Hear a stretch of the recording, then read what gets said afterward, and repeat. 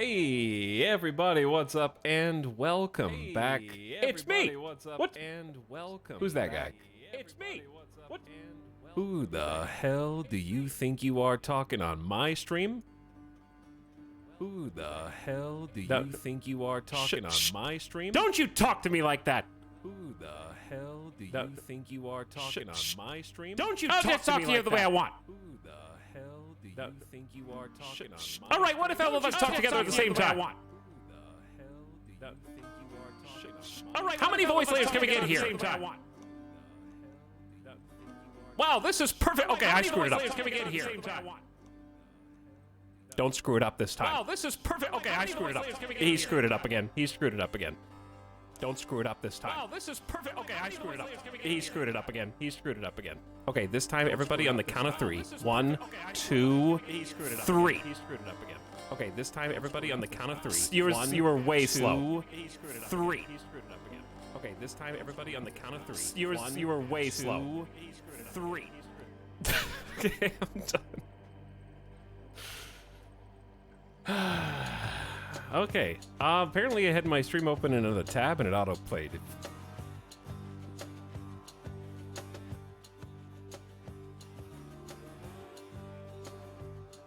Hey everybody, welcome back. Hope you had a nice, happy, belated New Year. It's game time. Returned after break. And ready to play some video games. I have a lot of energy. I expect to use it all in one stream and then go back to the tired old man that I've become.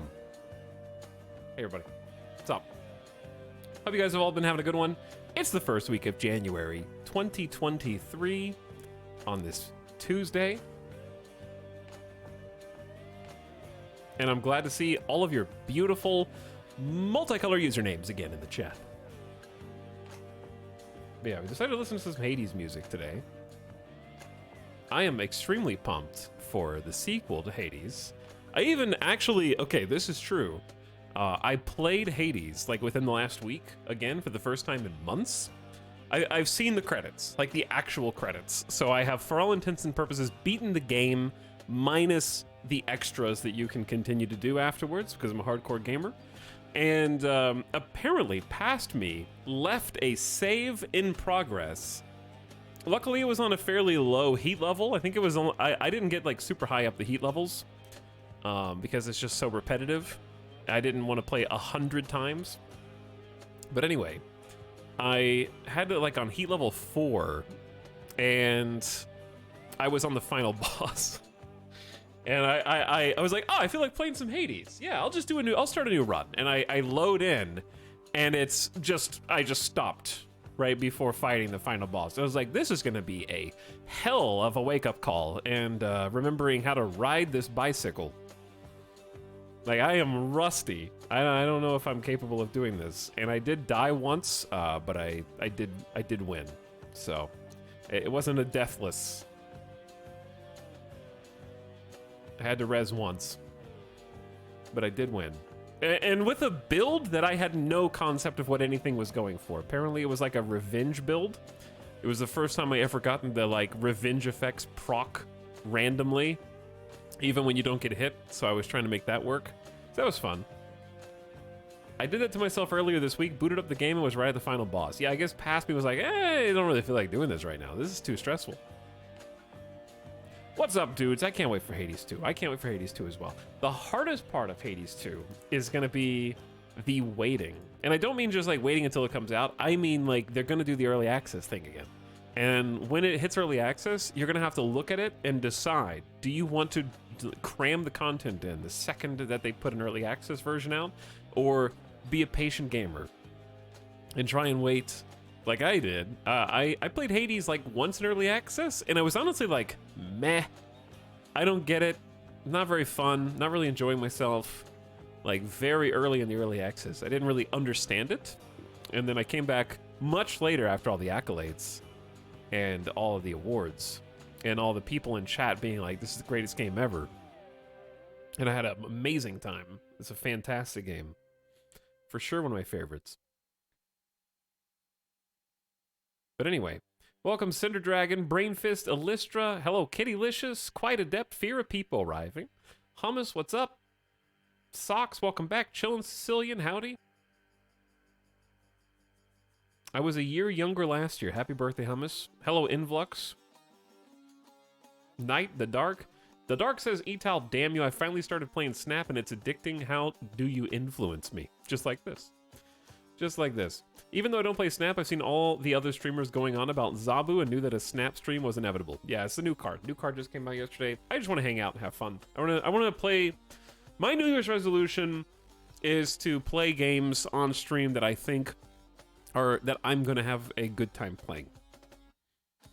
And be okay with that. Because I've kind of already been doing that. Like, right now, the only two games that I actively look forward to playing on stream are Snap and RimWorld. And I'd like to find more.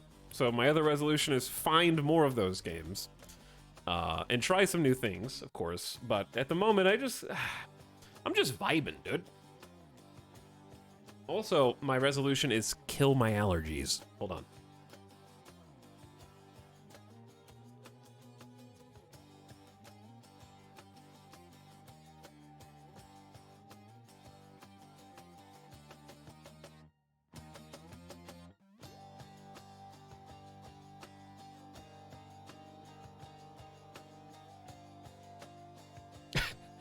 Dwarf House is dead. He hates Dwarf Fortress. Okay, let's talk about Dwarf Fortress for a minute. I think I might try starting a new Dwarf Fortress game. My problem with Dwarf Fortress is very little actually happens without your direct influence in Dwarf Fortress up to the point that I have gotten to. It is a game of your own makings and of your own designs and a palette to express your own creativity. It is the truest of sandbox games, and I respect that immensely. My problem is that I am ADHD, and if I don't have outside sort of pushes and drives to do things from the game and from outside myself, it's hard for me to focus, concentrate, and also come up with new things to do. So comparatively, the RimWorld gameplay loop is very much a constant outside force pressuring you to do things and make advancements. Whereas Dwarf Fortress, most of the change comes from within. And like a lot of the disasters that can happen in Dwarf Fortress are because you screwed something up. Like you wanted to make... I was watching another streamer, for example, create a prison, and the prison was inside of a lava moat, and they could throw a switch in order to burn the prisoners alive with lava. Okay, that's amazing, right? That's crazy cool. And then they threw the switch, and their entire base flooded with lava because they screwed it up. That's a great story, but it's also because it's something that they decided to do backfired spectacularly. Whereas for me, I need the game to force me to do stuff to screw up because I'm never going to like take those chances or come up with the creative sort of designs that would possibly domino effect into those spiraled outcomes.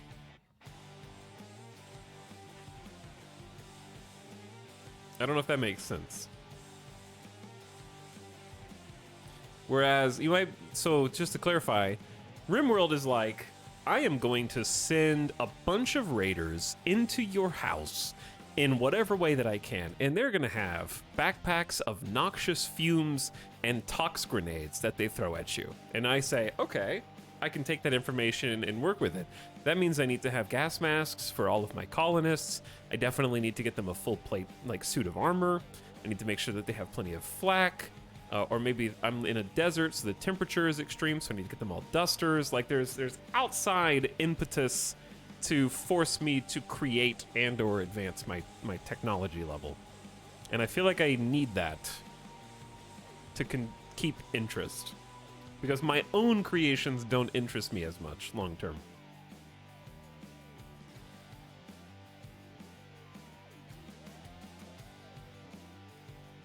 He needs the game to force him to make mistakes because he is the perfect gamer. It's not really about making mistakes. It's about pushing the gameplay forward. Like, I am not creative enough to push my own gameplay forward by myself. I need help. I need like a series of progression-based things. And part of that stems from like, I think the biggest issue I have is once you can seal yourself inside of your fortress and be self-sustaining, nothing can kill you outside of the few types of creatures that can destroy blocks and or digging too deep and too greedily.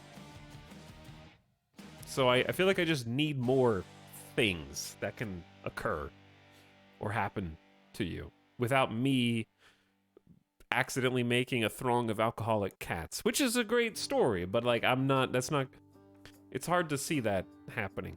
I feel like I'm not articulating myself well. I am also bad at coming up with creative stuff to write here. Hello, Metalbit, what's up? Thanks for 65 months. Howdy, welcome back, Mod Squad. Also, what's up, Monkey Space? There's various sub noises for 12 months. Hi, Monkey Space. Y2B Shears, Happy New Year to you as well. For a 4th year of sub, much appreciated. Kittylicious says, E. And Smile for Fun, welcome back, says, hey peeps. What up, Smile for Fun? Just Some Old Guy, also people arriving. You're the first sub of 2023, Just Some Old Guy. That is a prestigious award.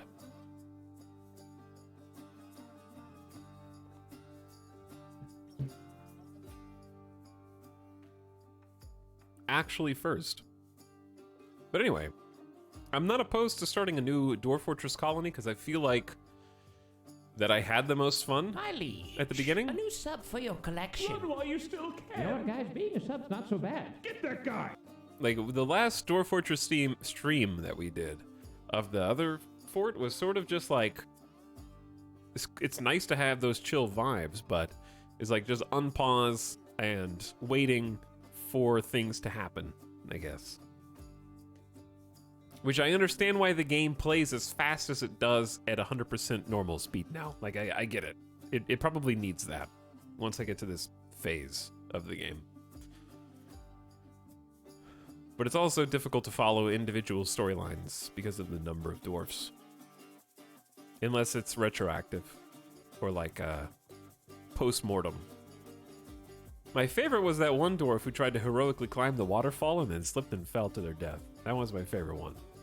But I was also getting frustrated with not understanding how to make my barrack soldiers train, and I think Mike, maybe, am I just like a colony sim control freak and not being able to make my dwarfs do the things I want them to annoyed me, maybe? Hope for adventure mode soon. Yeah, adventure mode would be cool. I would absolutely love to dive into that, because that would be a great storytelling device. You could do a lot with that. Skullguard, thanks for the 5 gift subs. What up? Welcome to stream.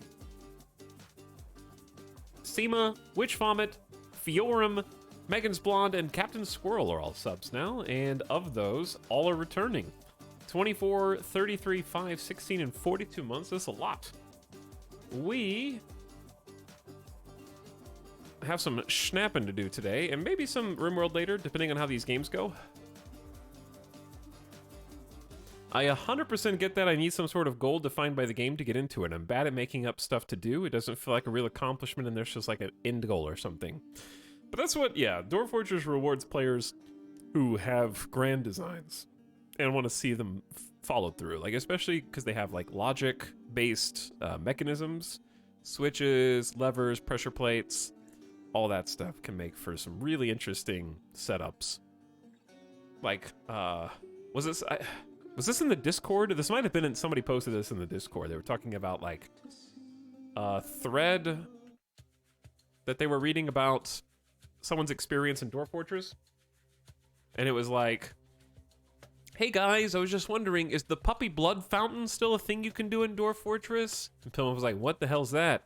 And they were like, well, you create a thing where there's like a tiny purchase, like a tiny piece of ground, and then puppies are born and there's not enough room for all of them, so they fall down a hole and die, and dwarfs see them splat on the ground and it desensitizes them to violence. It's great.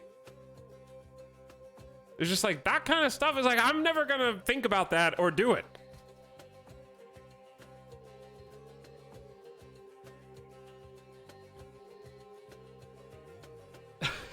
Yes, the puppy blood fountain. What? These are real things that people have done in Door Forgers. I do think being able to have a grand design partially relies on knowledge of the game. I think that's true too. You gotta play it enough to figure out what you want to do in it, right? But I did see that, I think, in the Discord. All right, let me implement this one more time, and then we're gonna take a look at the new card, Zabu, and I'm gonna just make a quick deck.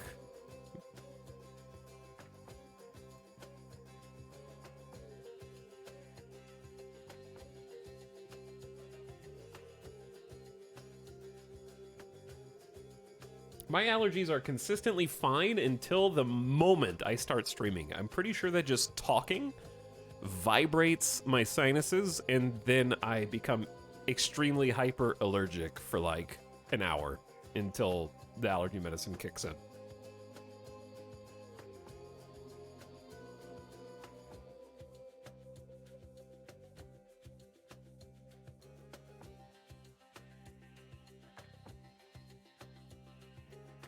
Okay, when was the last time we saw Midas? He's right there. This is the first Midas sighting of 2023, and I am going to try and double down on finding the Midas cam that I promised and get that hooked up. Okay, that's my New Year's resolution, is to fulfill all my stream promises this year. Has Alex seen the dev update for this season? I have. Why don't we take a look at that real quick? Actually, since this is my first stream of the new year, we haven't actually gotten to look at the new stuff collectively.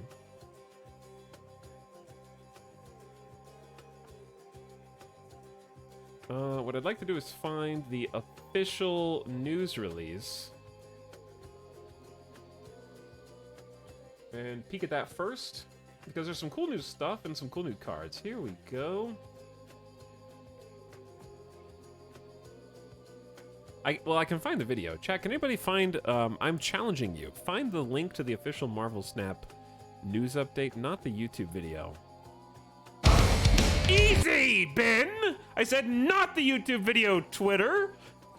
Elon Musk is personally trying to jump scare the entire stream. My ears. That's what you get for not helping. You could have helped, you chose not to, and now look at you. Now look at you. Because you can't look at the news page on computer. So I'm not really sure. All right, we'll just look at it on the video then, because I wanted to show the, there's gonna be a new featured location today at 7. Is it?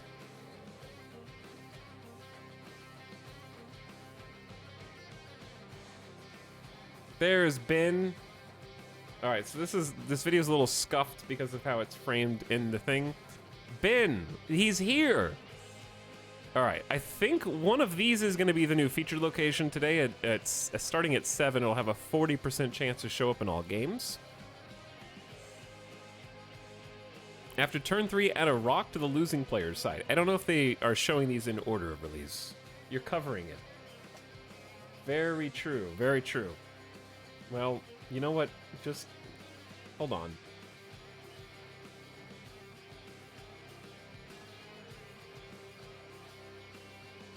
There we go.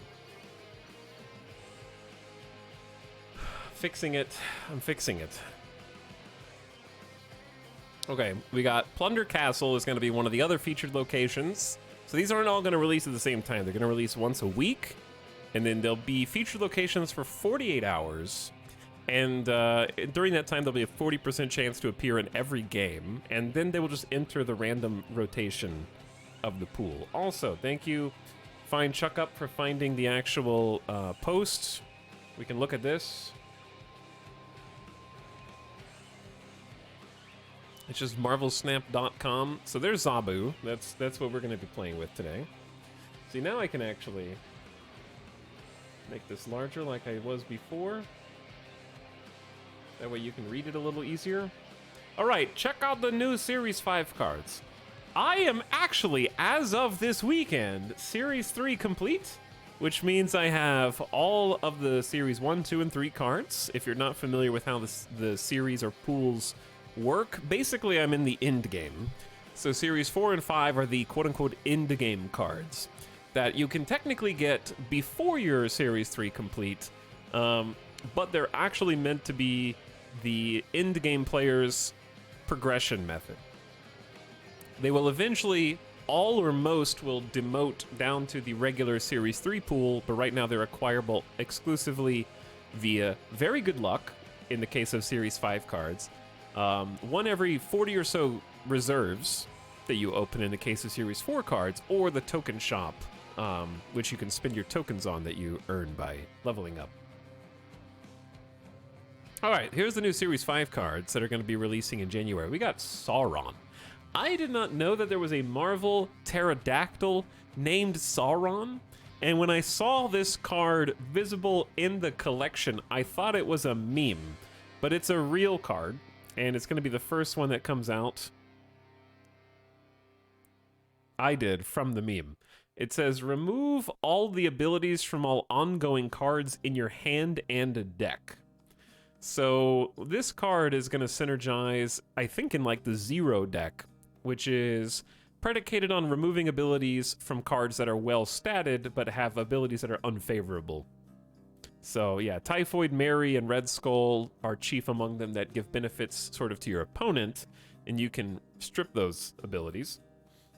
Sauron Patriot was interesting, but you have to have played Patriot before you can play Sauron, so that makes things a little bit confusing, but I did think about that.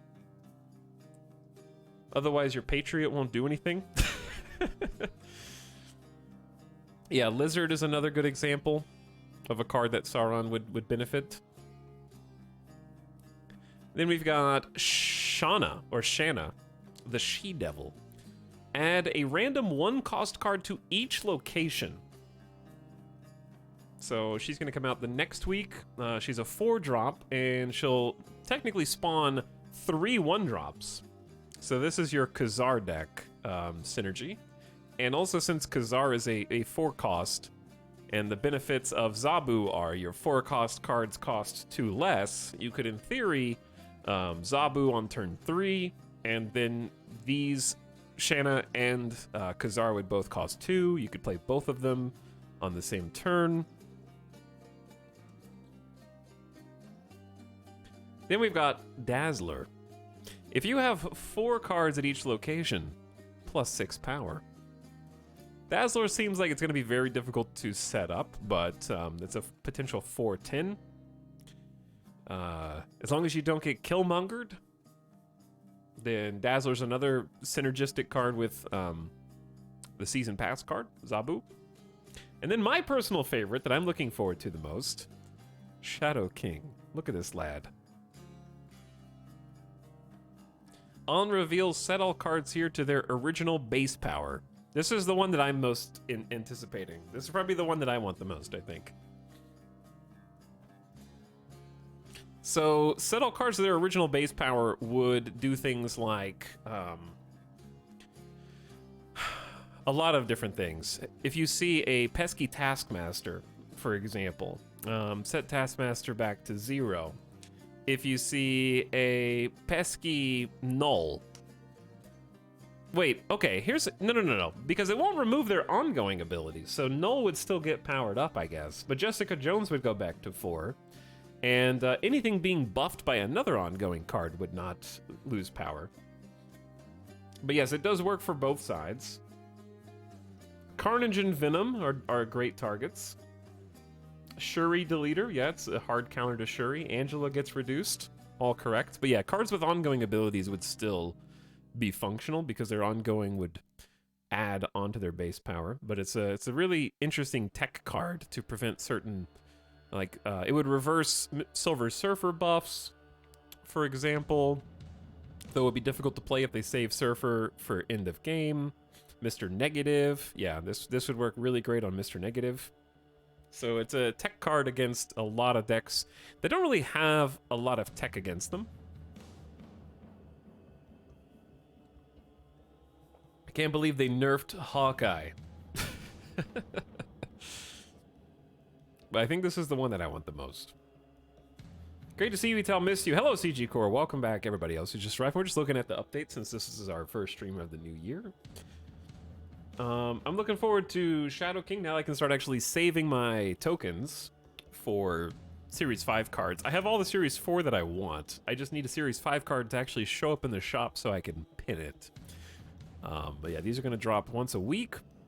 These are the new in-game cards. They haven't announced a time frame for them to lower cards from Series 5 to 4 to 3. I think that's the number one question on people's mind. It would be nice to have some kind of announcement. However, it doesn't, I guess, benefit them to do that quickly because they want people who spend 6,000 tokens on something to feel like, you know, you don't want to spend 6,000 tokens on something this month and then next month it's only 3,000 tokens, but that's inevitably going to happen at some point. And then we got the new locations that are going to be added this month. After each turn, if there's more than one card here, destroy them. So it's like a game of chicken. If two cards are on the bridge, they both get destroyed.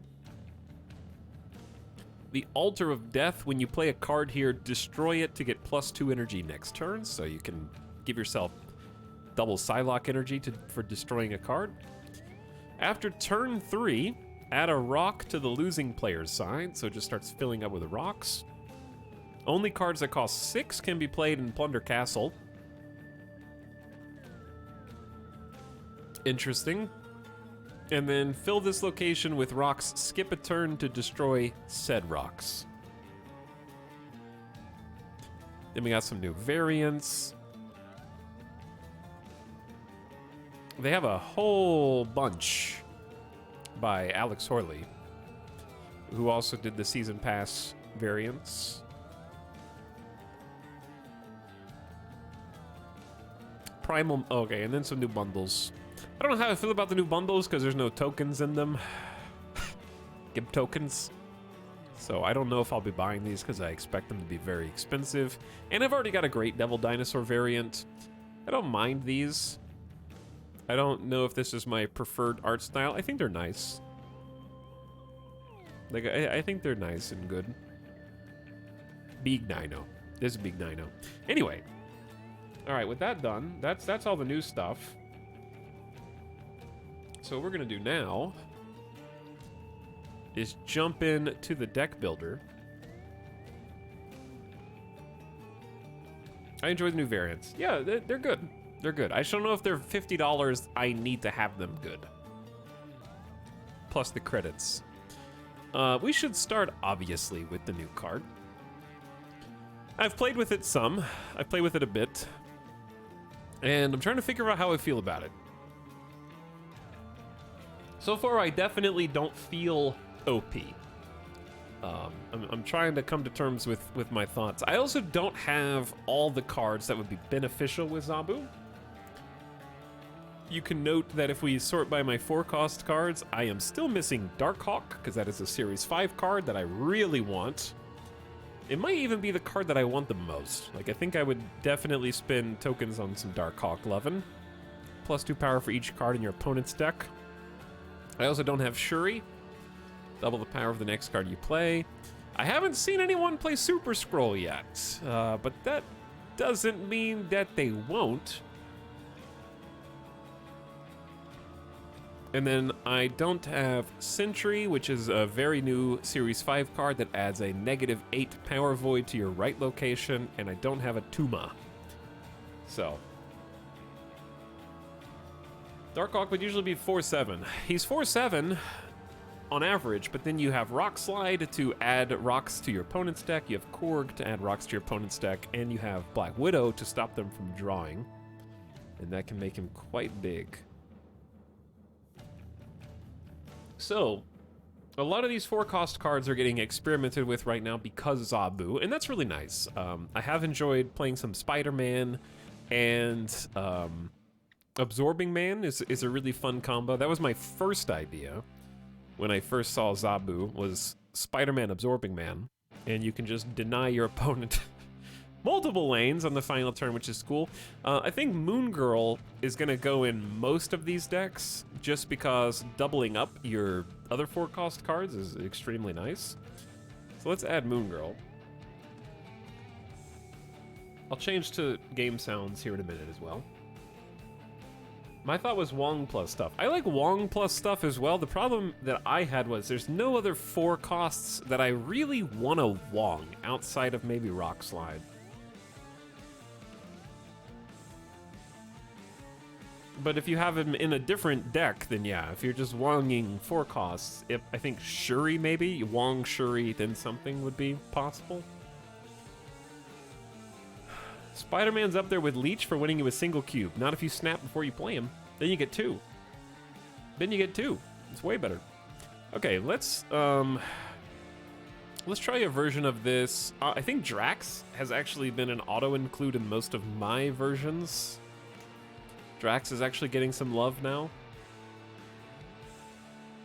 And the reason why Drax is getting some love is because he can represent +8 power on the final turn, especially if you have Spider-Man. But I think I want to play I want to play a different version of this that's sort of Devil Dino inspired. So let's unsort. Stop showing me my cards I don't have so I don't get wistful. I want to try the Hood for a demon that we might be able to Moon Girl. I want some early plays as well, so we're not entirely reliant on Zabu, because we've actually, in my experience, I've been getting a decent amount of Sandman.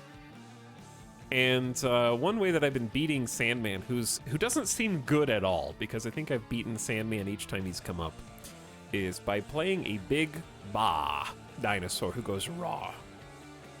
So let's get a Devil Dino out. I want to try a Devil Dino Moon Girl Zabu amalgamation.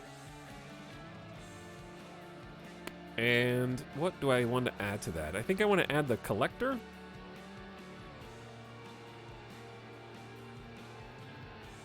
Cards I don't have. Well, there's still a bunch that I need to get too. I've seen Psylocke in some of these. It seemed pretty good. I also have Maria Hill. It's one of my Series 4 that I got from boxes. Add a random 1-cost card to your hand. So my collector synergy right now is Hood, Maria Hill, and Moon Girl. Not sure if that's enough.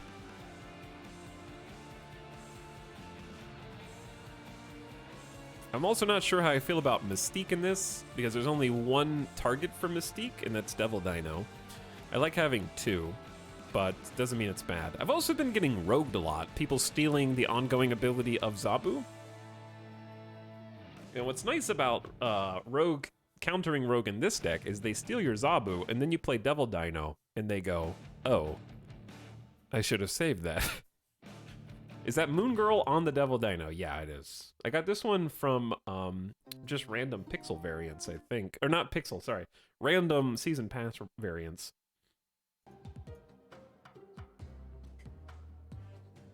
Dino does go rar.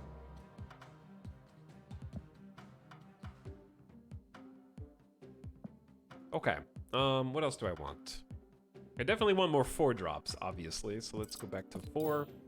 I like Shang-Chi in this, some nice control. I really would love a nice Shang-Chi variant. I'm tempted to get Enchantress, even if it has some counter synergy with Devil Dino. Ooh, Crossbones, yeah. Get to use my Crossbones variant, which I'm getting close. I need 50 boosters to get this to infinite, or infinity. 1, 2, 3, 4. Let's get some more 4s.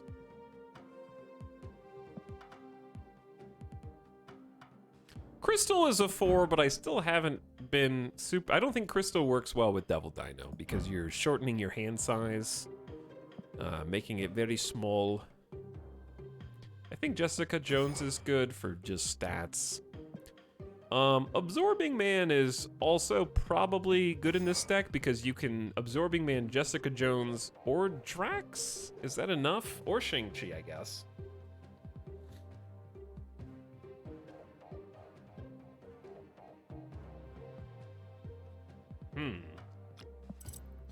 How many do we have? We have 1, 2, 3, 4, 5, 6 targets for Zabu, plus Moon Girl can make duplicates. That's a pretty substantial amount. How do we want to cap this off? Happy New Year, lads. What's up, Winyan? How's it going? I got the Winter Devil Dino, and I love it. I do love that one. I actually got 4 out of 5 winter variants. They all kind of happened at the end. I finally got my love Winter Vacation Ebony Mall. That was the one that I wanted the most. I think having Rogue in there is good value right now. Funny enough, I wasn't running into that many other Zabu decks, and I tried a version with Rogue and never played it. So, and it was just sort of a 3-drop that was difficult to play. One thing I like about... No, Ebony Maw, get out of here. One thing I like about the Hood giving me a 1-cost Demon and Maria Hill giving me a random 1-drop is my turn 5 can be 2 4-costs with Zabu, plus a 1-cost Demon or a 1-cost 1-drop, I guess. There is a world in which we try running Quinjet. Cards that didn't start in your deck cost 1 less. So the Demon becomes 0 because it's added to our hand. Maria Hill's 1-drop becomes 0, and Moon Girl's duplicates become cheaper. That's possible. I don't know if this is any good, but I might want to let's just do some test drives, shall we? Let's do some test drives and see how it feels. Zabu Dino. I think Mystique is a fantastic card that I'm not sure... I guess you could Mystique Zabu, but that seems... that is interesting, actually. You can just put 2 Zabus down. Defense against Rogue and Enchantress, and also... makes you for a very slow turn 3. I mean 4, I guess. Very slow turn 4.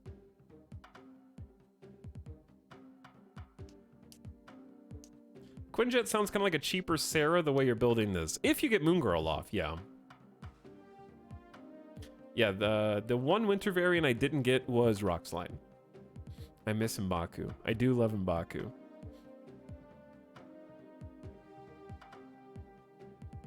Hello, Intestinal Bleeding. Welcome to the stream. And what's up, Mithril? We're just doing a little deck build. If I put in Mystique in this, why don't we just see how this version feels and then maybe try a version that also features Mystique and see what our experience is. All right, I'm gonna make a screenshot for you so we can post this on the page and get some Zabu games going.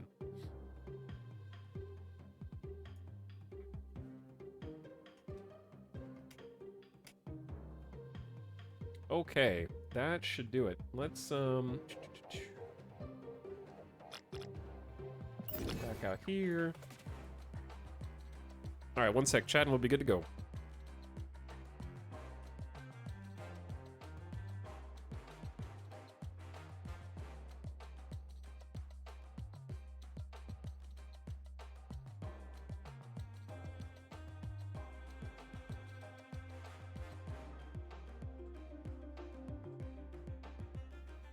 All right, now we're snapping. There we go. Change deck to Zabu and make sure we've got him chosen. Oh, I can change my background. Does Zabu deserve I like the Panther card back for this, even though they are different cats. They are different cats.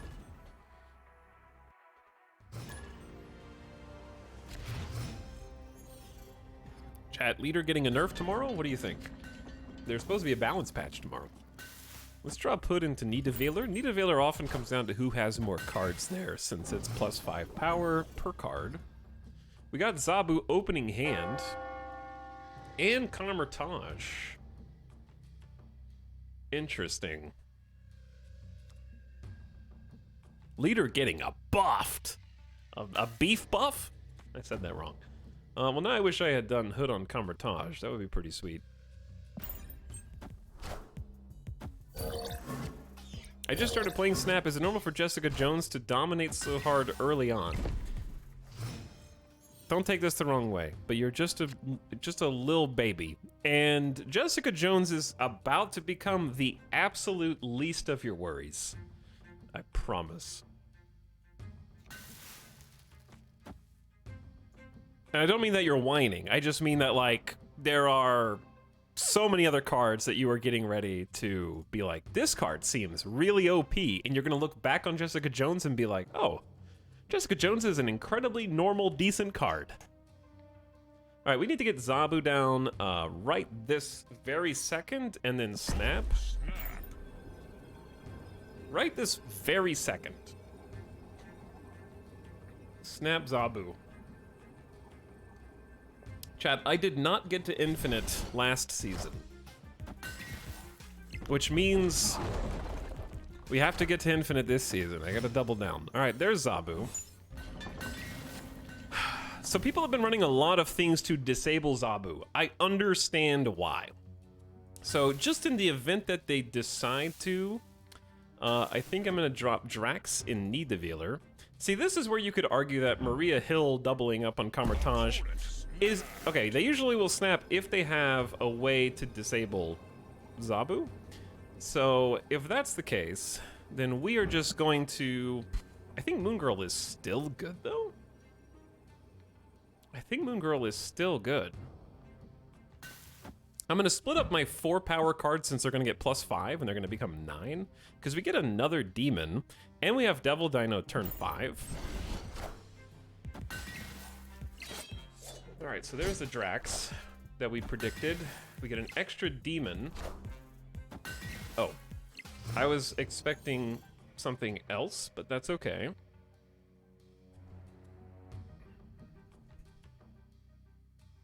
So what I want to do is not put all my eggs in one basket here, because Nidavellir means that Shang-Chi is very powerful in a single lane.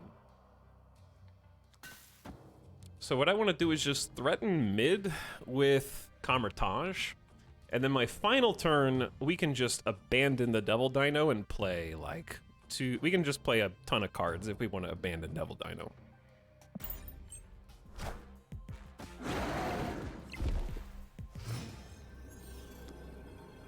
They pass turn 5. Like, typically... But Moon Girl to Devil Dino equals... I mean, sorry. Moon Girl, but they pass to play, like, Infinite? Infinite plus She-Hulks? You can't play Infinite plus She-Hulks because Infinite's still a 6-cost card. And She-Hulks will be 1 each, because they passed with 5 energy. So they can double She-Hulk, for sure. Alright, and then we just thin the board out. We go bam, bam.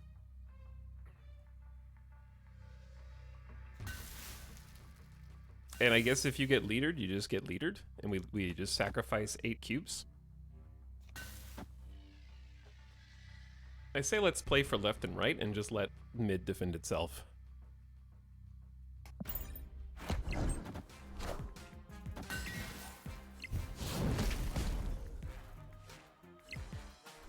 That's a lot of cards.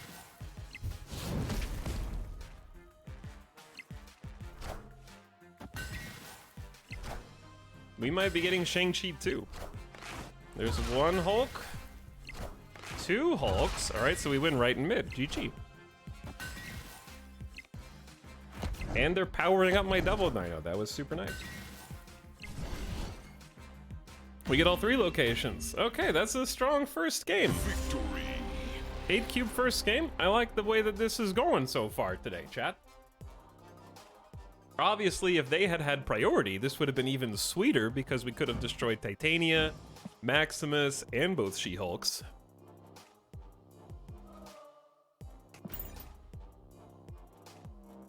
So at the beginning of every season, you lose 3 ranks, rounded up to the number of ranks you lose, but rounded down to the closest lowest rank. So I think I managed to climb to like 92, and then I fell. I'm not joking. I fell from 92 to 82. I had a really rough go of it in the final week of playing games, where none of the cubes were falling how I would have liked them to. And so since I finished at rank like 86, I lost 30 ranks to 56 because the new season starts, so I rounded down to 50. So I've already gone from 50 to 57 or so. Life is good when you don't get leadered. That is true, yeah. That is true. Alright, we're gonna drop Collector in Muir Island. Notice that we don't have our turn 3 super play Zabu. But what we do have is a very powerful Maria Hill. The other good news is that they're gonna get 3, 4, 5, and 6. They're gonna get +4 on Muir Island. Wait, well, +3 because it'll be at the end of turn. So I will actually be able to snipe that lizard with Shang-Chi. I have to think about what I want to do for my turn 4. Because I could Crossbones, but we can also just Jessica Jones wherever we want, and I think that that's good also.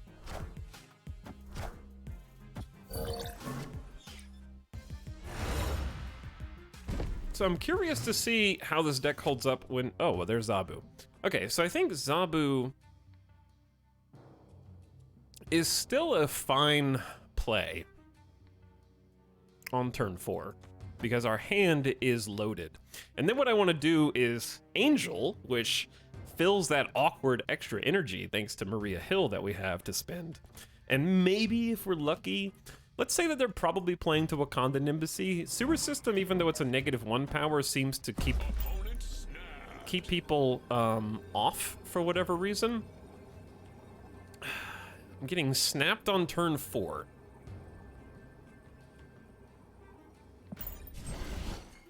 Of course, they went to Sewer System first. So we don't have priority for Crossbones. So I am gonna need to both not have priority for turn 6, while also putting up a decent fight.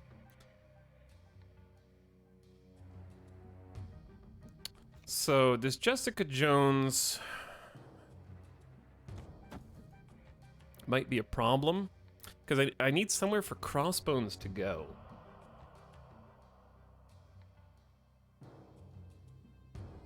While also letting them keep priority. I wonder...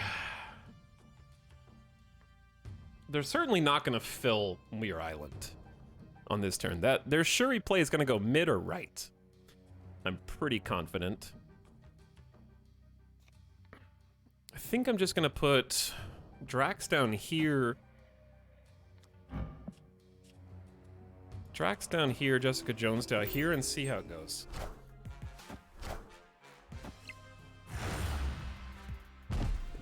I am very confused. They elected to just not Shuri anything. Chat, what does a turn 6 Shuri play look like? You can only win one lane.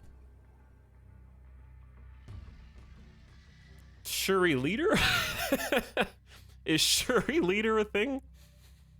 Okay, well, I'm just gonna take the surefire shot here, because I think that makes sense. We're gonna take...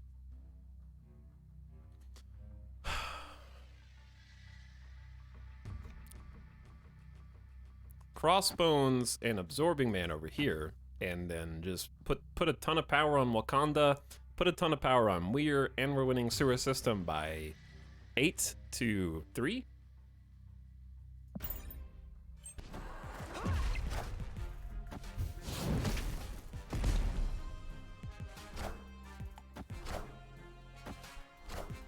Oh, that's a big She-Hulk! By 1. That was a good game. 1 power right. That was a big 50-50. Big 50-50. Because if I had decided to just forget about Jessica Jones and reinforce Sewer System, maybe that was a better play because it plays mind games with my opponent. Because they assume I'm not going to play here because I'm letting Jessica Jones power up. So it might have been just better in general to like, in hindsight, I definitely wish that I had just passed also turn 5 so that I could just Shang-Chi Absorbing Man on the final turn. Would have been very good. So I think that that was a much better play than what I did.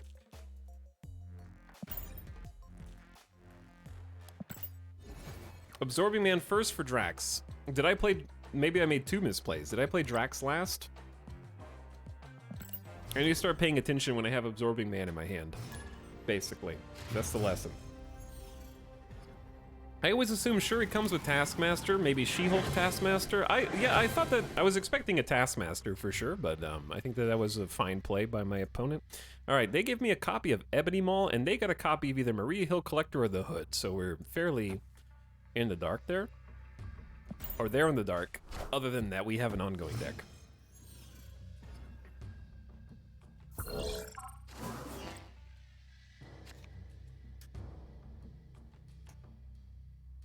What did we just get? Another random card added to our hand. We have a lot of cards. All right, let's chuck down the Collector. Is it right to just save Hood when you have Collector? Maybe, but also that would have filled our hands, so we wouldn't be able to draw anything next turn, which is a bit of a problem.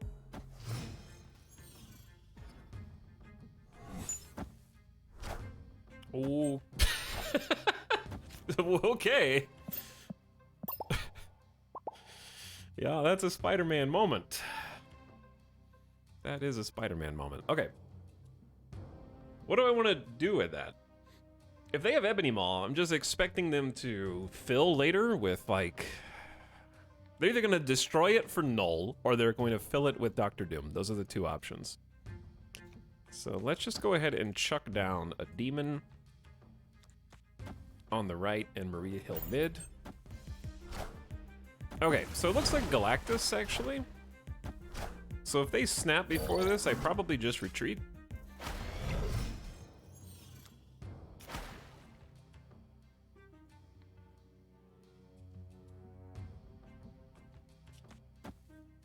It's either that or, like, when I see Ebony Maw that early, I just assume Galactus.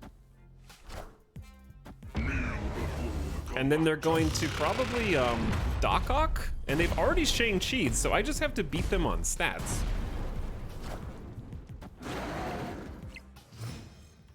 But if they have Null, they're gonna beat me on stats, like, let's be honest.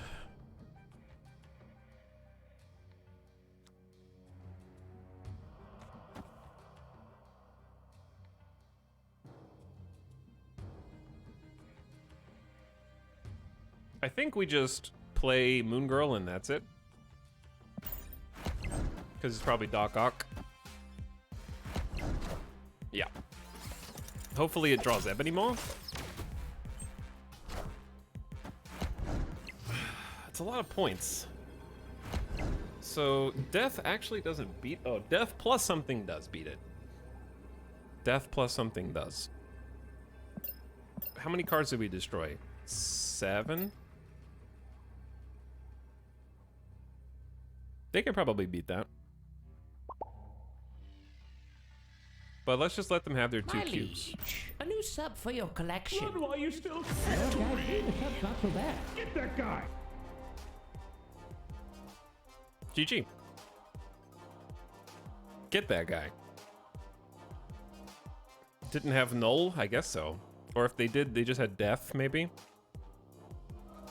Sometimes you can beat Galactus if you see Galactus coming and get something substantial. Not them. Okay, but here's the thing.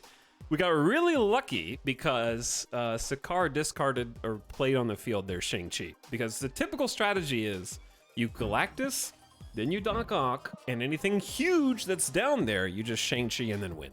So it's, we just got RNGesus was on our side for that particular cube.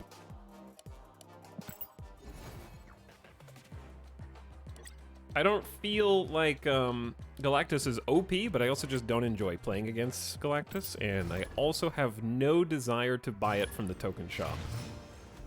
It is probably the last card that I would willingly acquire. Nothing against people who play Galactus, I just find the line very boring. Hello, gift subs. There are some gift subs. What's up, Sewer Rat? Gifting 5 tier 2 subs. Hold on, we'll check all of these after this game, okay? but thank you for the subs and the gift subs. Let's go ahead and get Collector down mid. We are not very high on space. I wonder if not playing the hood was better. And they might be Psylocking to ramp an extra energy into maybe a... they're either a Zabu deck and they're trying to get a 4-cost card out, or they are Mr. Negative, probably. So if they're Mr. Negative, they probably have Rogue and they will try and swipe our Zabu. Which is fine. We'll just play Zabu mid. Sunspot. Psylocke into Sunspot. Interesting. Okay. Maria Hill may not be terrible because we have Devil Dino. I also don't hate just putting Jessica Jones down and then passing. Well, no, Jessica Jones and then Devil Dino. I just want to play one, and if they swipe Zabu, then I'll cry, and we'll just pivot to Devil Dino. Sunspot Wolfspan. That's 8 power. You can't really see it because the wolf's ear is there, but it's there.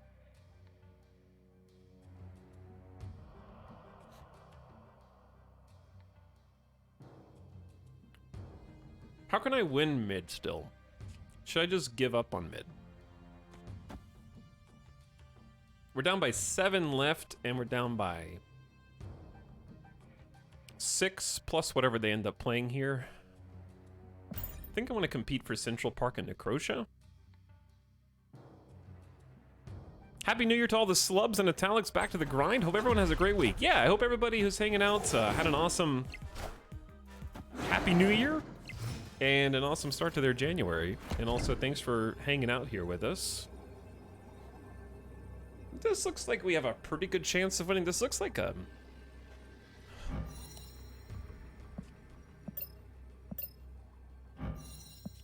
someone who's been playing with White Tiger extensively. I guess. So Crossbones here is a nice draw. I like Crossbones and Drax, right? And we're gonna lose 4 power off of Devil Dino.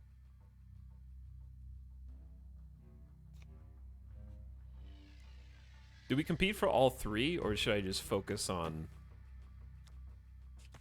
Okay, we're gonna have a Lil Baby 7 power. So we're maintaining 12 power here by putting everything on the right, which I don't love. I think I want to reinforce this a little bit more in Central Park. And then Drax right.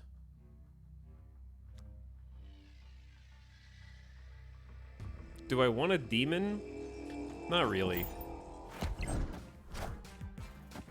What is that card?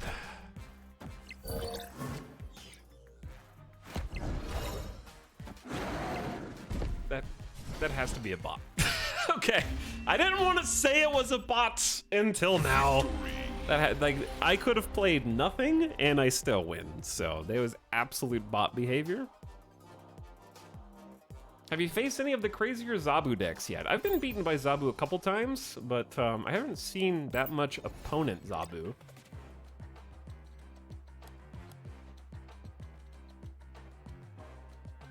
Also, thanks again for the subs and gift subs. Who goes there? Closet, thanks for 19 months. Welcome back. Socks on the Lawn, howdy. Appreciate the tier 1. Starwolfkin, People Riven for 39 months. That's a lot of months. And Sewer Rat, thanks for the 5 tier 2 subs. The To Spy sub, the Loopy Loopy to tier 3, and then 3 or 4 more gift subs. I don't know how many. That's 11 gifts. Thanks for the 11 gift subs. And Happy New Year. Much appreciated. I feel like the bots are back in force. I remember this from last season as well. There were a lot more bots at the beginning of the season, And then what I noticed is, over the course of the season, the bots basically disappeared. And that's my theory as to why I think it was easier to get to Infinite seasons 1 and 2, because I was facing a lot more bots in the middle and end of season 1 and 2 than I saw almost 0 bots after the first like week or so last season. So I think it's just more like getting to Infinite is much earlier, or much easier the earlier that you do it, in my opinion. And that's just my own theory. I could be totally wrong on this. Okay, Zabu's great for Edelon, but what it's not great for is Devil Dino. But there's not much I can do about that.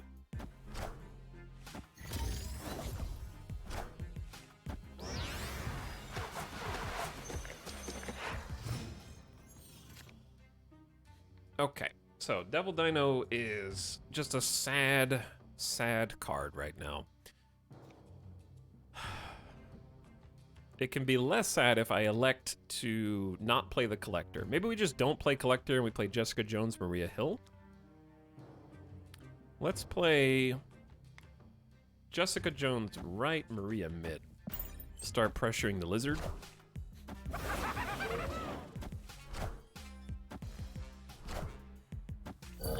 I guess they might turn on bots in the beginning to make up for the need for cubes at the start of the season.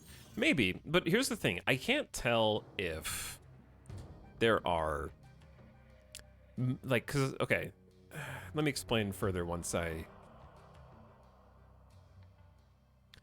play a card. I'm trying to figure out what they're doing to me in Olympia.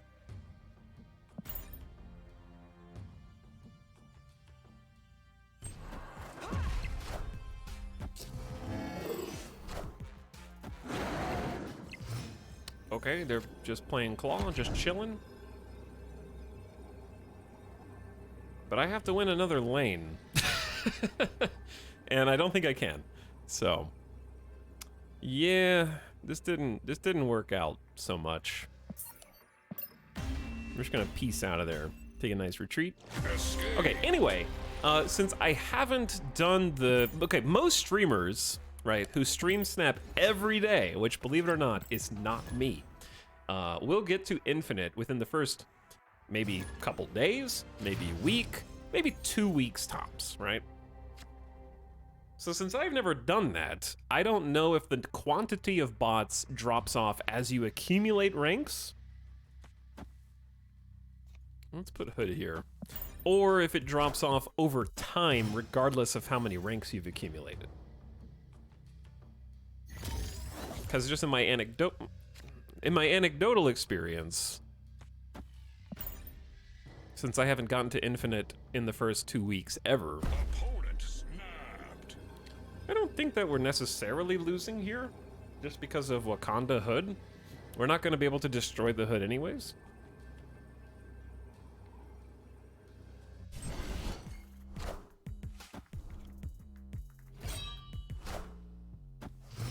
And placing Zabu in Big House is pretty nice because it blocks Enchantress or Shang-Chi for us, and we can sneak cards that are typically 4 cost into the Big House because Zabu will reduce their cost by 2, so a 4 cost card becomes 2, and then therefore can be played in Big House, which is nice.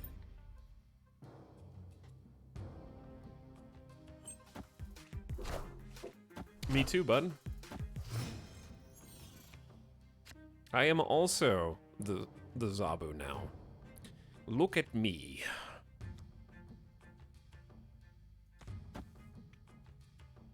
We're gonna have to play the Vibranium Mines eventually, but... Moon Girl Double Drax is decent.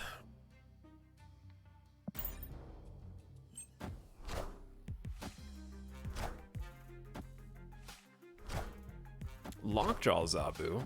I'm intrigued. Show me more.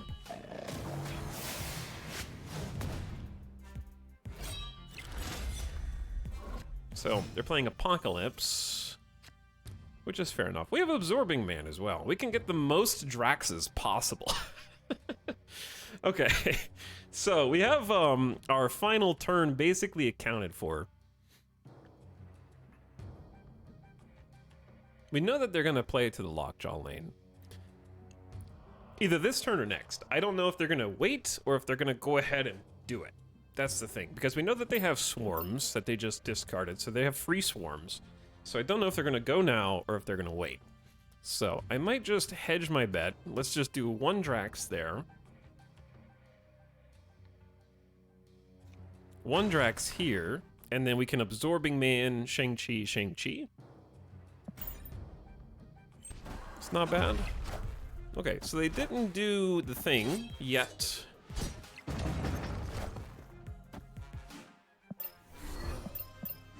They have what, like 3 swarms and a 16 power Apocalypse that they're going to discard with Dracula. All right.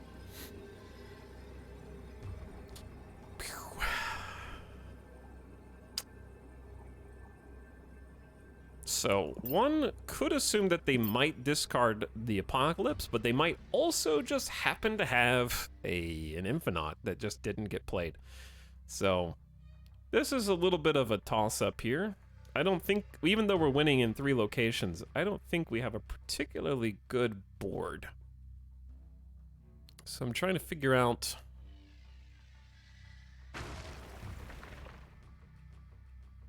what do. Because I don't really have any consistent plays.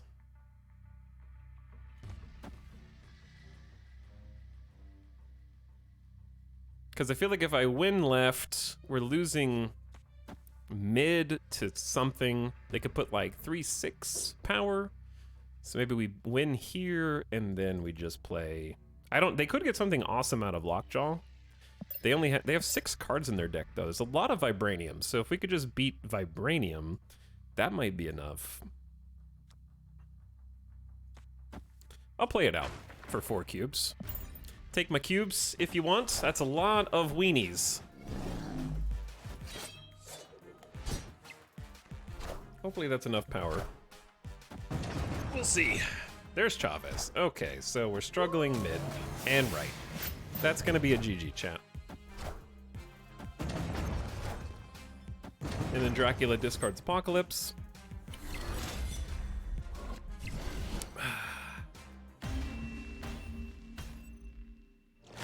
How many cubes do you have? So many cubes. I have many cubes. Look at them all.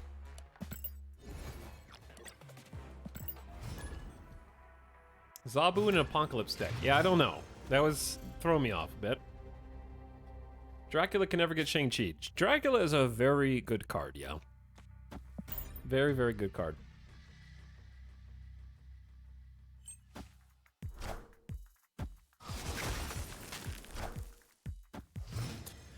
Okay, now we gotta get him back. Oof. Neither of us will be taking advantage of Super Flow.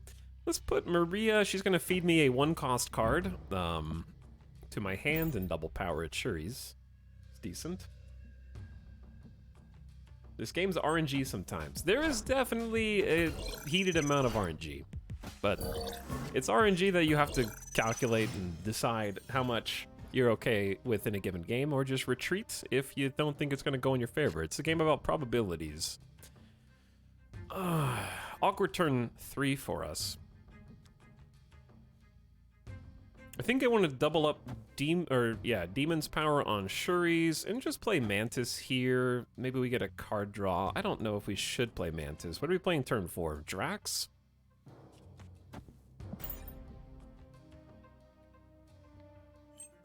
They went Strange Academy. What? Just a rogue turn 3 Carnage who doesn't have anyone to eat? I have no idea what to expect. When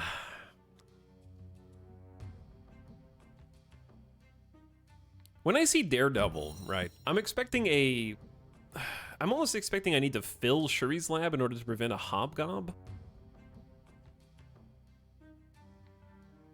So I might just go ahead and try and fill Shuri's lab.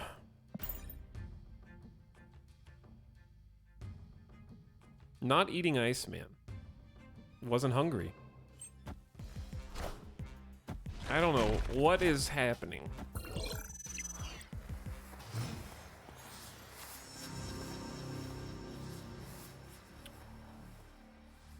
Unfortunately, them hitting my crossbones with Iceman, making it 5 cost, ruins a pretty decent turn 5 Zabu into turn 6. Having 3 playable 4-drops. I think I'm just gonna...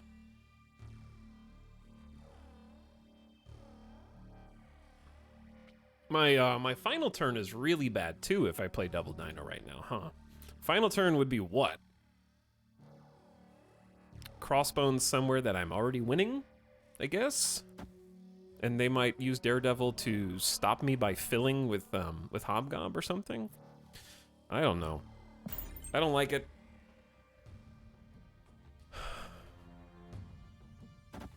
Yeah, that was such a...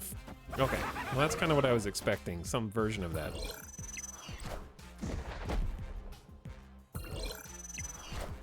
Is this a Cerebro too? I don't understand what's happening. Is this a randomly generated Cerebro 2 deck? Because there's no way that this is a real player with this Watcher skin. Right?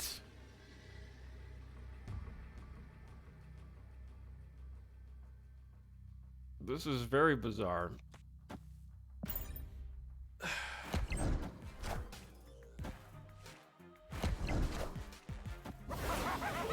As a bot.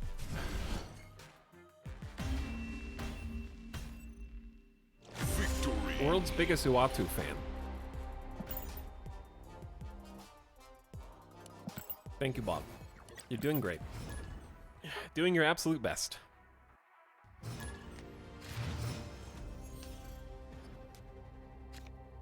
Okay, this is decent. Quinjet into Maria Hill into Moon Girl.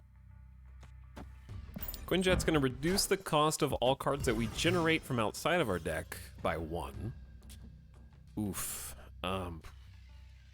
Bar Sinister makes this slightly more complicated because I don't want to instantly fill Bar Sinister with something and then not be able to do any of my other tricks. Hello, Hawkeye. Prepare to be Scorpioned. Turns out Scorpion is pretty good against Moon Girl. Oh, this is kind of fun. We can...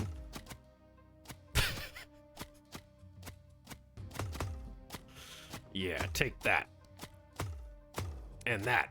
Okay, anyway, we can just get a free Hawkeye, and that lets us sneak Zabu into Morag, so that you can play a card there, but it's going to be much harder for them to stop. 0-0 Hawkeye on Bar Sinister. Hell yeah.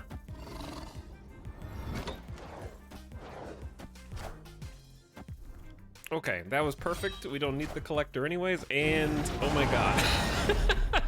I think I got the better end of that deal. Oof.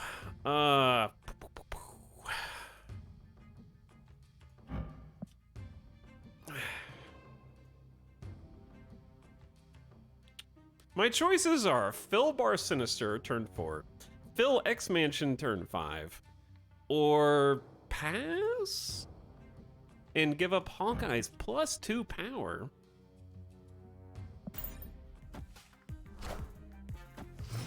Got him. So it's a fellow enjoyer of Zabu, I guess. A fellow Zabu enjoyer.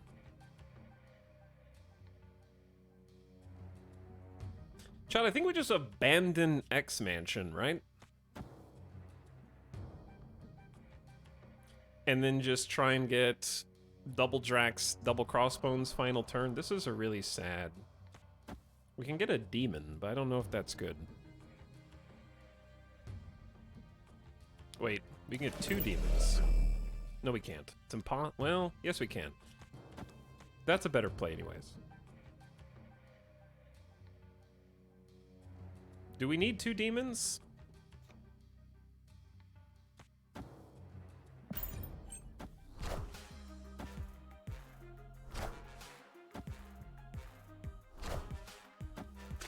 friendly neighborhood Spider-Man here. You win. You should have snapped first. I would have retreated, but you should have snapped first.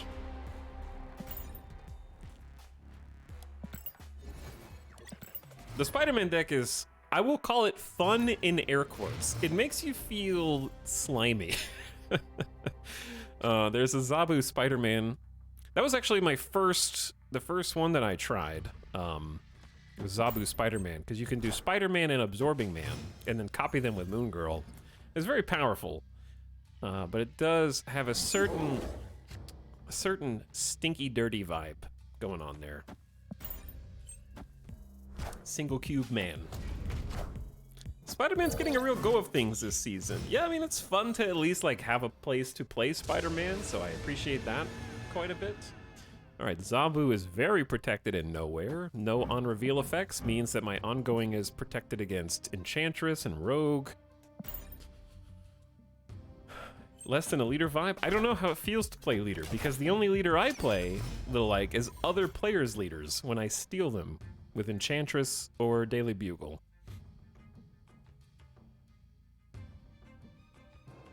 Cloak strikes me as a bot name. And if I see Hawkeye come out with this effect in a regular deck, I'm just gonna go ahead and snap, and if I lose to a bot, you can all make fun of me, okay? I think that that's fair.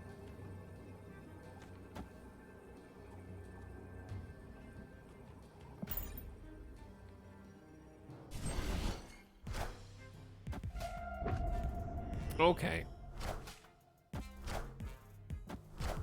It's not lost on me that the character with the huge brain takes no brain to play. Alright, since we duplicated our hand, the max hand size is 7. So you can't go higher than that. But we do get 2 demons, 2 devil dinos if we want. I think playing a devil dino here is quite good. I'm gonna go ahead and play Devil Dino left, but we do get 2 demons for 9/18 power left on the final turn, which is good. I don't really love Devil Dino on Monster Island because then they get 2 kills with a Shang-Chi. And Shang-Chi is very common right now, so I wonder if just reinforcing Nowhere is right, or not. We can also Devil Dino Demon final turn if we decided to. I am Iron Man. Oh, okay. That guy is Iron Man. Whew, so confident. So confident. Let's double demon. They get the advantage of Washington, D.C. Because they're cards with no ability, so they get +3 power. So they represent, that's 18 power left. Then I can get Drax plus anything. It doesn't matter. Well, that's actually, I mean, they could just leader, and if they happen to leader mid, I guess I'd rather give them Iron Fist first, then Drax, so they don't copy my Drax. And then we just play whatever you want to play to the right, and then sit on 8 cubes, going one way or the other.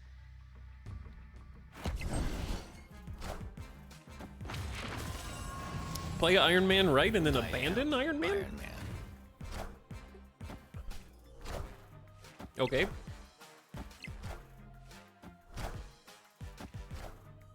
I accept this outcome. 1 against bot. You can't make fun of me now. Gotta get my bot cubes. Gotta farm my bot cubes, chat. As we climb back to 60. Oh, I'd love to get 50 boosters for Crossbones here. All right, let's play this for a little bit. How long have you been playing this deck so far? I want to take another look at it and see how I feel about it. It feels reasonable. Like, I do enjoy, one of the things that I found difficult with some other Zabu decks is that when you don't draw Zabu, you don't insta-lose, but it's certainly harder because your cards are just naturally awkward because you have a bunch of 4-drops.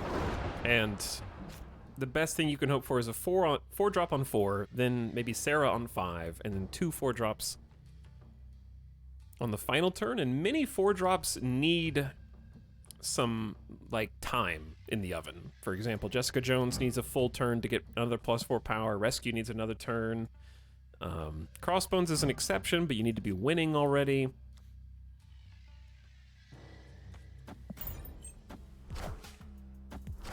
Does Zabu and Wave interact in the way I want it to? The way that Zabu and Wave interact is you play Zabu, your 4 costs are reduced by 2 cost.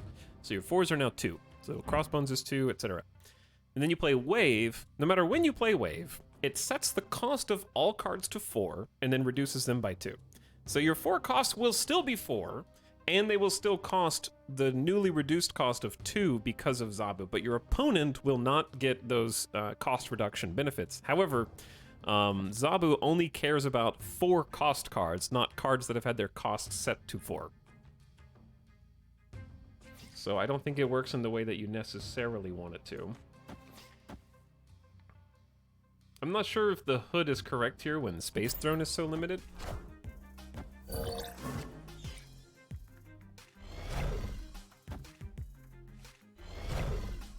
Okay, we're playing against Lockjaw mid. So Drax is pretty safe here.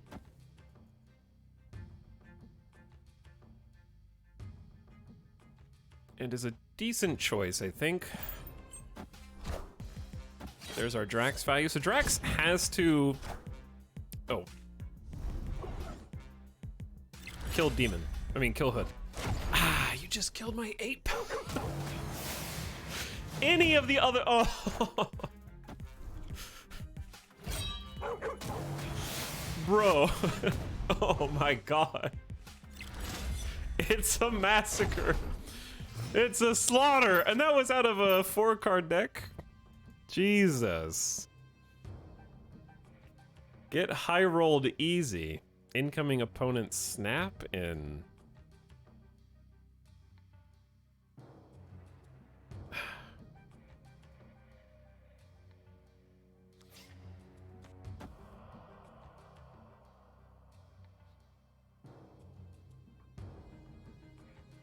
I mean, I'm definitely losing this now.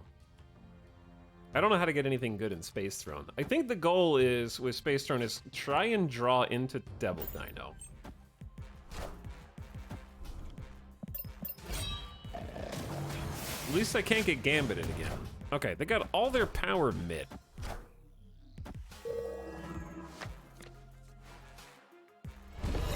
Draw into Devil Dino, it's easy. Okay, well, that's a thing too. The problem is, we know that they have Apocalypse in hand. So we have to ask ourselves whether they'll discard Apocalypse or just try and play it to Space Throne since it's so juicy. Because if they don't play it, then this... If they do play Apocalypse, then this is a pretty good play.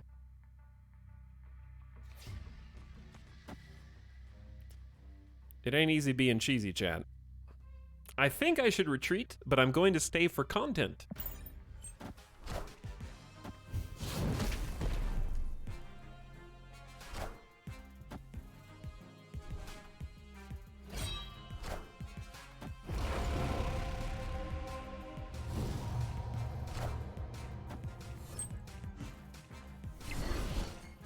I lose a tiebreaker. They had to get this close, chat. This close. So since they're winning 35 to 14, they're winning. Their total power is greater than mine. So close. I got morbed. It was morb all along. You lost by a morbillion. I actually almost won. They could have discarded something smaller from their hand. They still had 3 other cards in hand, so yeah, it was totally possible. I got wiped by a Wong Gambit Odin finisher once. That's what you get for staying in a game where Wong Gambit comes down and you don't have anything to play against it. Sorry. I'm just kidding. I'm not kidding. What's better, 2 Quinjets or 2 Demons? We don't want to... I'd say 2 Demons, but the board is going to fill up very quick. Did you make it to 100 last season? No, I did not make it to infinity. Infinite, sorry. Maybe this time. I capped out at 92, and that was as high as I could climb. I was also, like, probably didn't spend as much time... Opponent snapped. Probably didn't spend as much time this season as last season. Escaped. Or sorry, last season as the season before that. I do not like my hand getting snapped here. When I see Sinister London doubling things up and I look, what do I have to double up? And I don't have Zabu, and I don't have Moon Girl, and I don't have things that can make a powerful board, then just gonna peace on out for that one. Bad hand. I keep seeing ads for this game. Is it actually pretty good? Quincy Stick, you're gonna get a very biased answer from me because I play it literally every single day, and I am incredibly addicted. So, I think it's very good.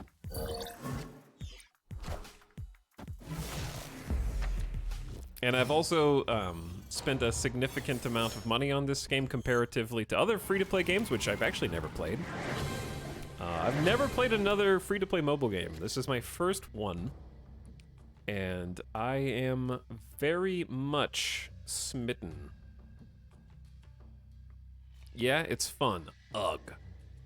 This is a bot? This has to be a bot. Playing a card on Superflow. Playing a card on Superflow and just... They're fighting me with one arm tied behind their back right now. They're like, I don't need that extra energy. You piece of trash.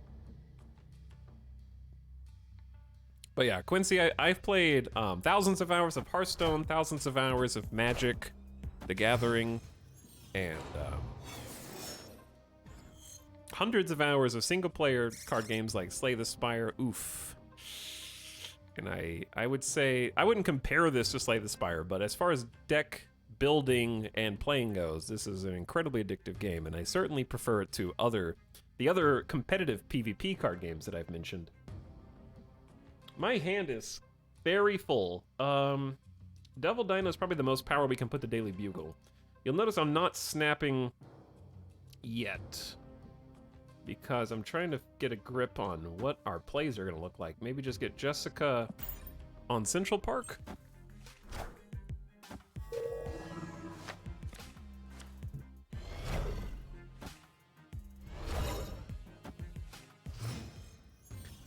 I constantly see online, especially the subreddit for this game, which I regard as very awful,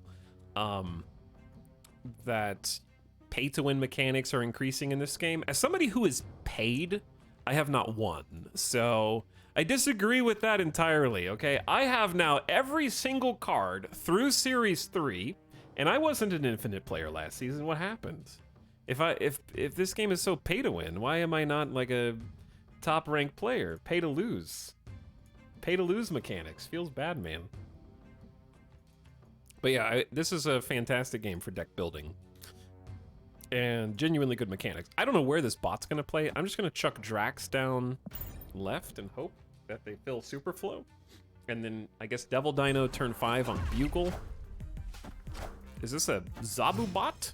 Who's also, oh, they got Zabu from Daily Bugle. They copied it. Okay, so we're gonna just chuck Devil Dino down mid because that's the most power I can have. Or I could save it, because I don't exactly have a turn 6 play. I know the cards are so small right now, I can barely see them.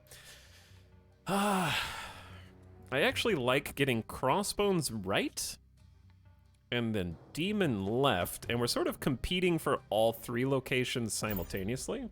So Crossbones can only be played on locations you're winning at, so I only have 1 spot Crossbones can go down.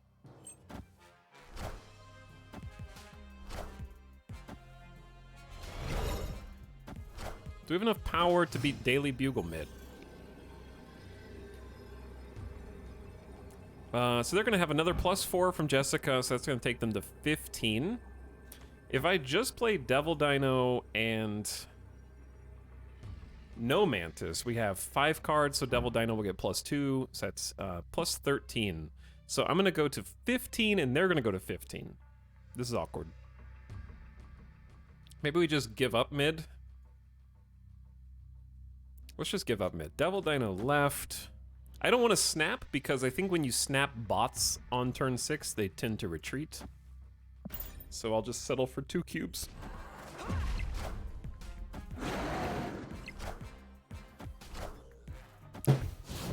Bro, like, come on! Really? Victory. I still win, but like that was cheating, little bot. He peeked under the card and puts Shang-Chi in the correct lane. That was a Hail Mary. If you didn't already know what card that was. It's definitely getting more pay to progress. The secret is it's always been pay to progress. It just seems that people didn't know that. Pay to progress is very much true, yeah. I paid and I did progress my collection faster, but I definitely haven't. I don't feel like I have been winning proportionally more since I started paying to progress. In fact, I've lost more.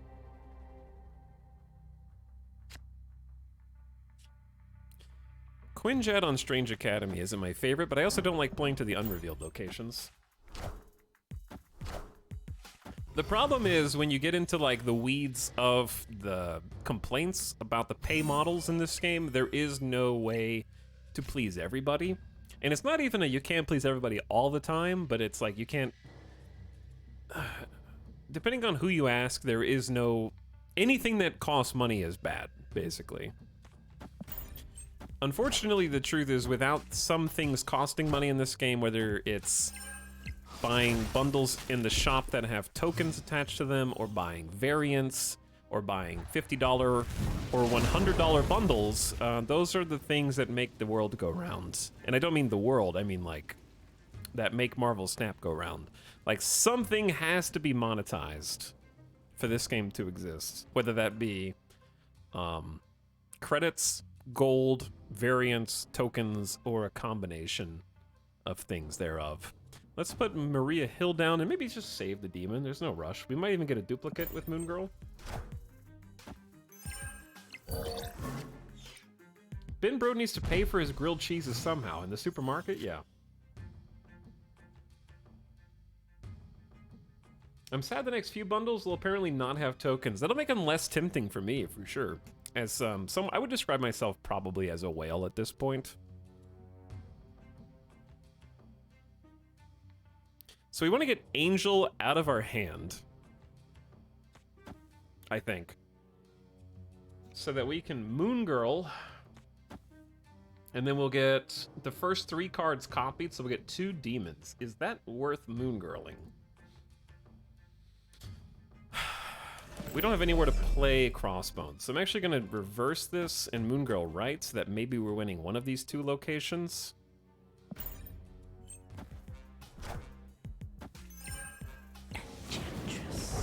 Alright, so that's... Quinjet is dead, but that's okay. We're still gonna have 2 demons that are very cheap. And this is turn 5 out of 7 as well, so we're gonna get Crossbones down here for 4. Do I need to get a demon down? If I do, then we fill a spot. Here's the problem. Am I gonna draw Devil Dino? 1 in 5. If I draw Devil Dino, I'm supposed to play a demon. If I don't draw Devil Dino, saving a demon is fine. Let's take our chances.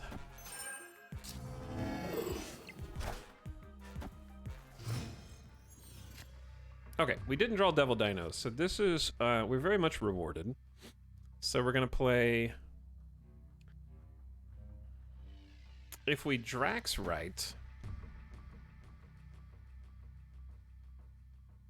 and then double Dino left, we just lose to Leader.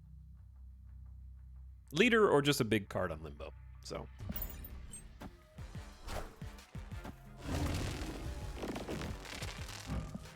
So sad.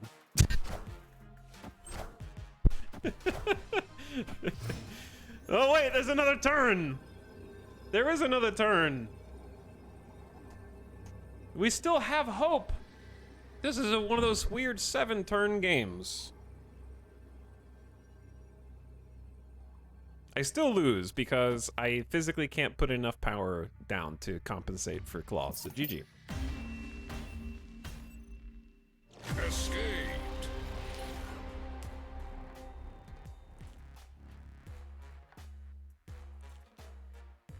Everything in Snap is so expensive, it kind of seems like there's no reason to pay for anything except maybe the Battle Pass unless you're going to drop $100 a month. I think it just depends on what you want. You know? Depends on what you want. And I know that's a dumb thing to say. What do we get? We just leveled up? Savage Land? Boom. Like, what do you want out of the game? Because if you want cards faster, then there's a reason to pay, right? We're gonna change decks in a second. I would like to try a different Zabu deck now. We'll do like one more game.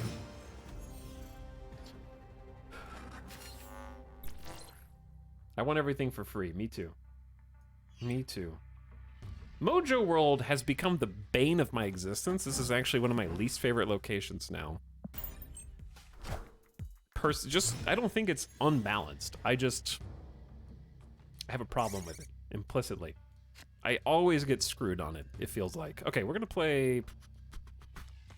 Collector? Collector to start absorbing some power from Maria Hill and Moon Girl.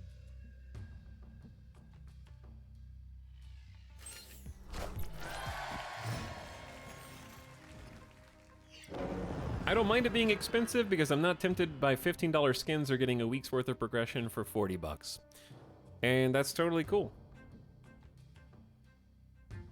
That's, like, here's the thing. It's kind of a damned if you do, damned if you don't situation. Because I see some people in chat being like, well, if it was, like, a little cheaper, I would buy some. Okay, but now imagine that everything is a little cheaper. Then the complaint becomes, well, there's so much stuff that I want at a price that I'm okay with. There's too many things that now there's too many things that I want. And the game is monetizing my desire.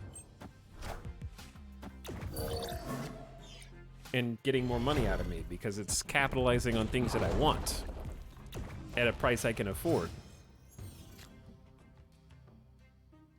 Basically, the line in the sand always changes, is what I'm trying to say. Like, for example, on the collection level tracker, boosters used to be included in boxes, right? Boosters used to be in the boxes. Do we want a Moon Girl here? We'll get a copy of Shang-Chi and a Demon. Is that worth? And then a Thick Devil Dino turn 5? What is my other play? I don't really think I have another play. We will get an extra Demon. Maybe that's worth. But anyway, the line in the sand sort of always changes. Like, there were boosters in boxes, and then for a long time, everyone could rally around that, right? Like, boosters suck in boxes. Stop giving them to us. They are useless. Okay? Done. Now boosters are no longer in boxes, and simultaneously, everyone was gifted free tokens to get, at minimum, 3 brand new cards of their choice, like, for doing nothing other than sort of complaining about it, right?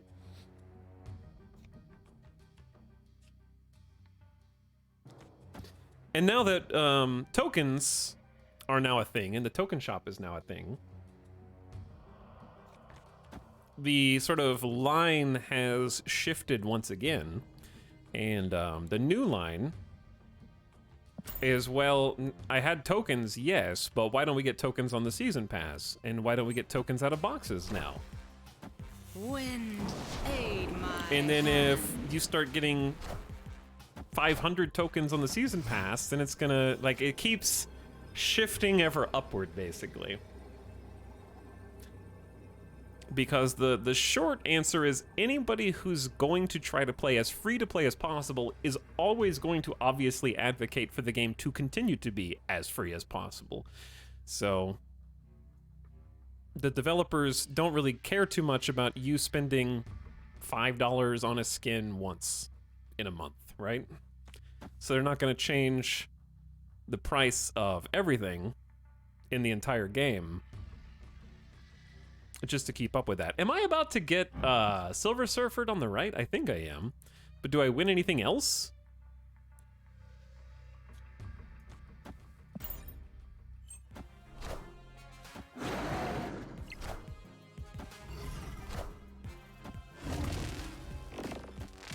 Okay. Good game.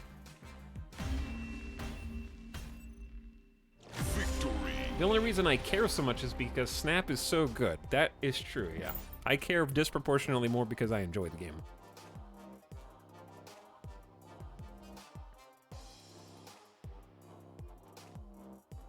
Is gold only for variants? I've been hoarding it without being sure. Gold is usable in a few different ways. One way is refilling your missions, which give you a number of credits equal to how much you get by paying gold for credits in the shop, while also contributing toward your season pass, because missions give you a little bit of season pass XP. But most recently, gold has been spendable on certain bundles. So some people have started to hoard gold because there are some bundles that may appear in the future that may be beneficial to buy. And again, everything is just sort of speculation. But we're talking like thousands of gold. Because I think how much gold was the last purchasable with gold bundle that had tokens in it? It was like 5,000 or more gold. It was a lot of gold. So you may not, like, in my opinion, I wouldn't hoard for bundles that may or may not have tokens. Like 6,000, yeah. I would just either spend on variants, which is what I did, or get those mission refills just to progress a little faster. Ooh, I said I was gonna, okay, last one, and then we'll change decks. Make a new Zabu deck. We've been playing this one for like an hour.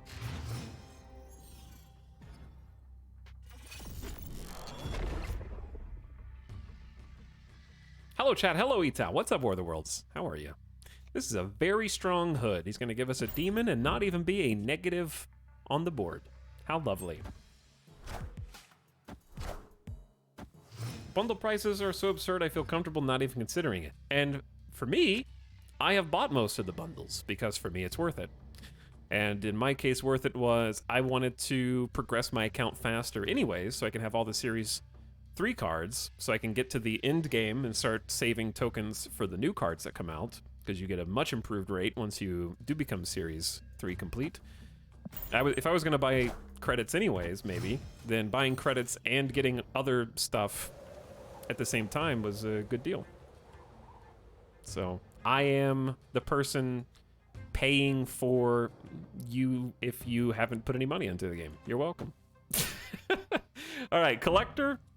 +1 power anytime a card enters our hand. Maria Hill's going to help with that. It is turn 3. So we're just going to pass. Chad, think about it like this. I have probably paid the same amount of money for Marvel Snap so far, Wailing, as I have for my Steam Deck. Do you know which one I've played significantly more? What do we want to do here?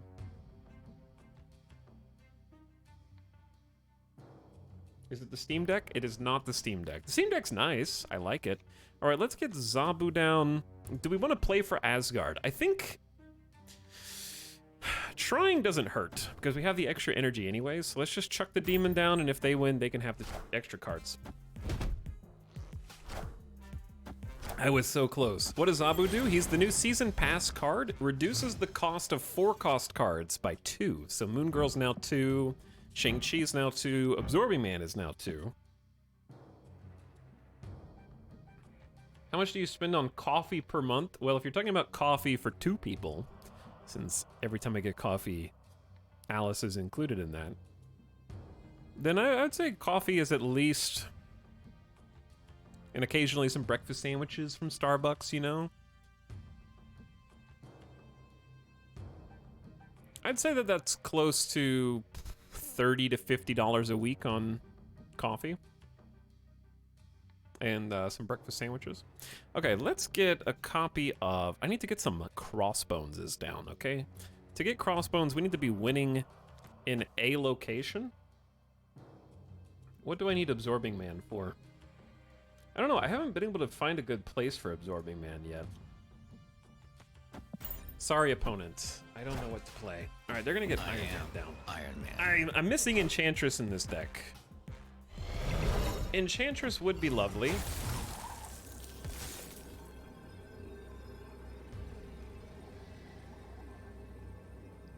Because they're gonna put something big in Asgard. They're gonna have more... We're tied in Asgard. So Crossbones is just stuck, but they do have initiative. I'm expecting Spectrum here, maybe, because I don't think that they're going to play Destroyer. It's pretty safe to say. Like, I am hard winning Jotunheim, but am I doing anything else with my turn? Probably not.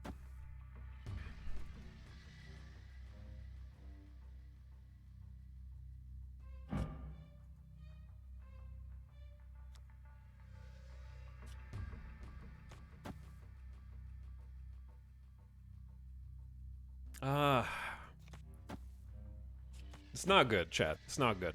That's probably GG opponent. I've been trying to find a deck similar to this for early pool 3. Nothing feels great though. Yeah, I've only experimented with like 3 Zabu decks so far, but I haven't felt anything that feels like mwah, chef's kiss, you know? We'll try a different version. Opponent snapped. I was gonna let you have 2 Qs, but I'm not gonna let you have 4. Escape. That took way too long.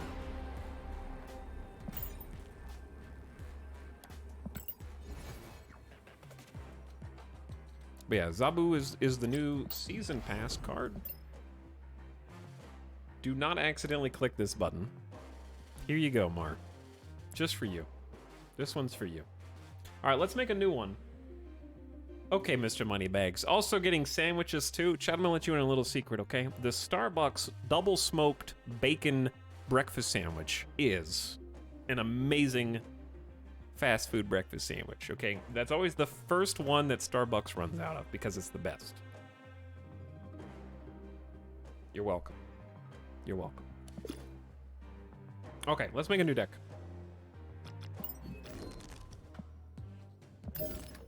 Or at least reconfigure this. Give me 1 sec.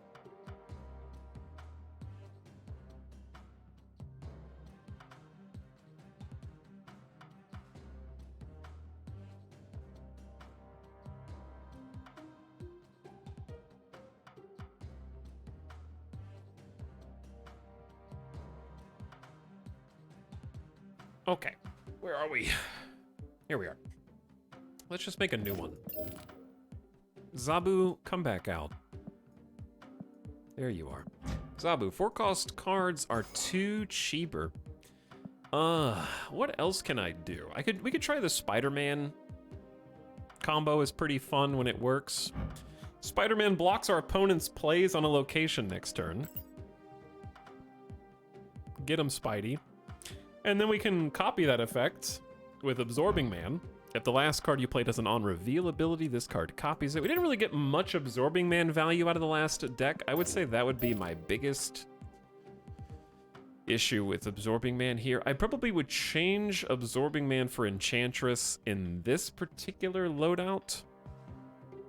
I think that would have helped, especially like we could have turned off that Iron Man, for example. I think Absorbing Man is a fantastic card. I think it just needs other friends besides Jessica Jones and Drax in this particular set. Not a lot of synergy for us. That would be the thing that I would tweak. There's Enchantress. Okay, so let's do Zabu. Snapped. Okay. Absorbing Man and Spidey. To get even more Spideys, we want to duplicate them with Moon Girl. I'm getting snapped on right now. Marvel wasn't that creative and big on hero names back in the 60s, were they? Absorbing Man. What's wrong with Absorbing Man? He's a man that absorbs. But yeah, the reason that Snap is basically unplayable on Steam Deck is because Marvel Snap is like vertical and Steam Deck is horizontal, which makes things very confused. But they are supposed to be working on a new PC app that's gonna be out hopefully in the next couple months. I was gonna say next year, but next year is now this year, isn't it? What else do we want? Do we want to try like a Sarah version? Don't look, chat. Free to players, close your eyes, okay? You're not allowed to look right now. You can open them again. We need some more 4-drops. Let's try Enchantress and Shang-Chi again.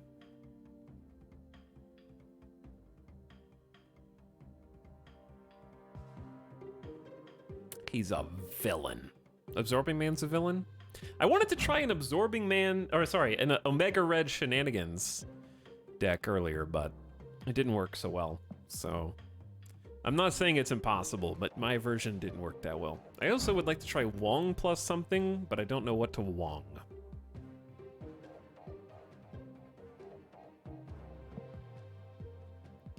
Okay, we have 1, 2, 3, 4, 5 4 costs. We could do better. I think Jessica Jones and Drax are fine.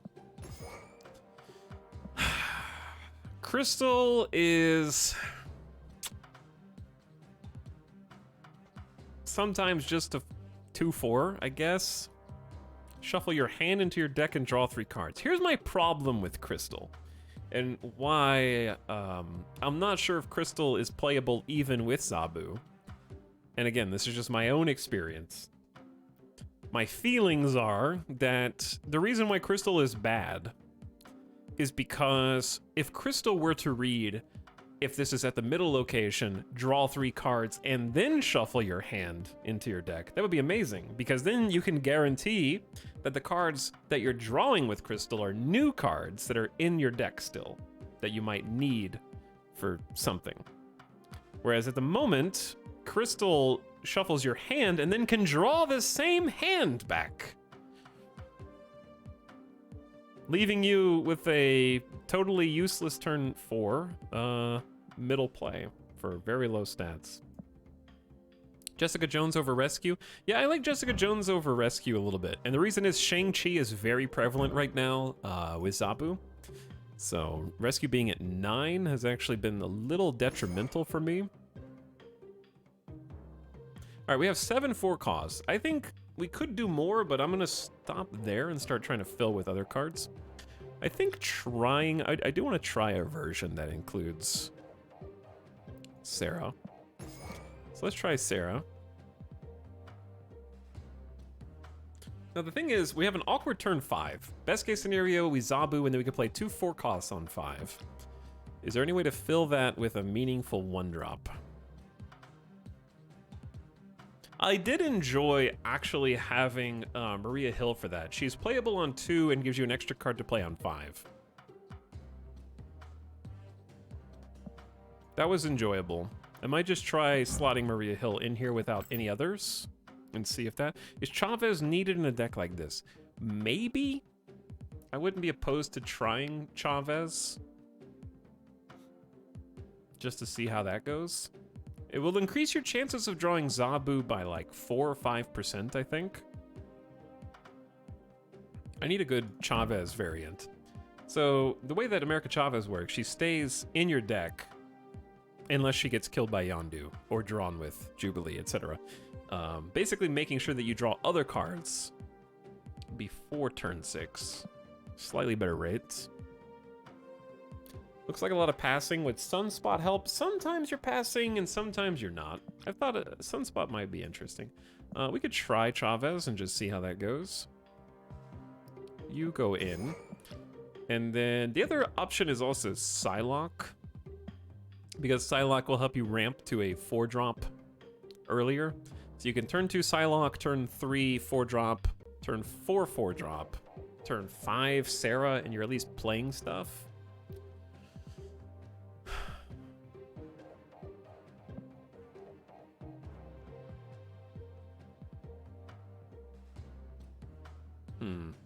Don't know how I feel about Sunspot. Maybe?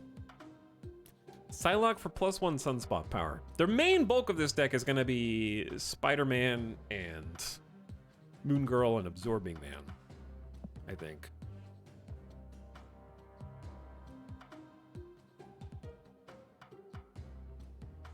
I actually think we should try Psylocke.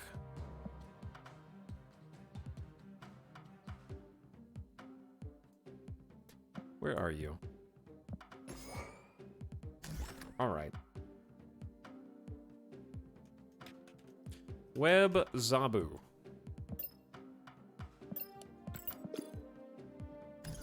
Let's just try this iteration and then make some changes if we, depending on how we feel.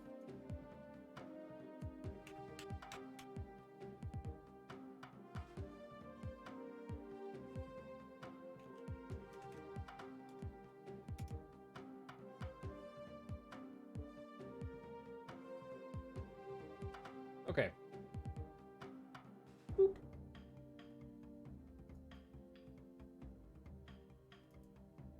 There we go. Updated and ready to go. Give this a try. Yo, a red Pikmin. Sick. Daredevil seems like a solid play in this. I don't know that I agree. Daredevil really just what helps Drax and Spidey. I think you can Spidey effectively without it. Elysium is extremely good here. If I had... Do I snap this with Sarah? 6 cards cost 1 less, might come back to bite us in the ass. I'm not gonna snap this yet. And I think Moon Girl would make me snap.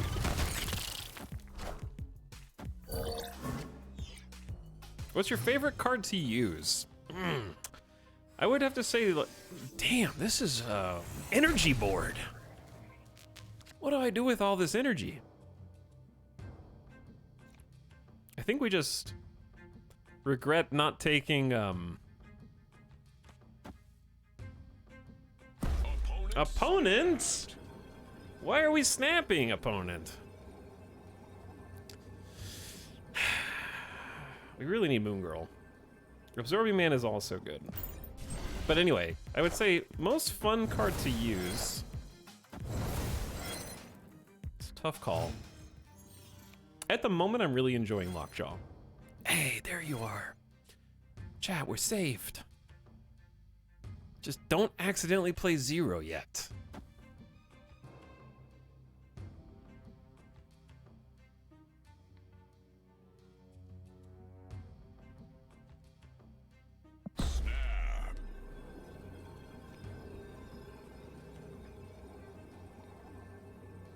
Do we want to save Drax? Yeah, I think we want to save Drax.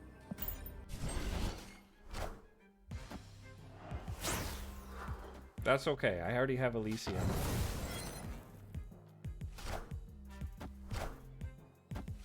I've been getting rogued quite a bit against negative decks. Which is fine. So it's turn 5. That did hurt our play quite a bit. So Rogue is a very good counter to Zabu for sure. I think we want to stop them from playing here.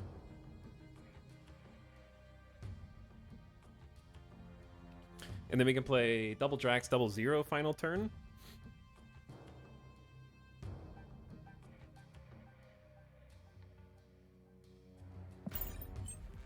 Friendly neighborhood Spider-Man here. Maybe we were supposed to web the Angela?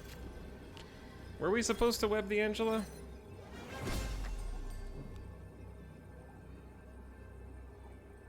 What turn did they get negative out? I think they got negative out kind of late, right?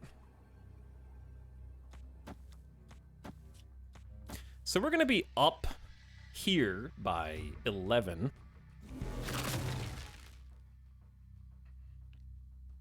And they have 3 spots to play. Turn 4. We might still get beaten by a really nice, like, Iron Man 05, which, you know what? Mr. Negative, that's what you do best, okay? But we're just beating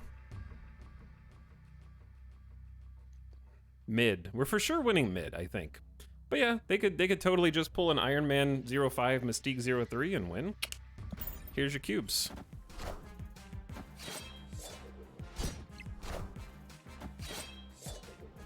Maybe I should have blocked Angela, probably.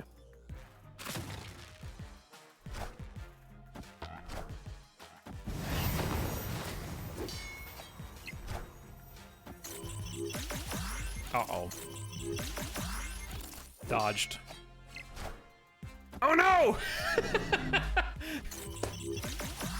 GG. RNGesus took the wheel and decided that we were supposed to lose. I am a genius! Oh no! Yeah, that's unlucky. So Absorbing Man copied Ironheart and just happened to hit 2 mid. I'm not gonna run the numbers on what the likelihood of that was. I was expecting Iron Man Mystique, so I was loading up on the right.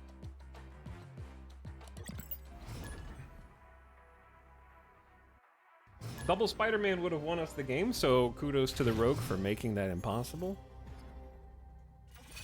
Now I gotta get 8 cubes back.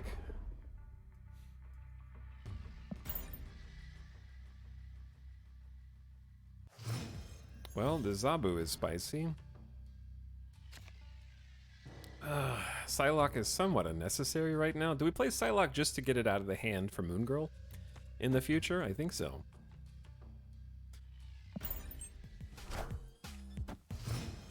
Hey, Town Chat. What's up, Sax? How's it going?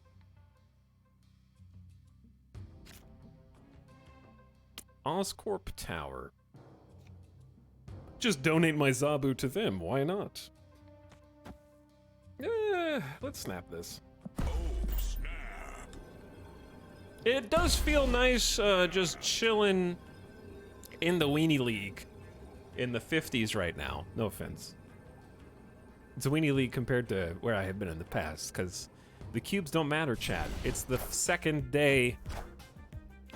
It is the second day of season. I can do whatever I want with these cubes. Easy come, easy go.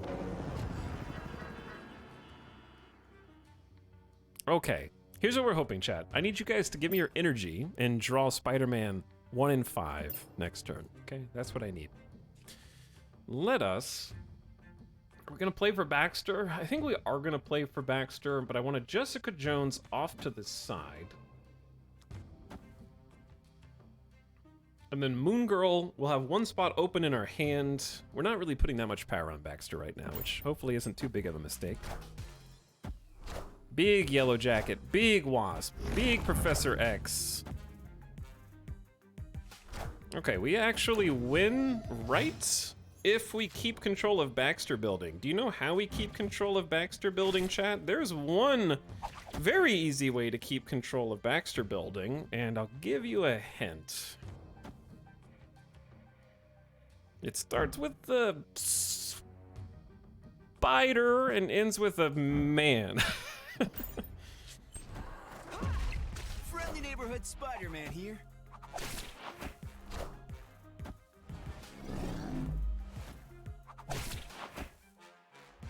That'll do it. Victory.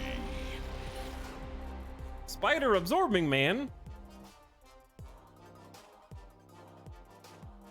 Toxic? You're calling, excuse me, I'm toxic? Please, okay? Anything is fair in Love and Professor X, I say, okay? All is fair in Love and Professor Cheese.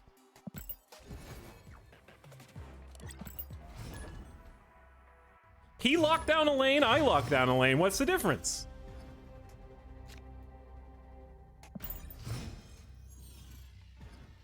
You need a thumbs up emote to complete the combo. No. I will never thumbs up, okay? Except unless I beat my opponent's leader for more than 2 cubes. Those are the only reasonable plays.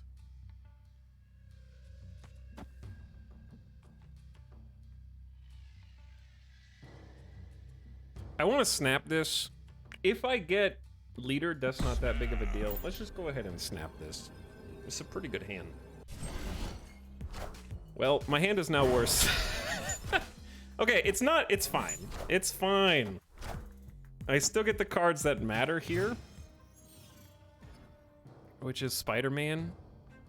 And I can move these cards over. I feel like that's probably benefited me. Chat, does Machine World give them a copy of the non-discounted version of the card, right?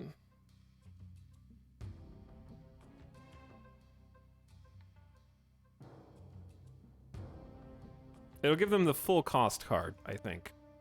All right, it's only turn 3, so we're saving our Spideys for a moment.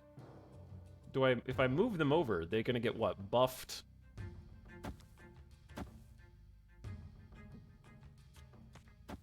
With, what's his name? Craven Guy? That's his name. Craven Guy? It was not Craven Guy.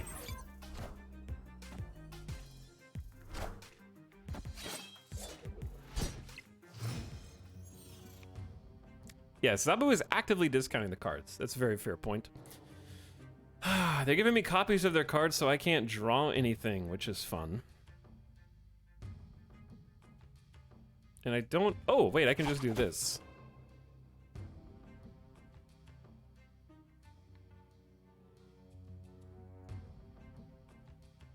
But... And then I get a copy of Spider-Man on cloning vats, and then I just win cloning vats. And then... I don't want to give them a cloak, because then they can just move stuff. But I also don't want to use my only other Spider-Man.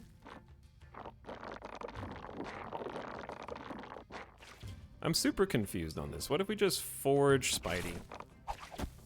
I need to clear some space out of my hand. Does he come back buffed? Yes, he does. That's actually a great point. Spider-Man does come back buffed. Okay, so I've already snapped. Opponent snapped. Opponent bot has snapped. Opponent bot is doing great. Chad, they're doing great.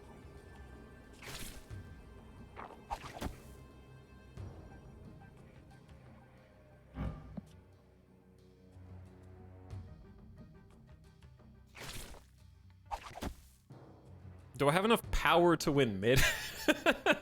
Questions we have to ask ourselves. That's why I put the big Spider-Man mid.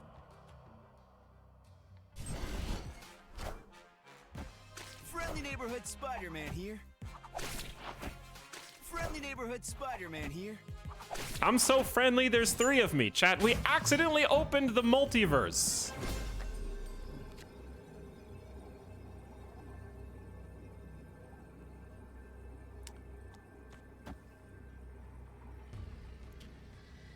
Do I win the breaker to leader? Yeah. If they leader left for some godforsaken reason, I do win the breaker.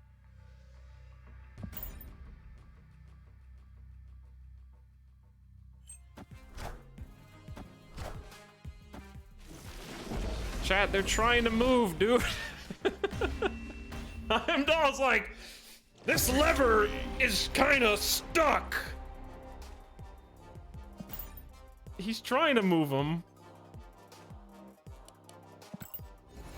That's a lot of Spider-Mans. In theory, move deck won't have much power right anyways. In theory, yes. And also when they're not allowed to move, literally at all. That's another reason. By the way, thank you, Ada Wolf, for the 50-month sub. I really appreciate it. Parkside also, Happy New Year. With a double sub. Hello, Parkside.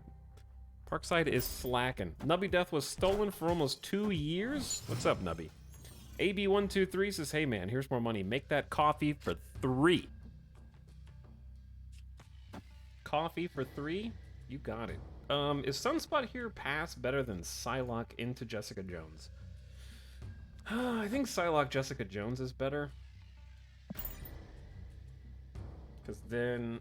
Well, Asgard, I guess, isn't gonna be... What is happening? Stop.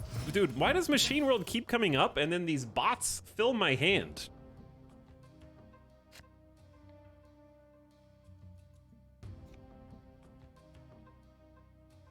Wait, I had Spider-Man Absorbing Man. I think it was actually correct to play Sunspot pass, turn 3, Psylocke into turn 4, Sarah into turn 5. No, Spider-Man Absorbing Man's too much. Okay, never mind. Forget that I said that. I really don't need to draw 2 cards, but do I need to stop them from drawing? They're not even competing. I don't know what's happening. They played Swarm, discarded Morb. This is chaos.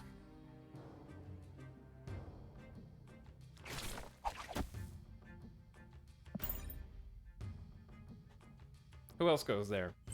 Sup, Haunted Bicycle, pumping it. Enough said, bub. That is a thick Wolverine. Friendly neighborhood Spider-Man here. My hand is so full. Nobody draws cards. Thank you, CeeLo, who's Morbin for 11 months. Excuse me, opponent.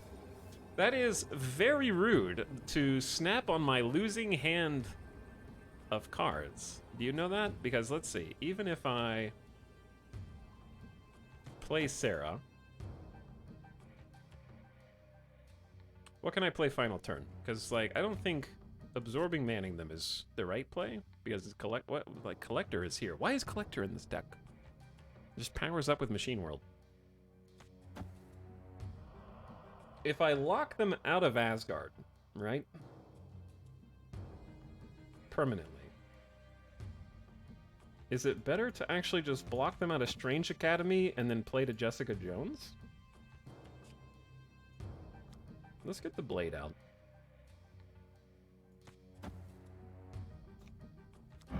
I don't know if giving them another blade is good, though. Alright, I don't know. I think I'm losing to a bot. Are they out of cards? They have 0 cards in their hand.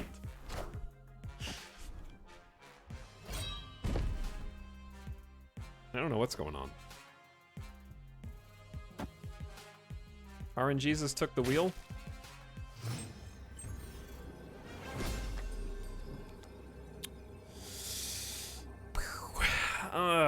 This is rough. We just need 1 point of power over there, and then what? Just go bam, bam, and then lose. They just top decked. What? They have 1 card. What's it gonna be? We're gonna be winning by 7 left. Is that enough? Top deck Hella.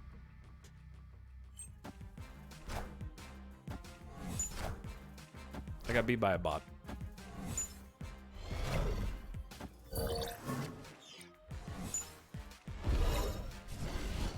Feels bad. Who snapped on me? Get wrecked.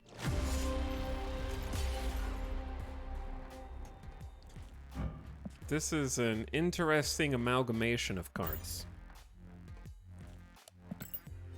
Gotta retreat against bots now, chat? Who else goes there? Robot Kitty, thank you for the Psycho sub for 16 months. Hey, what up? Super Dingler says, whoops, my Prime expired. You got it back. Thank you, Super Dingler. 99 Zebras, welcome back for a 28th month. Sorry I missed you earlier. And Burnt Heat also says maintaining slub status. Slub status is being maintained. Got wrecked hard. Did got wrecked hard. That's okay. There's room for more.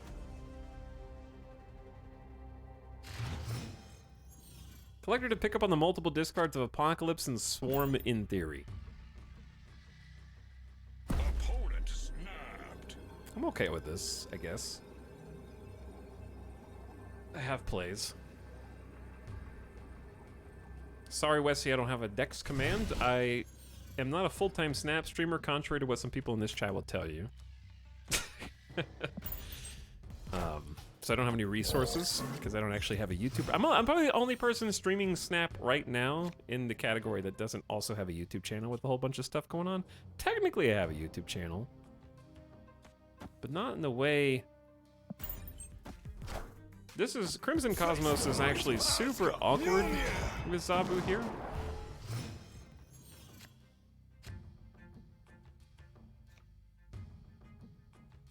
And Hellfire is making everything super awkward. Okay, the thing that we do have going for us, chat, is crowd control.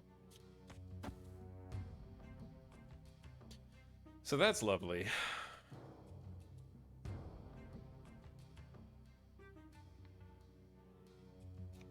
Are we supposed to save Drax? No. Unfortunately, we just missed with Drax, so we might actually lose just to Thor. Or Lockjaw. Lockjaw's totally viable.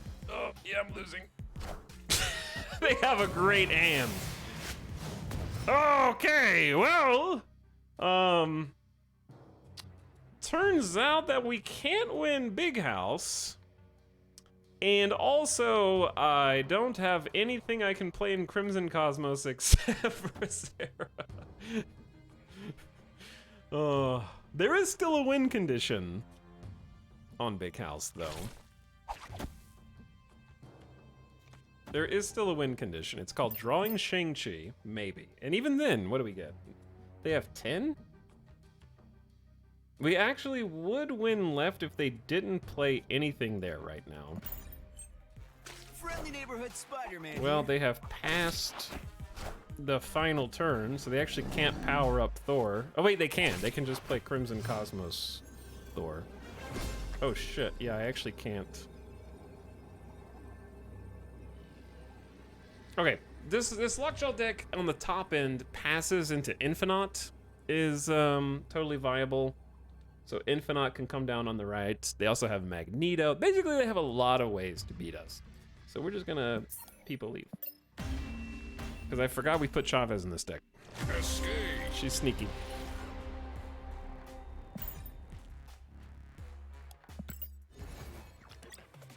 Yeah, they have a lot of ways to win.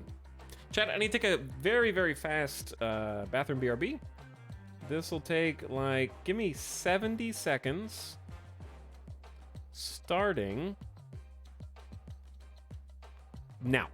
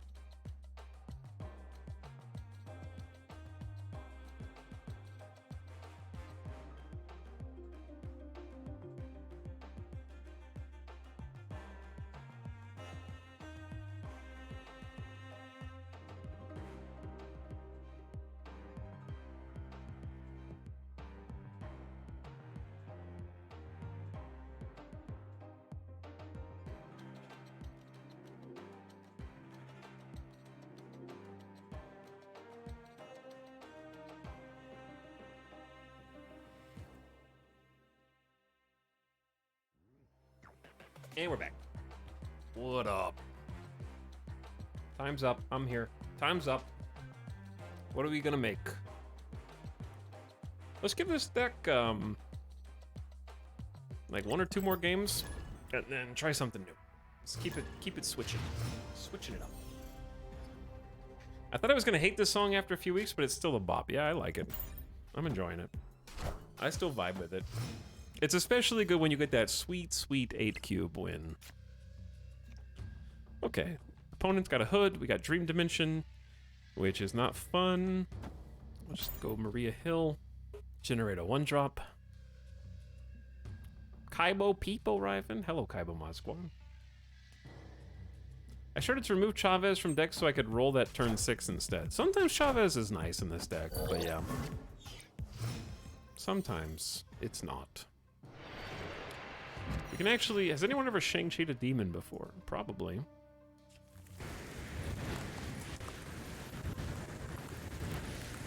I'm just cleaning the board, sorry. Yeah, just toss Iceman down.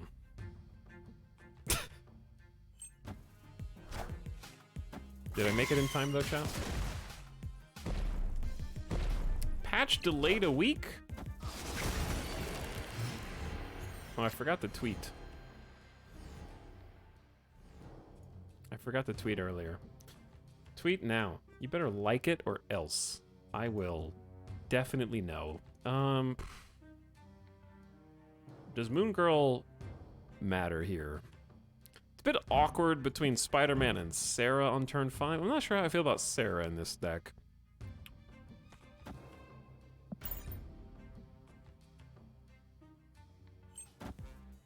One more week of Neil before Galactus, except not because he's not that good. Eh.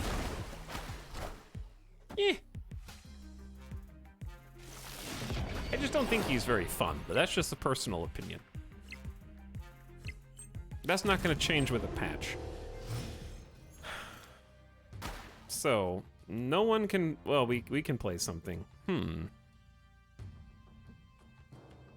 Is Zabu the best play?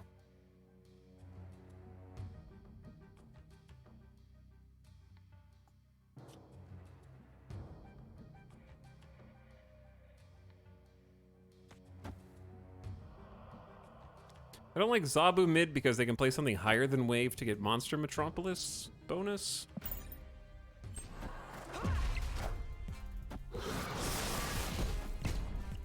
All right, such as Carnage.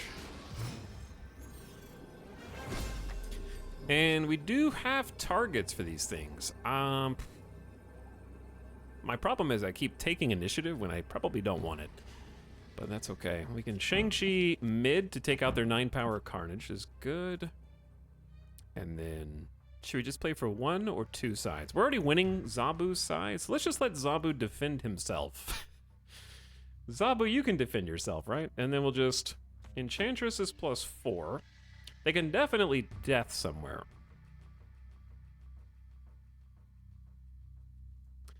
I kind of like... It's a bit risky, but we're adding 8.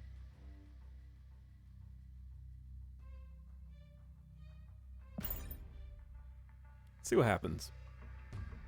Anyway, so they actually did delay the patch by, like, the balance patch that was supposed to come out tomorrow got delayed. Is that right?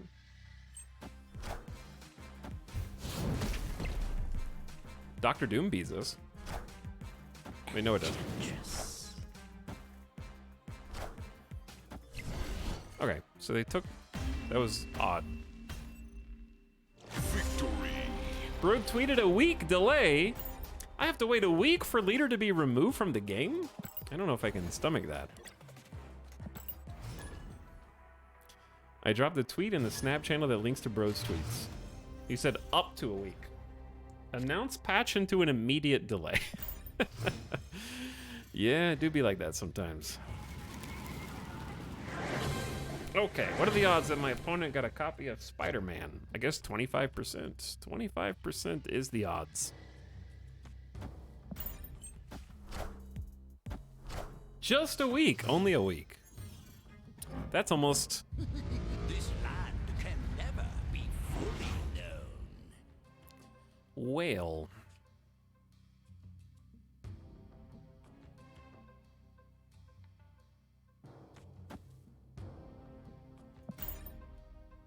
I do have my win conditions are basically in my hand. All I have to do is Moon Girl and something next turn.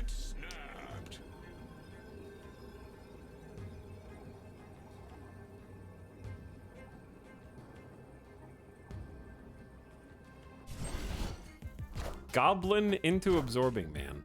Now that is a solid play.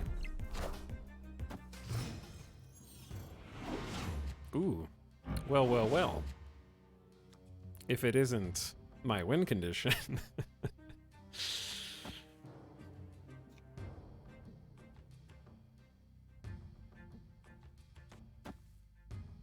Here's the thing, though. 2 white queens is probably better, right?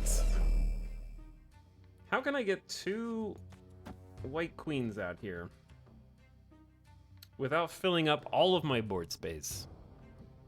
I do like getting white queen out early because it might show me what I need to know. So we're gonna copy 1, and then we're gonna copy Spidey. We don't need 2 copies of Spidey and 2 copies of Absorbing Man, in my opinion.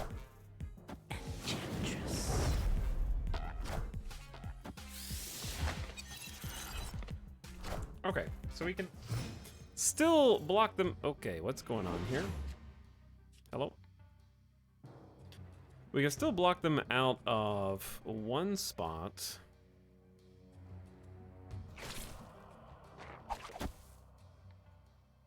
And then lose the game? I mean, we have nothing to lose by staying in 1 more turn, I guess. Why? Okay, what is Debris doing in this deck? Just to eat?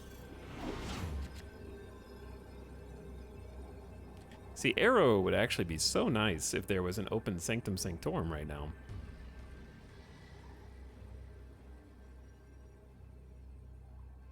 Also, if it was 1 energy cheaper.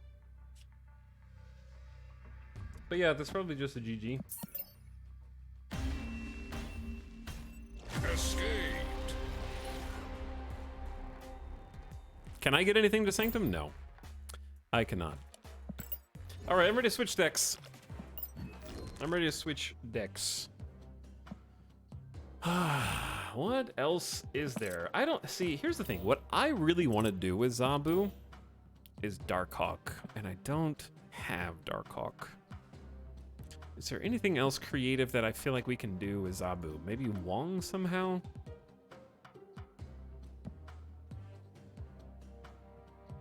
What would Wong... See, like, Wong comboing... Sort of combos with Jessica Jones, but then you have to leave the Wong path open for a whole turn. Sort of combos with Drax. But you're only getting an extra +4 power, and you're only getting a 2 power Wong there, so that seems kind of bad. Double Rescue is okay, because you can just play there again.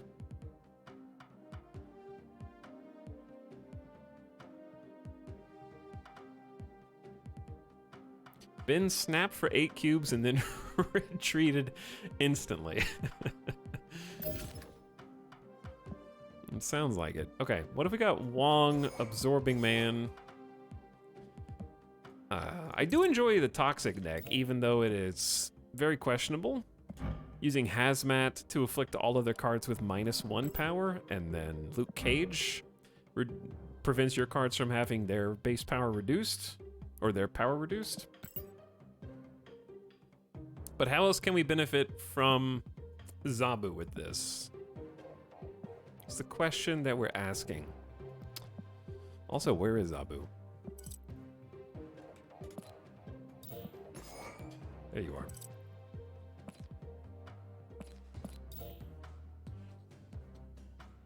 Zabu, Wong, Absorbing Man, Hazmat. What else do we want for 4? I guess you can do a Moon Girl shenanigan where you just double up on... You can double up Wong? I think Moon Girl goes into almost all of these.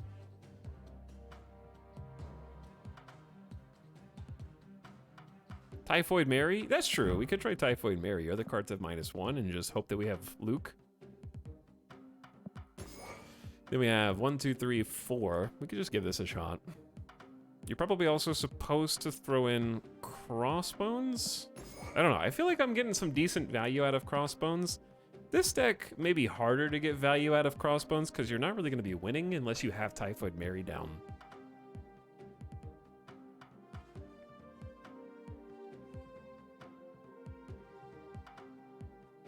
Enchantress for when you don't draw Luke. But Enchantress ruins Luke and Wong. It does help with Typhoid Mary, I guess. So you just have to keep them separate.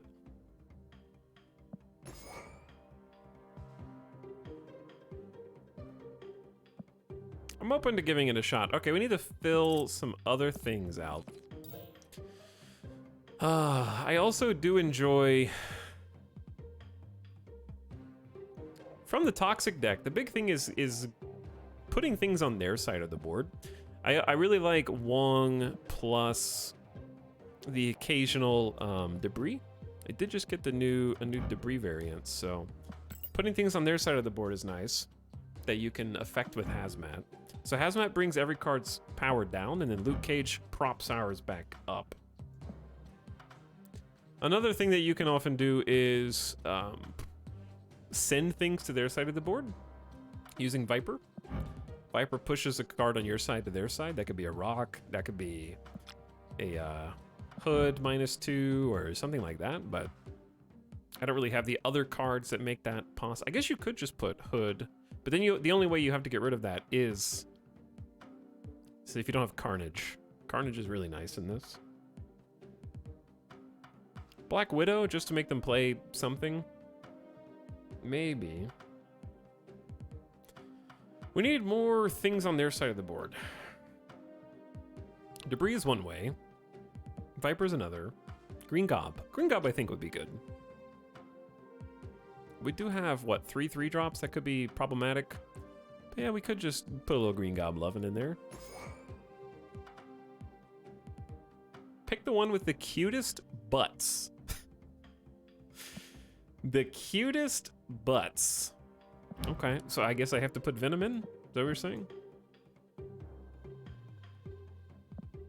I can do that. Vulture? He's in. Look at that. Look at that thing. Super flat. The flattest.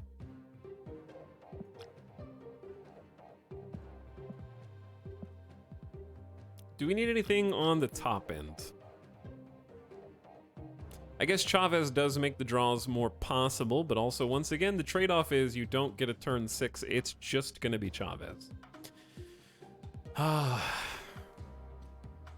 Odin is a thing.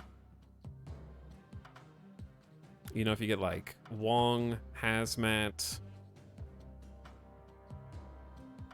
Odin exists. Don't know if it's good here.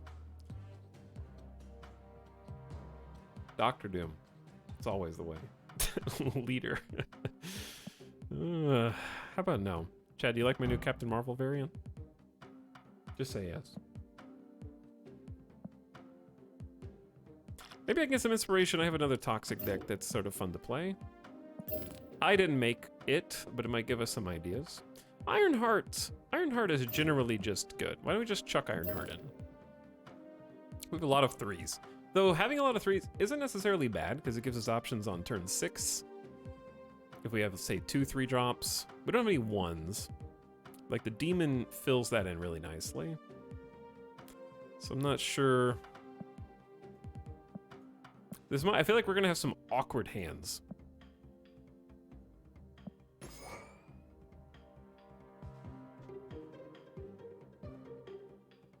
Because, like, turn 6, Ironheart doesn't really play well, right? Because let's say best case scenario, turn 6, you have Zabu down already, and you can play Wong, Hazmat, Absorbing Man, turn 6. It's pretty cool.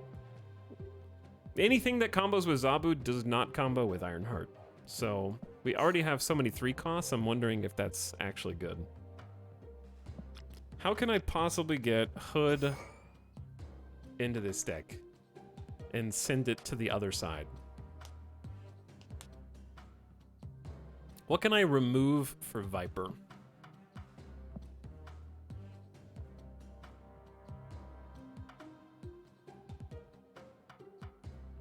Or just don't remove anything. You're perfect as is. What do we need? We could just chuck Odin in and pray.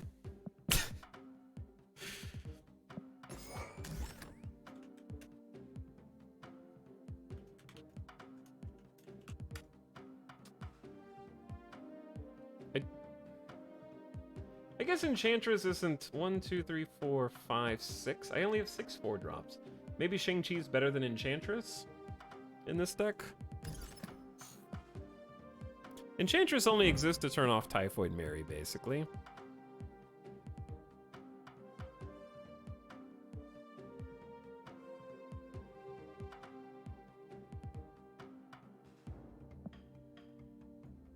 But Shang-Chi does work to get rid of something that's really big for them, because we struggle against things that are huge, because we're only removing 1 power per card. Let's try this version out and see what happens. There's one guy called Strong Guy. Hell yeah, there is. He's ironically not very strong right now.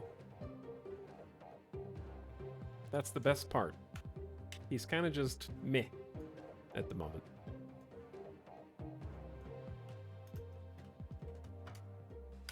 He's just there, vibing. Okay, here we go.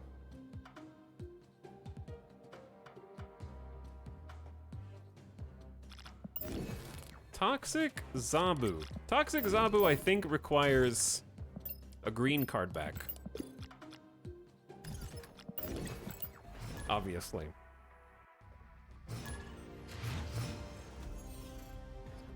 Okay, I expect this to not work very well, but Elysium certainly gives me hope. Simply don't play Enchantress on Luke Cage. It's easy. It is easy.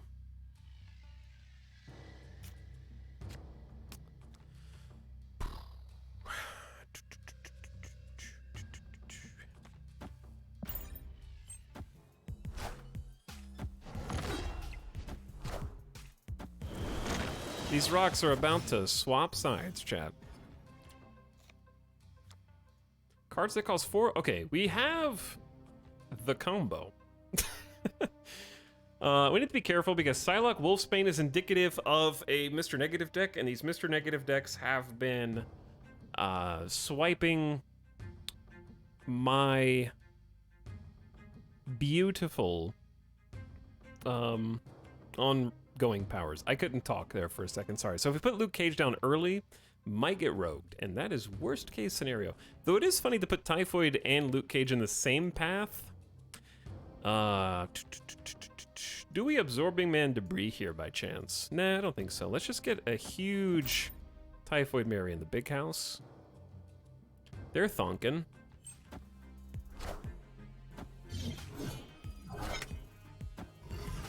Nakia.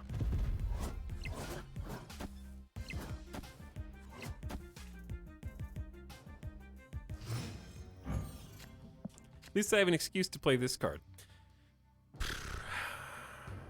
Okay, so here lies the issue.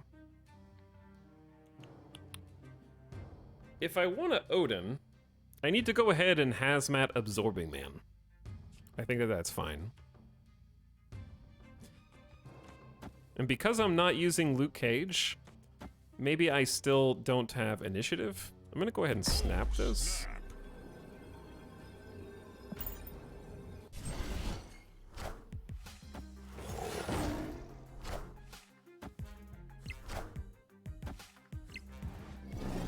It's beautiful, chat. It's beautiful. Okay. This is really good for us, unless they change Elysium's location. I'm just gonna Crossbones and pass so that Luke Cage is protected right now. And if I get punished, then I get punished. So we're just super reinforcing on the right. I don't have anywhere else to play Crossbones right now. Anyone else weirded out by the lack of an animation on Hazmat's ability? I would love for Hazmat to get an animation. That is a really late Mr. Negative, but it could still work with Lockjaw. Didn't work. Okay, I have initiative, and Luke Cage is going to be safe in Oscorp Tower. So the downside of having initiative is this Hazmat Absorbing Man that's getting re-triggered by Odin won't hit any of the cards they play on turn 6. I figured they would play to a different lane, but I guess not.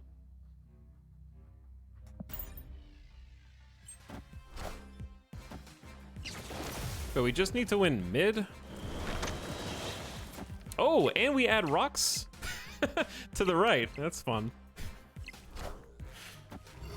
Bring our power back up. Oh no!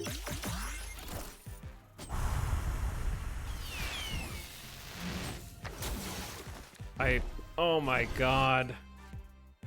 Sunspot, you almost did it. I don't know why I didn't realize we were winning by so much on the left. I was cone vision on Oscorp and Big House, so I severely overreacted. My apologies. I just saw that Ironheart come down, and I was like, don't hit mid, but not realizing we have easily won left and right. So, my bad. I didn't mean to overreact there. That was really fun. That was like best case scenario for this. Getting Hazmat, copying the ability, and then... So what's fun about Luke Cage, if you haven't seen it before, is Luke Cage also retroactively prevents your cards from having their power reduced. So I can reduce them with Hazmat, copy it again with Absorbing Man, re-trigger it with Odin, and as long as Luke Cage is anywhere on the board and still maintains his ongoing ability, he will bring your cards back up from wherever they were in the negatives to their base power. And that applies to Scorpion cards as well, so he counters Scorpion really nicely. Well, that was fun. That was like best case scenario for this. Hello everyone, tuning in from Mexico tonight. What's up, Fronald? But speaking of lack of animations, I think Hazmat's is fine because Hazmat's is fine because the effects, it happens to so many cards.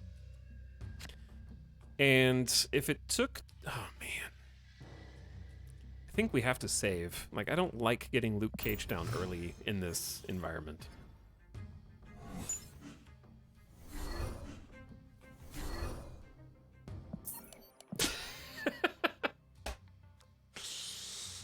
Because of course. God, I hate Sokovia. As a location in Snap. I'm anti-Sokovia in the MCU. Just kidding. Well, what the heck am I gonna Wong now?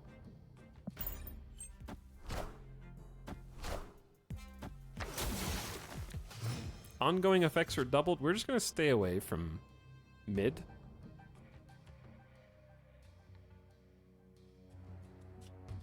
And try to win left and right, I guess.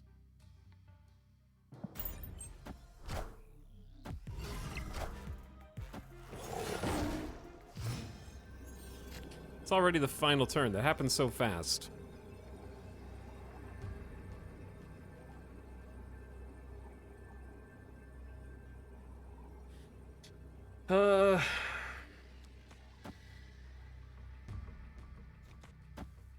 Wait. I don't know, it's only 2 cubes.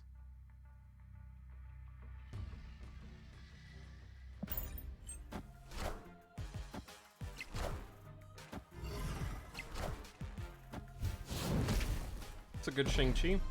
Shang-Chi and Mr. Negative is probably an... I don't know what it is right now, actually. I'm not sure. Maybe that's normal. Possible. It's normal now.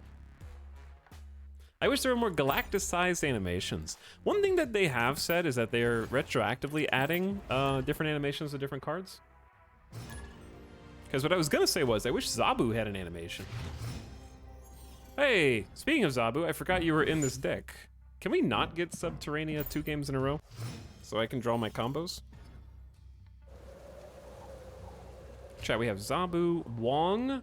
God, we just need to 1 in 12. 1 in 12 hazmats. That's all I'm asking. It's easy. Give M'Baku more animations. Hell yeah. Hell yeah. Let them rogue my Zabu. But yeah, Zabu comes out and doesn't go rawr, doesn't go wah, you know? Oh, by the way, Luke Cage counters Jotunheim, which is like amazing.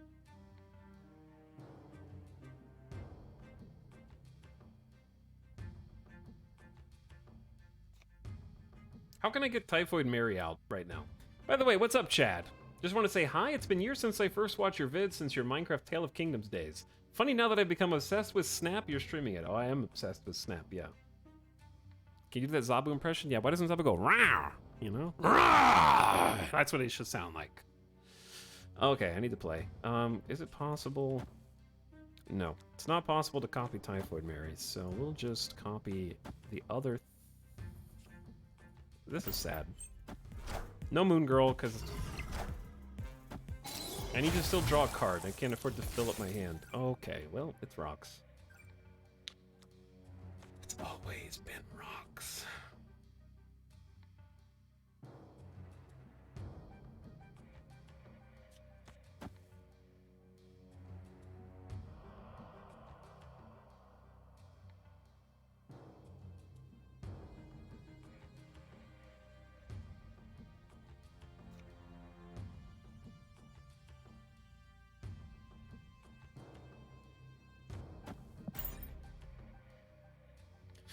Basically, we either draw the card we need or we don't. It's 50-50.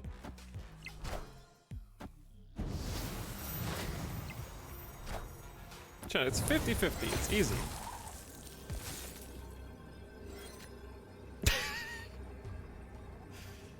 Yes. And they have initiative. Oh, it's even better. Amazing. Either do or you don't. All right, Hazmat, yes, that's gonna trigger twice because of Wong, unless they steal my Wong ability, in which case, more power to you. And then we copy it with Absorbing Man, so we get 3 Hazmat procs, and then Luke Cage brings all of our points back. Wish us luck.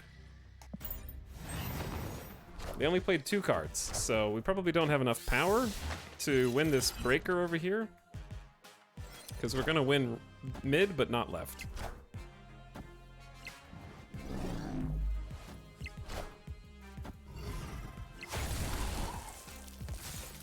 I win. Wow. Okay, math is hard. Math is very hard, and all you have to do is draw the card that wins you the game. It's easy. I don't understand.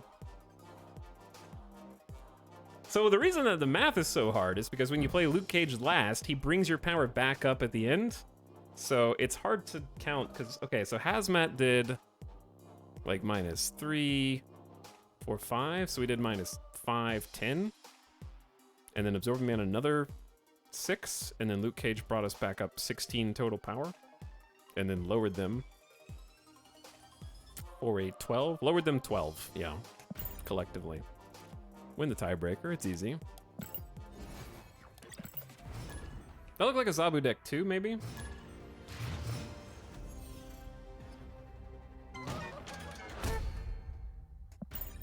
They just didn't have Zabu? Because they got White Queen, right?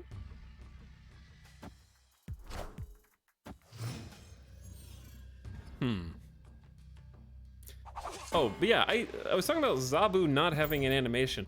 This is actually the first season pass card that doesn't have an animation, which I find a little bizarre. Am I asking too much?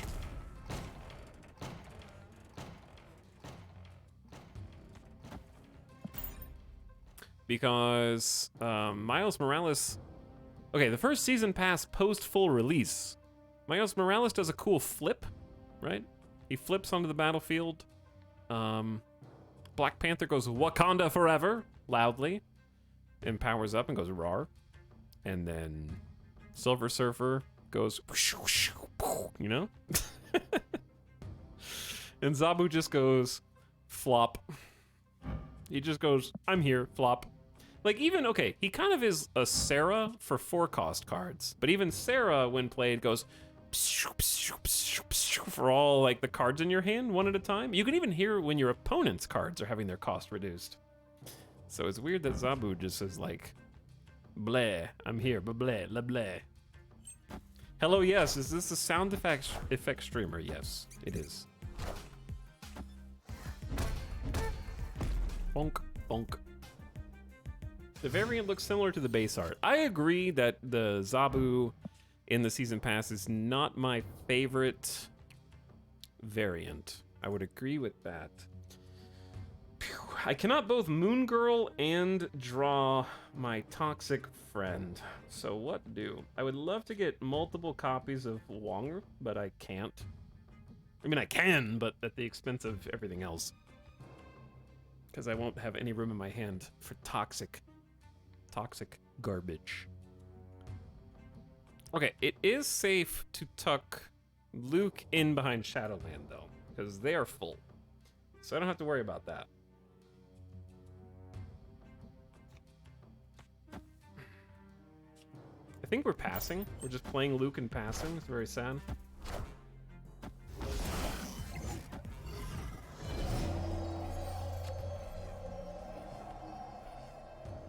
Well, I think I'm gonna lose. Wong does not help me at all. Green Goblin does not help me at all.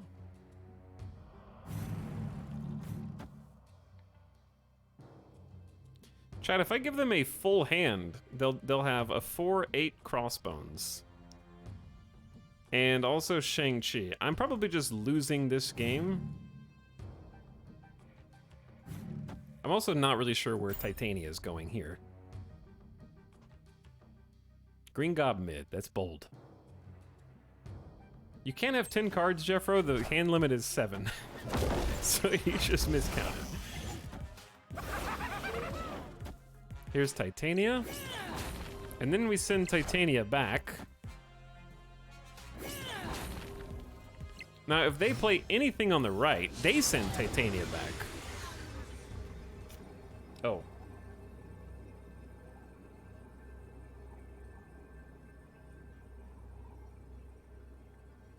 Yeah, that's a GG. I didn't realize they only have one card.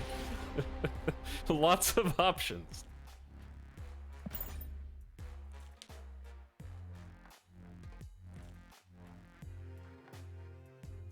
In the video for the season, I thought the numbers got slashed with a paw print hand.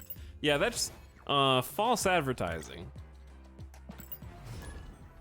Because I also watched that video where the marketing team added a roar sound effect and claw breaking down the card costs. And that's what I was expecting when I played the first time. But alas. I do feel like there will be there kind of like has to be an animation. All right, we're just gonna Zabu left since we're limited on where we can play Zabu. Oh, good idea. That's a good idea.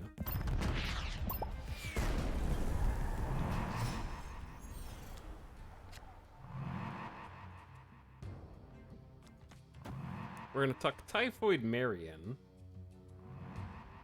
I am getting this awkward hand where I need to leave space open to draw the... Oh, we'll just put Luke Cage in there.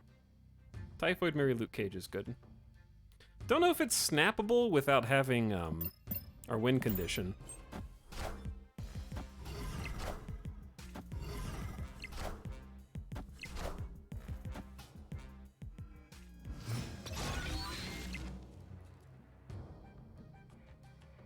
Okay, this is pretty solid. We know they're not going to play here because Jessica Jones needs to power up. So maybe...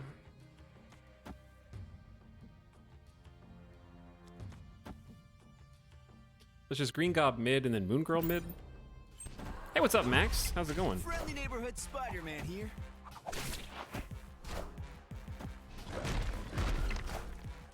I won't be playing mid.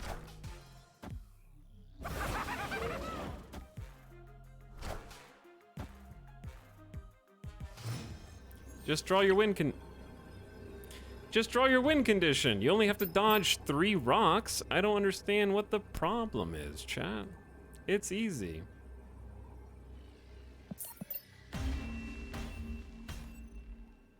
Escape. Can Green Goblin break Jessica? No, because it would count as a card gaining control or being added to their side of the board, which actually it wouldn't be added. It would just be changing sides, whereas Jessica Jones says you can't play a card here next turn, so they didn't play a card. So some cards are added and some are played.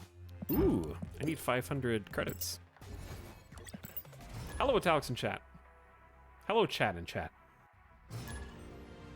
Hello, Marvel Snap streamer. I enjoy these nights. Yeah, I have fun too. It's just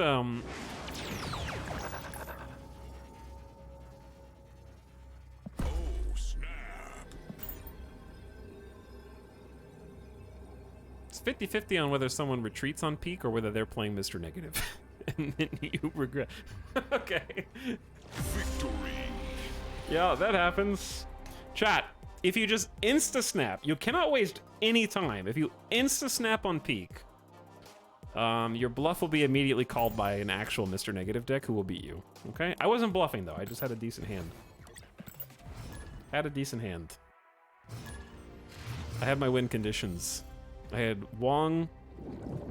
I had Toxic Gamer also there. We got Zabu. We got Debris. I haven't seen Debris in like 4 games. Anyway, chat, how's your New Year's been so far? How have the last few days gone? Stream-wise, what you can expect is pretty much more streams in the month of January and February overall. Had some nice breaks. With these 3-day weekends recently. I was on a long flight, it sucked. Well, now you're not. Hope you landed the plane yourself. This is a damn good hand. We just need, why would you not play that on Superflow? Why would you not Green Goblin Superflow? I can actually Odin that Green Goblin back if I really wanted to.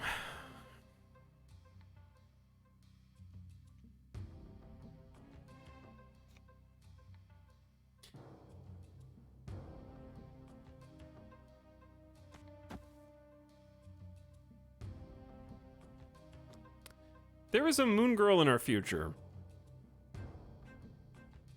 Snap.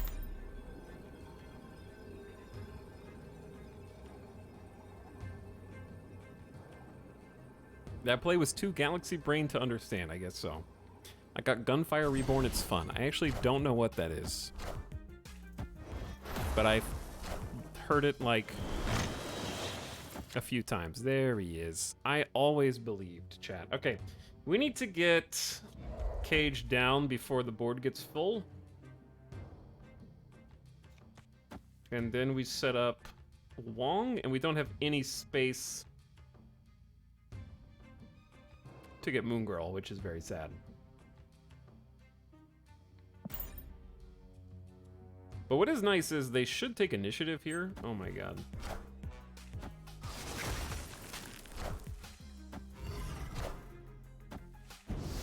And they have Daredevil. So there's actually a non-zero chance that the AI is getting ready to lock down my lane. Do we win? I say we just go for it because I can't afford this Daredevil to stop what I'm doing right now. What if they Professor X right? Then they will have already lost -3, so we'll actually tie. Cosmo incoming. I think this is a bot, but we'll find out. Yeah, it's a bot. Carnage is a great answer to what I'm doing right now, though.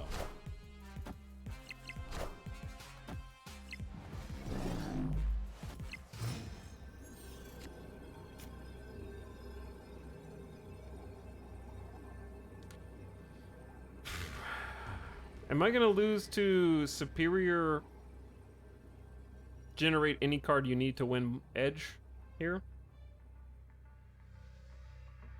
I don't know. I feel like anytime we're playing against a bot like this, you're betting on whether it's a good bot or a bad bot.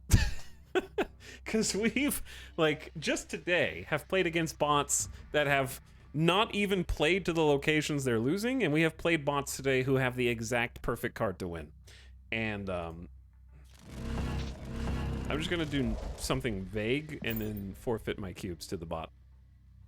I'm gonna call the bot's bluff.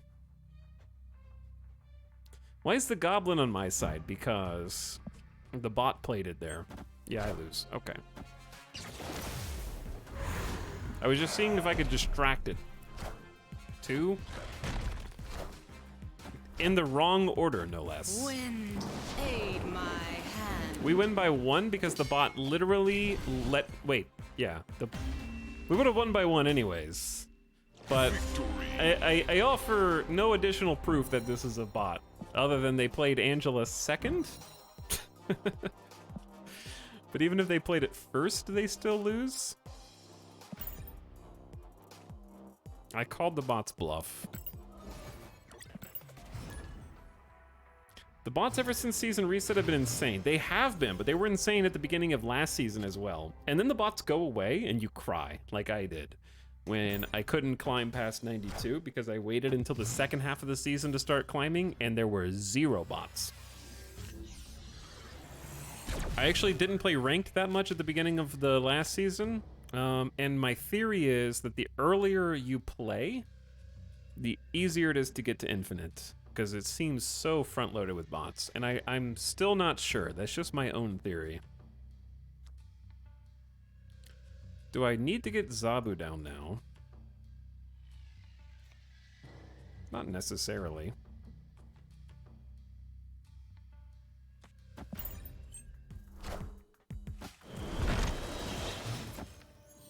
Because I did not face, just in my own experience, a single bot. Okay, maybe like 1 or 2 bots in the last week or so of pre-infinite gameplay. The Zabu can get taken, and it's honestly not the worst thing in the world. They could have won right with Storm. That's also true, yeah. They could have just stormed. They did actually throw. You're right. Storm on the right location last game would have won.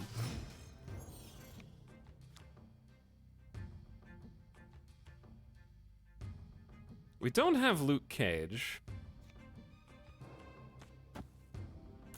So Moon Girl here is going to be interesting. I need to save some space for Wong if we end up getting that, or just Hazmat into maybe Hazmat Cage Odin or Hazmat Absorbing Man Odin or something like that would be good.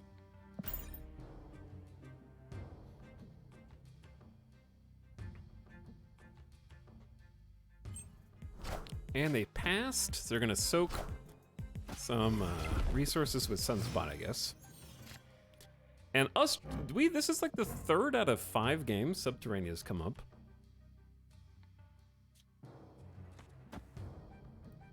I'm just gonna chuck Crossbones down and then preemptively murder this Sunspot. That might be giving away what I intend to do, but it definitely makes Hazmat worse. And if I Hazmat,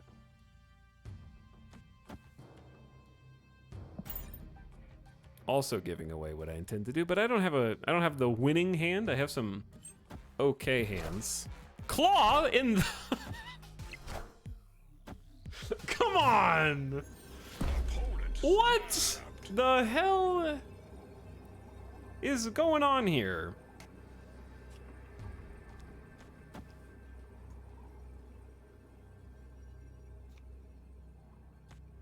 Okay, we're adding 3, so we'll be at 6, and they'll be at -1.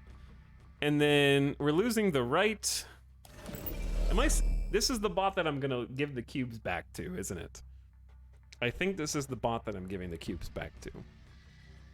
Because if I Hazmat again, I'm hurting myself. I don't know, I probably shouldn't have Hazmated at all. Come take my cubes, bot.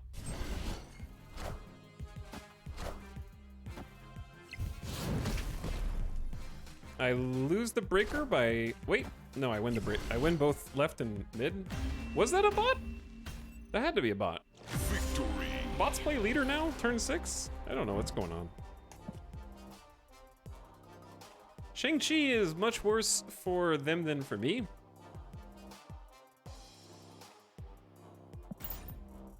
But there you go. Chat, we're climbing.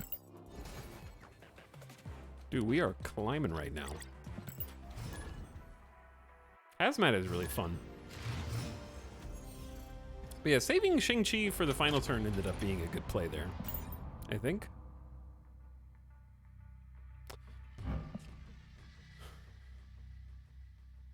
Can't tell if bot or average leader player.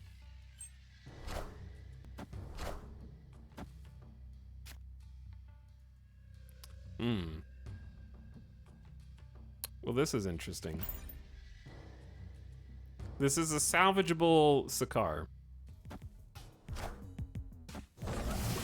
We just actually need Luke.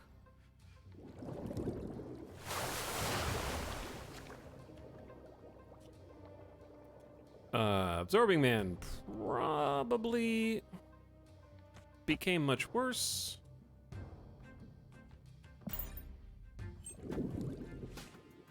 Yeah, I have Wong plus Odin will reactivate Hazmat, which is interesting.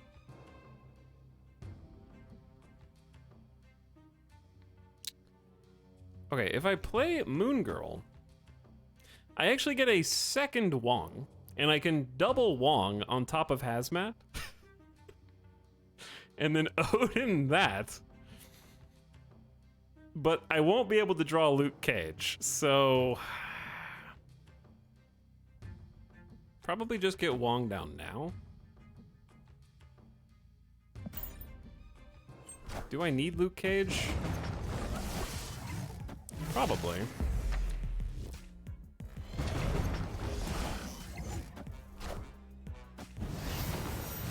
That's right, I'm setting up. And I don't know what my other options are. Okay, what do we got? Now I can't Odin and Luke Cage, so double Wong maybe was better. It's too late now. I don't really like any of these plays. I think we just get Typhoid Mary down somewhere.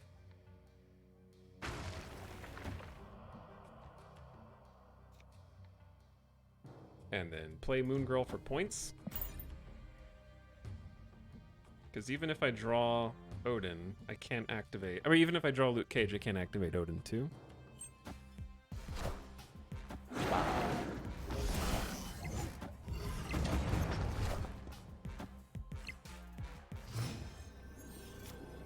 It was Vibranium anyways. Okay. Ugh. I have initiative. But Shang-Chi might kill Devil Dino. And then I need at least... They have a lot of potential power here, so what do? Maybe we just chuck in a Vibranium. So we'll have 3, 5, 6. There's okay, I can't win that. I can just kill it for fun. But it doesn't really do anything for me, does it?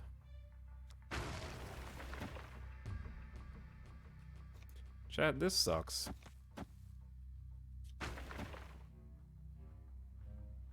Typhoid Mary is murdering me right now.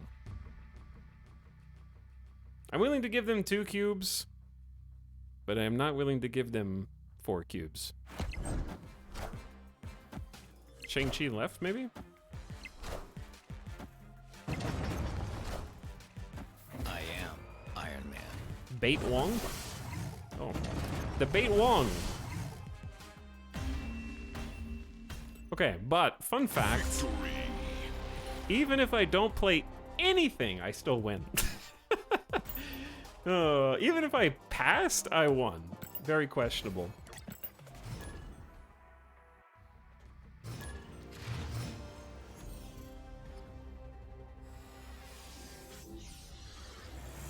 Midnight Suns is amazing. I agree. Midnight Suns was a really fun game that I'd like to play more of. Probably just in my own time. I wanted to get... Oof.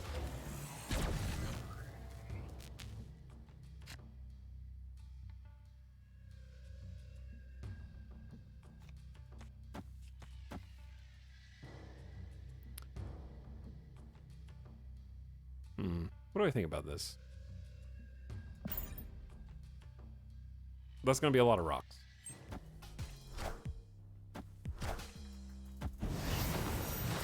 Yeah, +1 energy from Tinkerers, +5 from Project Pegasus.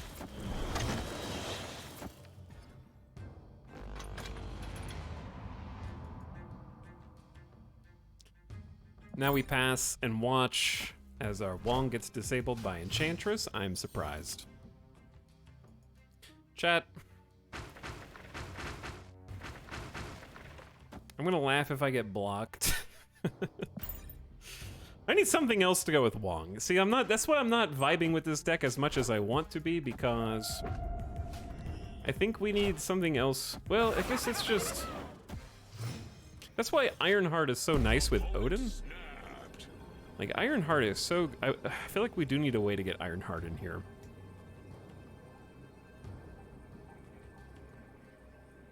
Because Odin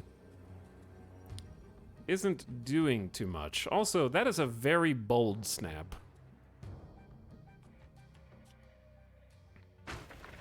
Typhoid Mary is acceptable if you want to play Luke Cage next. It's not acceptable... There's also counter synergy with Typhoid Mary and Crossbones that I'm not super fond of. This is just a weird brew.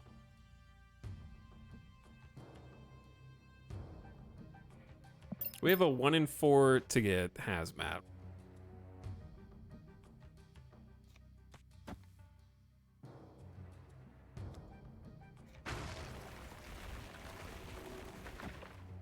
Well, shit. Okay, let's just... Typhoid left.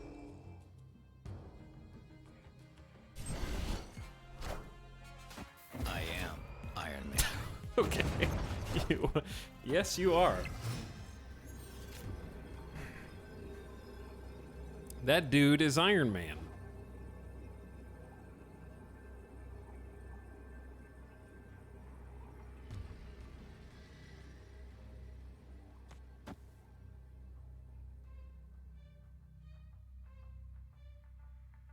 Okay, what are the odds that they have, I just have this sneaking suspicion that I'm about to get like Iron-Hearted or some other bullshit again, and if I do, I don't think that there's much that I can do to stop it. So we're winning the left 15-6.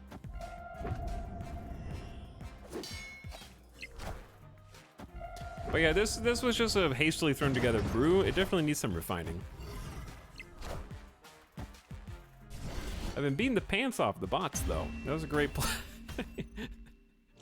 Just really, really fantastic gameplay there.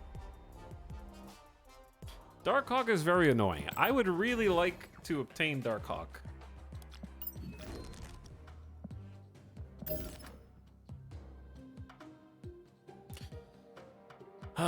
Okay, let's think. What if...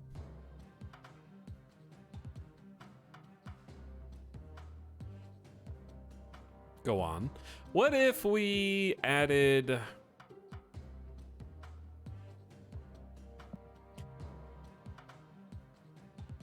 If we take out Crossbones, are we gonna... I feel like Crossbones has anti-synergy with this deck.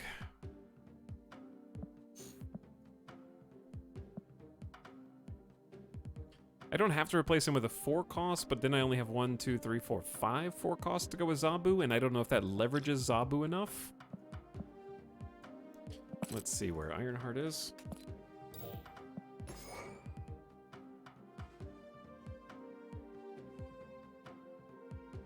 I need more 4 drops to make Zabu worth.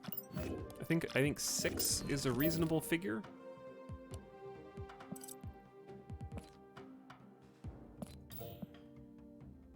Typhoid Mary is okay. If you have Luke Cage. It might be better with 0.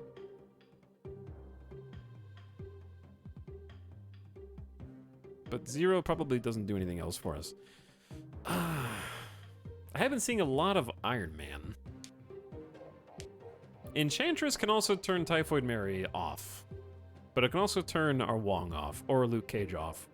But usually Typhoid Mary is in her own group.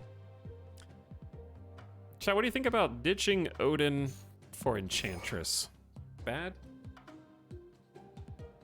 I feel like we only played Odin once. And it was nice to have a reactivator for Wong, I guess. So maybe this is a net loss overall. Because like Ironheart Odin's pretty good. But let's just see. Let's try a different version. See how it goes. All right, screenshot taken.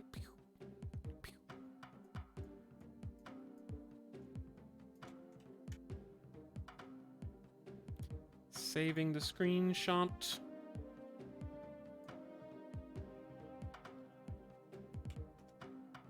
Okay, back to it. Wrong button. This one.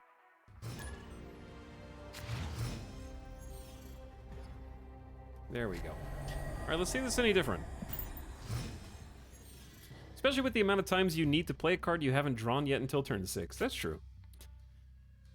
Did you end up trying to pivot in Mystique into this deck? No, I think that's too much for... We don't have any... The only ongoing that wants to be copied in this deck, I think, is Wong.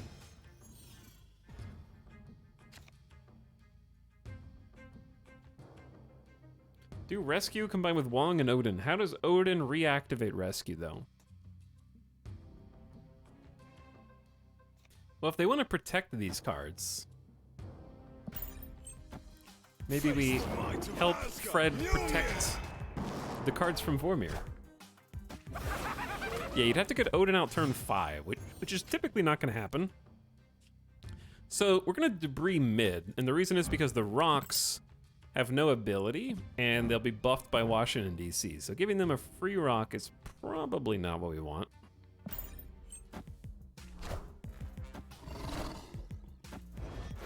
Scorpion, how dare you? Perfect draw.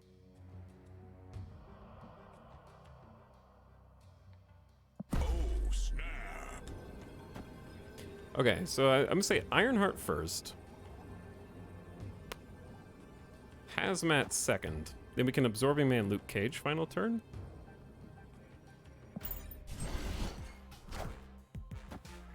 Okay, so we can't do anything next turn. But what we do get is Wong. That's what we do get. Thank you, Fred. You know what else we get? Washington, D.C. actually buffs the hell out of our cards. We get +3 from Washington. So we get 4 here. God, I wish I had one other nice and cheap card. Just one. Here's the thing, though. If they leader, they'll get them too. Leech and Leader and Scorpion and Lizard are fast friends. I'm not sure what Thor is doing in this exactly. But yeah, probably just retreat. That's okay.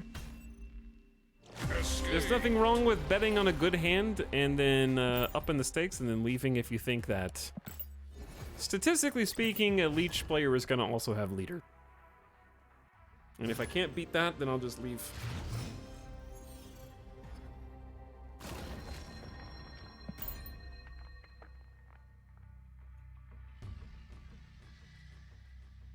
Luke Cage Enjoyer has logged in. I am that. I tried Quinjet, Zabu, and Moongirl earlier. Can end up with 4 cost cards at 1, but was a bit hit and miss. Yeah, I also tried a Quinjet, Moongirl, Zabu earlier. That was the first one we played with. And it was okay. Ooh, they lost Lockjaw. Chat, so the obvious play is Wong into Green Goblin, right? I think so. What's the difference between Cerebro numbers? I've heard Cerebro 2 and 3. Can we not play Subterranean? This is not a fun game board, Ben Brode.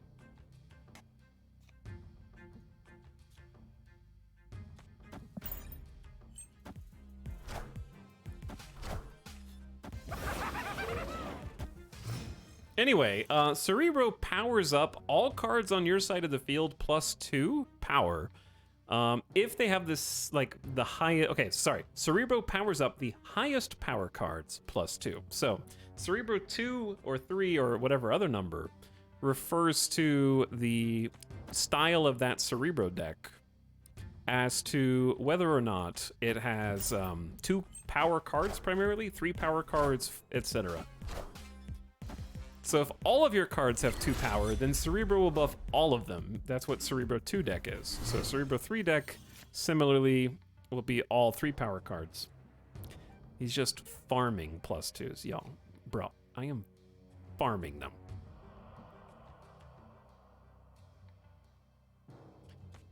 I'm gonna put Wong and Zabu on the same, so if they happen to, like, rogue... Actually, that would just make Enchantress more powerful. Let's make Enchantress less powerful. This is about to be a big-ass rock. See, now we're gonna wish we had Odin still. And they passed turn 5?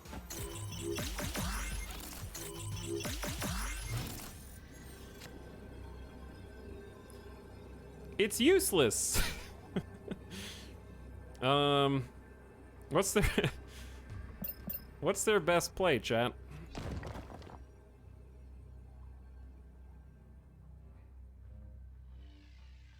I'm only playing for 2 cubes, so I'm not overly concerned. Oh. Victory. Strike the earth and fill the board with rocks. Hell yeah. Chat, are you guys having fun with this deck, or do you want to try a different deck? We haven't gotten to pull off the proper full combo. But like 2 times? It's kind of hard to set up. You really need everything to fall into place. But what's up, Ace? How's it going? I think I really... The version that I want to... The version I really think I want to play of Zabu is the Darkhawk version.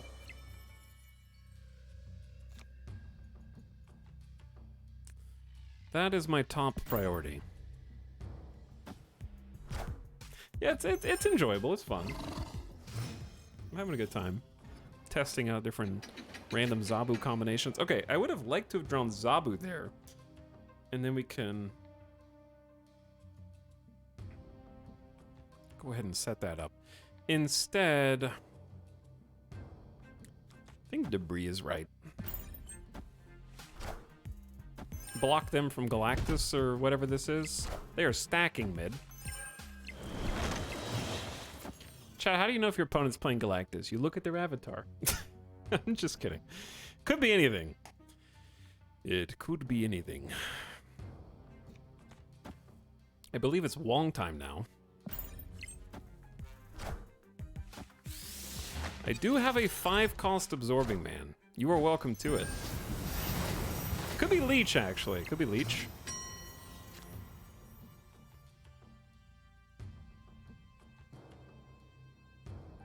So, we don't have Luke Cage, do we? That's okay. I think we just go ahead. They have initiative, so they're going to have to play their card first. This is a traditional Iceman Lizard White Queen Leech. So the good news is if they play Leech, we're adding 12 power to our side of the board. Wait, do this backwards. If you play Hazmat first, we save a -2 from Ironheart. Yeah, turn order there is important. But I don't get to Absorbing Man it next turn? Oh, it wasn't Leech. Well, now I feel silly.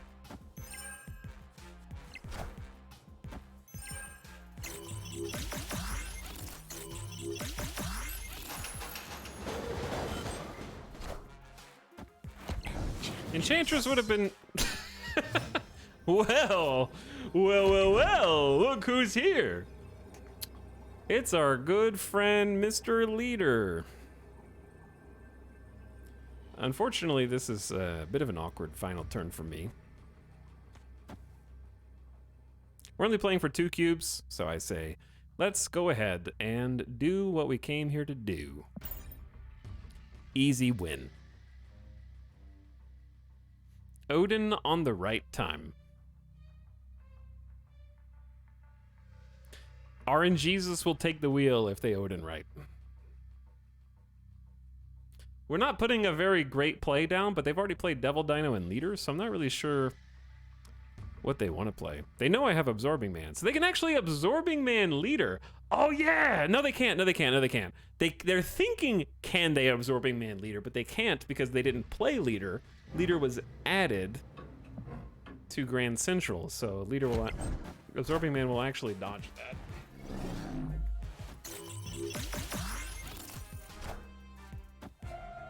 Unlucky.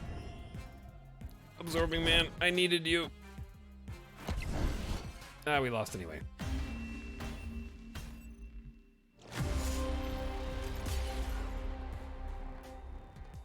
So I was actually correct to play Absorbing Man right, because Atlantis was giving my card a +5, so we would have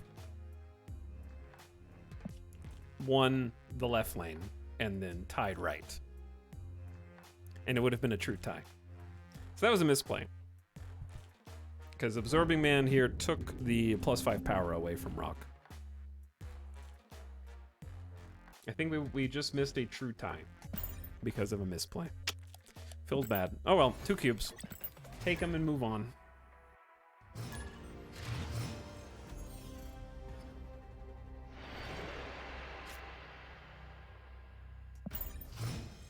Rock was demoted, basically. My bunny had to go in for emergency surgery yesterday. They had to breathe for her for 7 minutes, but she eventually got back up and is doing well. Hey, congrats. Shop reset time! I am ready for Darkhawk to appear in my shop so I can pin Darkhawk. That's exactly what's going to happen, chat. You just wait. Cards that cost 4, 5, or 6 can't be played here. Zabu into Big House is safe from Enchantress and weak to Rogue. And then Zabu makes Typhoid Mary and others playable in Big House, which is nice. But yeah, glad the bunny's okay.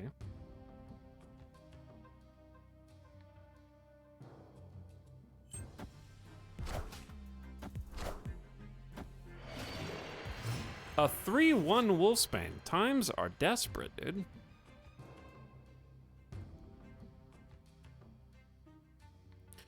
Okay, this is pretty fun, right?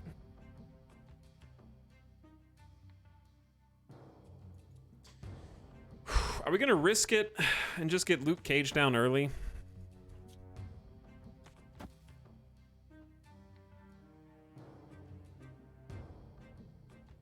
And then we can have 2 copies of Typhoid Mary that are also only 2. Zabu is gonna get Clintard. Yeah, I know. I should have played Zabu in Bifrost. I'm just talking to chat too much. Talking to chat and losing is a age-old tradition.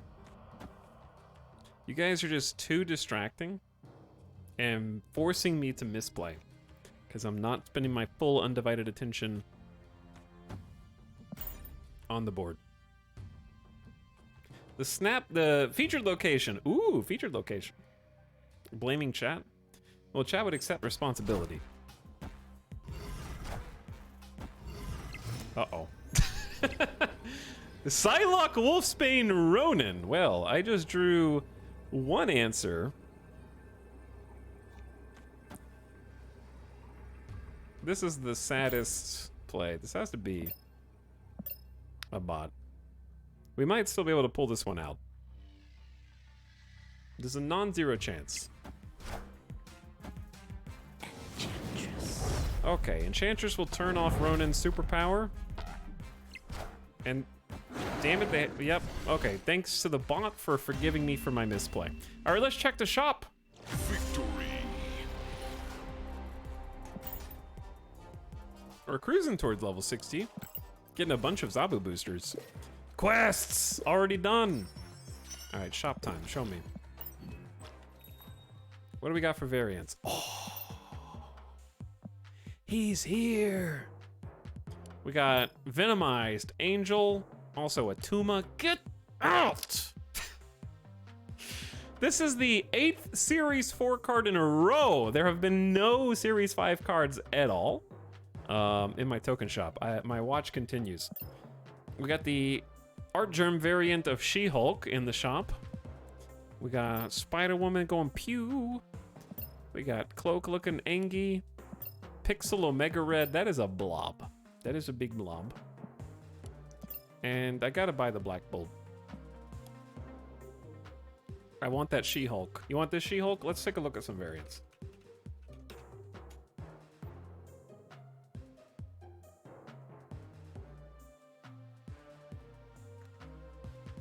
If I can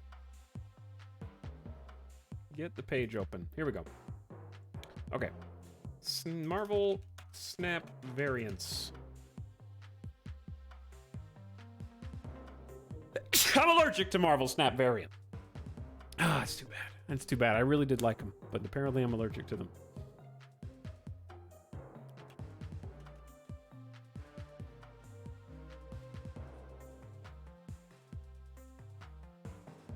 All the Art Germ variants look really great. I agree.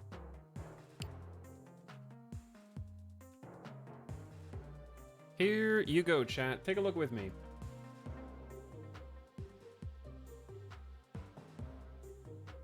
Page is a little large, but that's okay. This is my favorite She-Hulk variant, and it's not in the game yet. I believe it is unreleased. I like the Peach Momoko variants quite a bit, and I already have at least one of the Peach Momoko variants. So that's my top one. What else were we looking at just a second ago? Black Bolt is almost not a playable card right now, but soon will be. Black Bolt is getting a buff.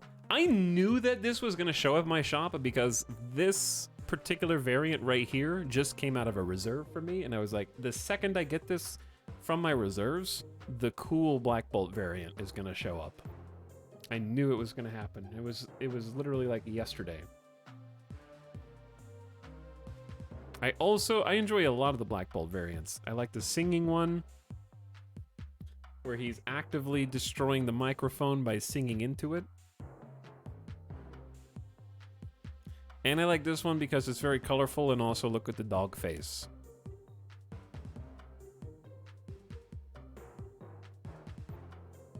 When it loads. There we go. Look at the dog face. The wind is picking up his cheeks. Etal, you're in the way. I'm literally showing you the variant right here. I'm on this side of the screen. It's on that side of the screen. You stinky. Chat. I think I gotta get this one. The one that's in my shop. I like the mic one the most, that and the one in your shop. Yeah, I think because this one is here and this one is unreleased, I'm gonna get the one that's here. Not you. But I think that one is cool.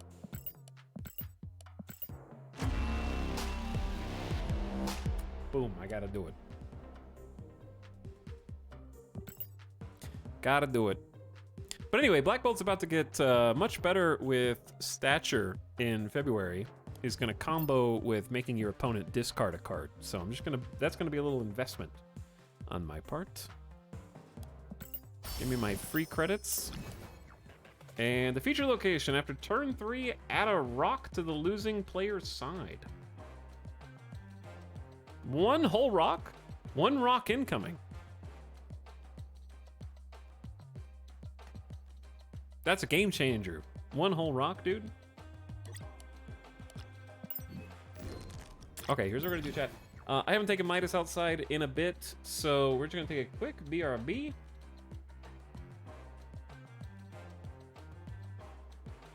I'm gonna take the doggo out, since the shop stuff just rolled over anyways. And I will return after this. Why don't you listen to a little bit of this? And by this, of course, I mean...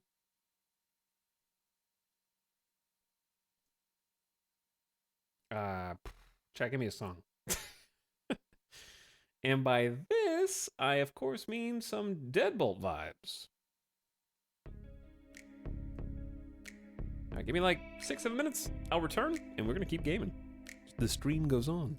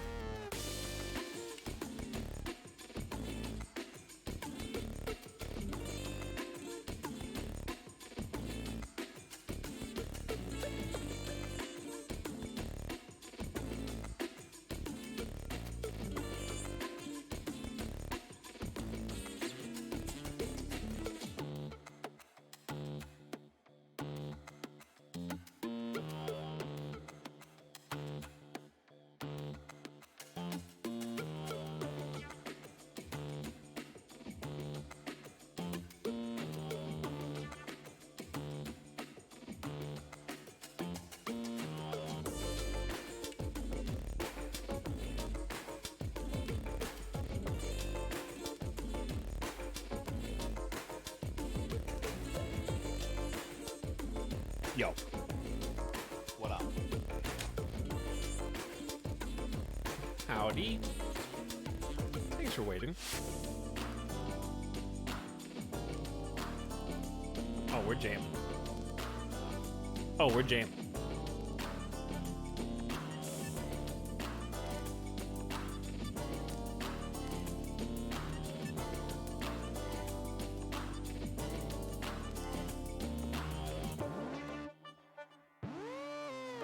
Yo.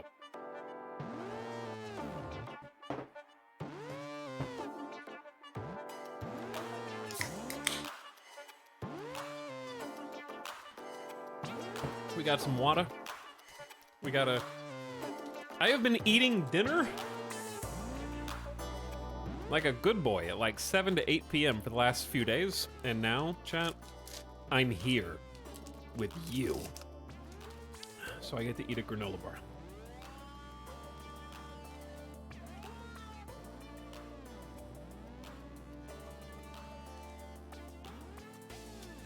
What else should we try with Zabu?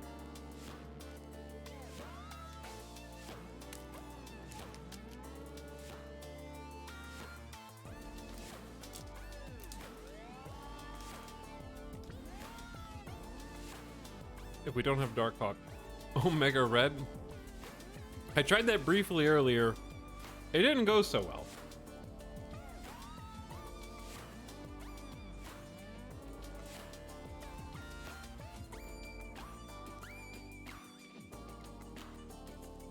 He didn't make it all the way. Surfer? I don't know that Surfer and Zabu have synergy, but we'll see when the meta changes, I guess.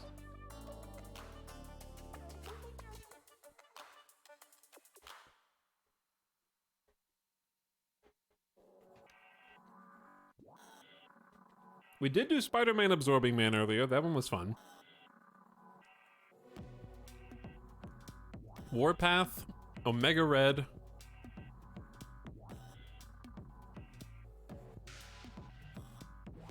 Rescue Drax.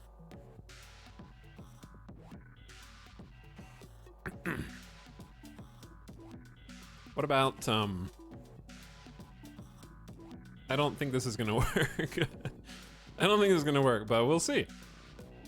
Definitely not Enchantress, probably in this one. I still think Shang-Chi's right. I guess Enchantress is fine, as long as you keep it off of the path that has Omega Red and Warpath. So what we want is like big things. Switch it over to the zoomed in view. What we want is things that will make Omega Red, which says if you're ahead by 10 power here, you get +4 power to your other locations, and Zabu work together. Why not? So Rescue can go up to 9. Omega Red is just a 4/5. The other thing is Warpath is a 4/9. However, we have to stay in 2 lanes. Basically. I think Crossbones probably makes sense since you're just wanting to bulk up just 2 thick lanes. Crossbones says you can only play this at locations you're already winning. So it's a card that helps you get further ahead. So that's 6 4-drops. Are we just gonna, I guess we gotta do the memes and throw in on, I've barely ever played Onslaught. Double your other ongoing effects at this location. I rarely see Onslaught.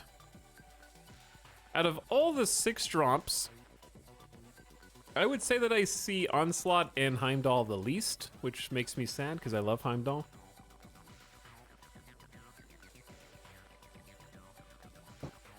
I found that I ended up shutting down my Warpath a bunch with Zabu since it lets you board swarm. It's possible too.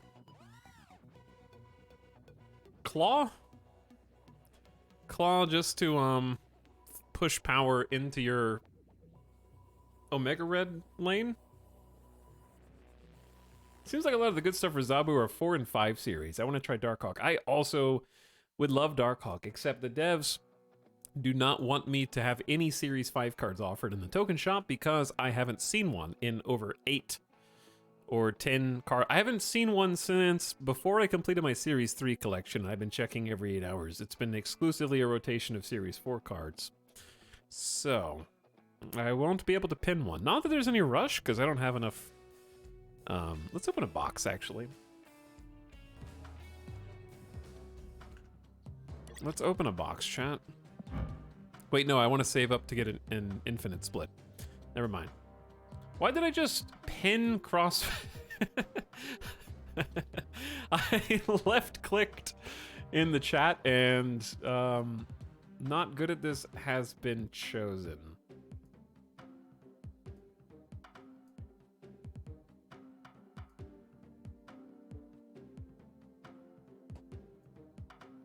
When is it? Okay, Crossbones it is.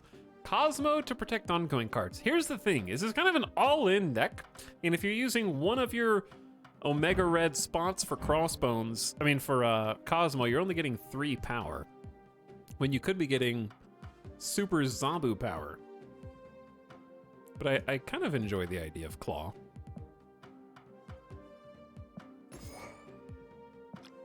I would like at least a couple cards to play earlier. This is gonna be a mess, but it's fun to just goof around with these messes. Definitely not Ebony Maw. We don't need anything at 1, necessarily.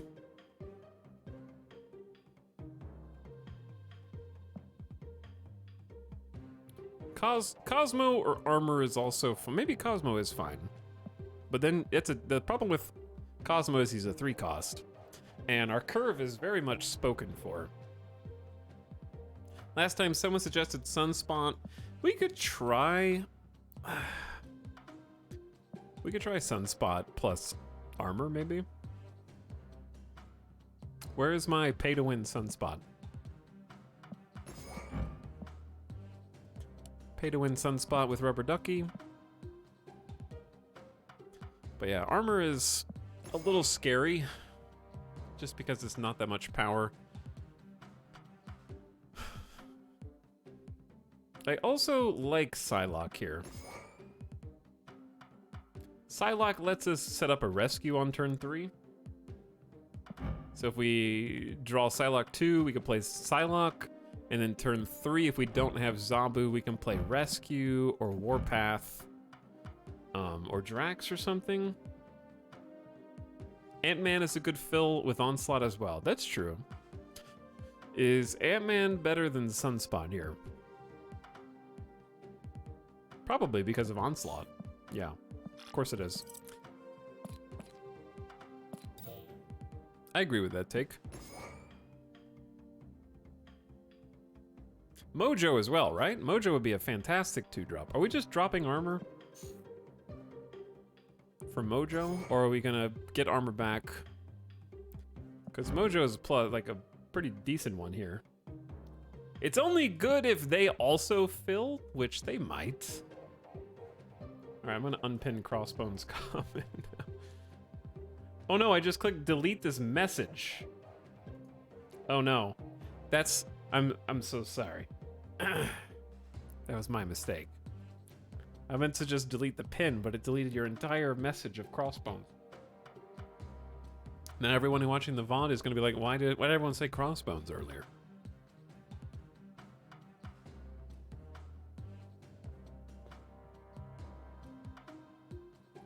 Why don't we just try this and see if we'd rather have Mojo or Armor?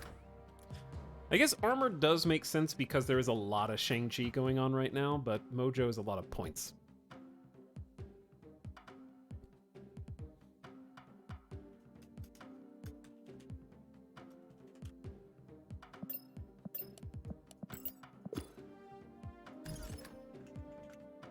Crossbones. Crossbones chat is online. All right, I'm taking a screenshot. Let's give this version a try.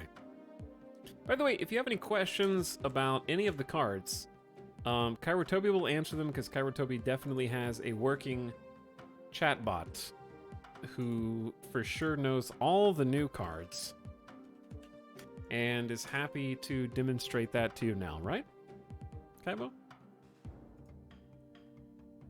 What does Snap do? Maybe Omega Red will be buffed tomorrow. Chat said that the patch got delayed. Is that true?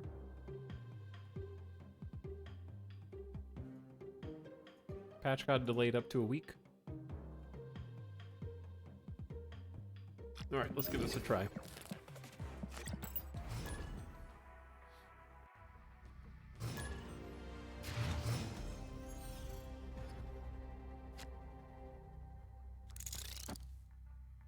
I guess you just play Ant-Man, huh? Psylocke is probably not conducive to just 2 lanes of power, though, right?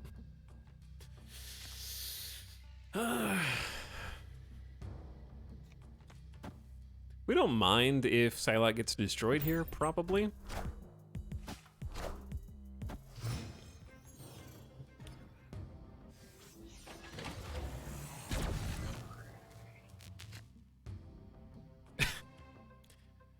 Opponent snapped. Opponents? Chat, am I about to get leadered or Galactus? You know, am I gonna get leadered or Galactus?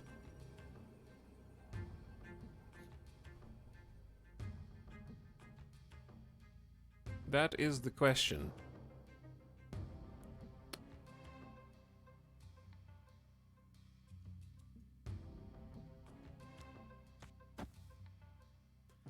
I'm gonna give them an Omega Red.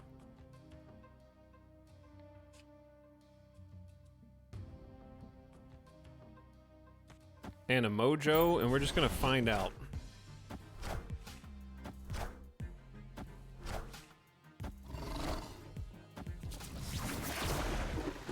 They just really like their hand. I don't even know what they copied yet.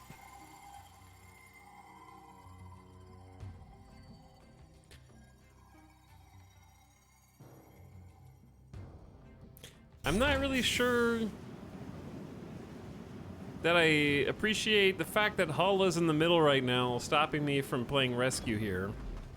Because if I rescue, then I can't claw next turns. This is gonna be I can, it's just not gonna be very good. They passed. Pass turn 4.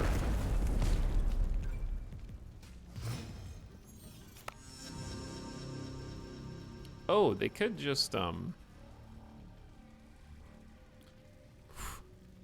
well, this is awkward, isn't it? This is a really bad matchup against a Daredevil deck, huh?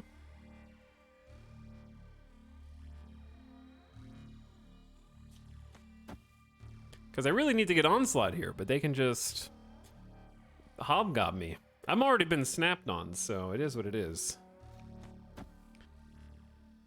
I think, like, it's 2 cubes, take my cubes. I don't like filling this with Claw right now, because we're giving up a lot. It's a great play, chat. I am the bot now, playing Claw, right? Who told me to put Claw in this deck? Got Darkhawk in my shop, I can't afford it. Can you put it in my shop so I can pin it?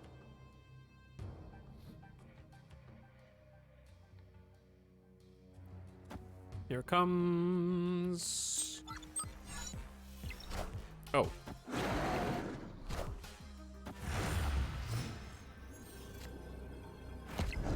Interesting. So we're winning. They moon girled, right? They moon girled. So either they have 2 Mystiques, which would take them down to 4 cards in hand, which would take Devil Dino to a -4, so you go to 12, 13. They go to 13.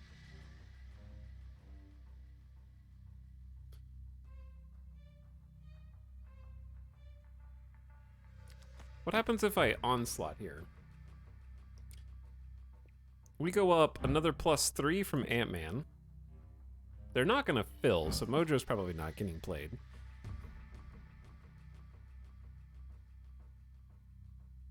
Yeah, Claw on the left instead of Mojo would actually be pretty nice right now, because we tie Hala, which is good. Probably just have to retreat. I think if we win that, it would be like... an anomaly because they can just double Devil Dino on the right.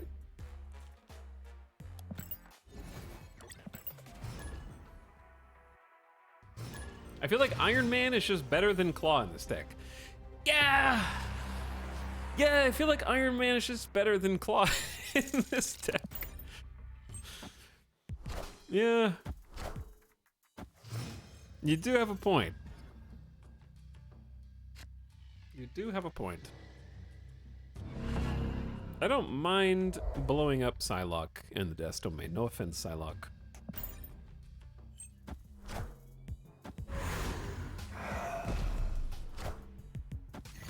Oh, you died. You died for nothing. It's so sad.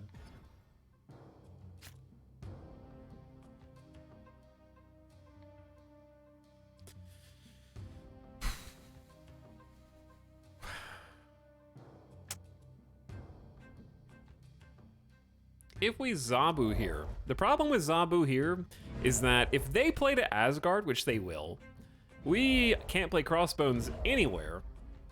So it's actually probably correct to just ignore Zabu in the Zabu. Oh shit, they didn't. What is going on?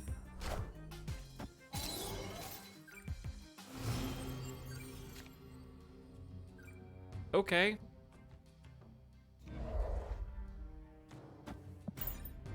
We're about to draw some cards at least. I feel kind. All right, this is a bot. Or they're just dodging my Shang-Chi expertly. That could be as well.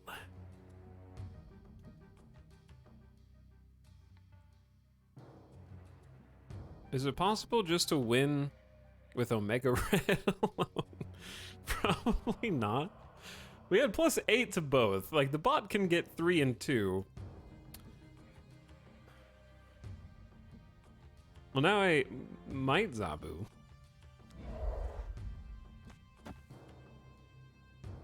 If we Zabu, then we can get bonus from Ant-Man and probably still get bonus from Omega Red.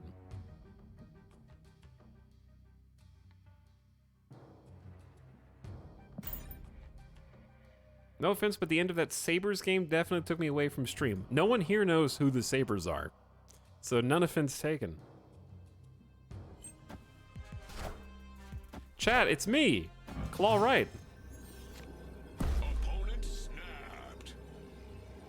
Opponent.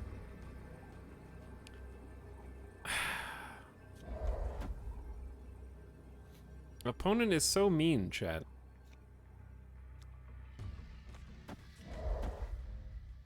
So we're gonna get +4 here. We're gonna go up. Is it actually right to just Shang-Chi left, and then we're competing for left, mid, and right? It's a bot, so like, Jesus take the wheel. I have no idea where this is gonna go. So if we have at least, we're winning by 10 power in Asgard, we will get the +4 from Omega Red, but this is...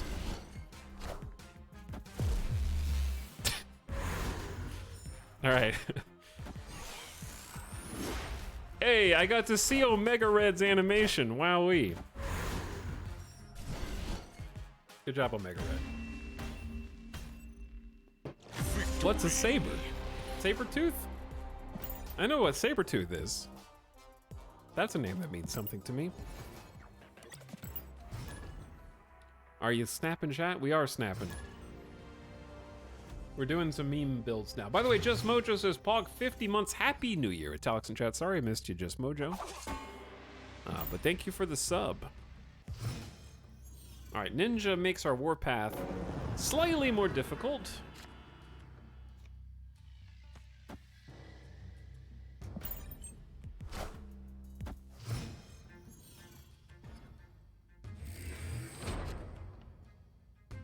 Mojo might be good here. I'd say go ahead and just rescue on Baxter. Set up for some big power here. Did you get Lockjaw yet? Yes, I'm actually Series 3 complete now. So I have Lockjaw and all the other Series 3 cards. And we were enjoying some Lockjaw yesterday. Or the last time we streamed Snap.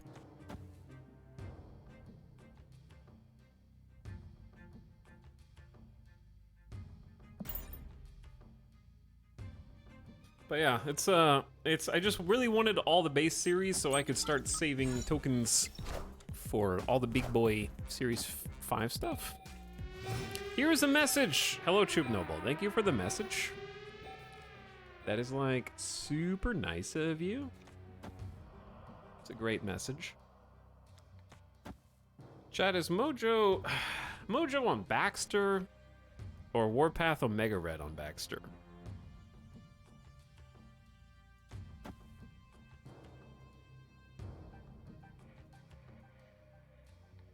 I think I want Mojo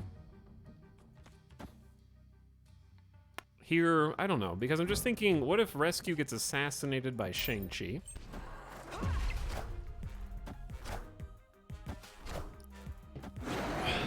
Okay, they double dinoed right. That means we're definitely losing right. Opponent? I also can't Warpath anymore. Why did I do this? Okay, it's fine. Warpath is stinky now.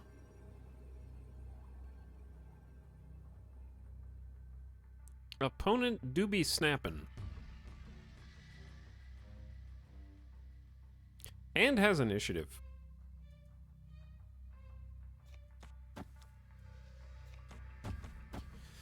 And so because they have initiative, they're going to play something left first.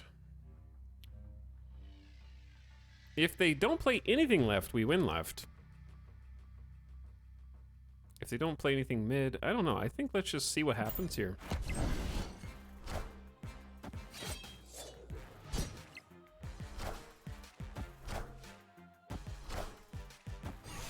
Unfortunately for us, the effects of us dodging Shang-Chi means they also dodge Shang-Chi. And that's too bad. That's why we're dodging our own Shang-Chi, chat.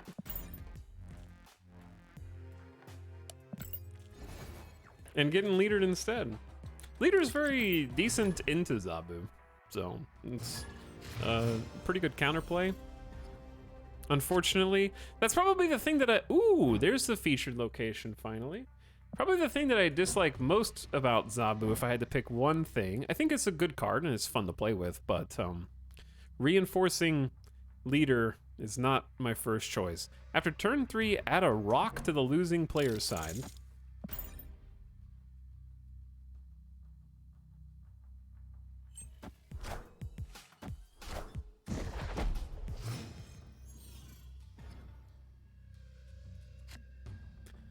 So just don't lose, chat. It's easy.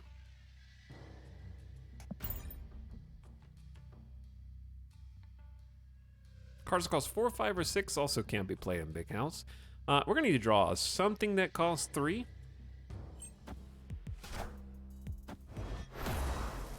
And it's not that.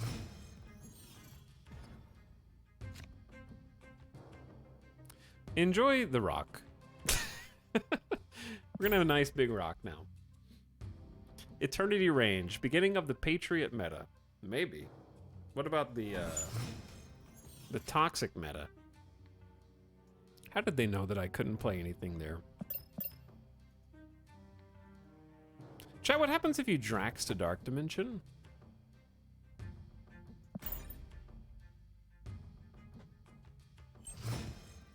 Does it, I assume it looks for that at the end of the game, right? One would assume. Okay,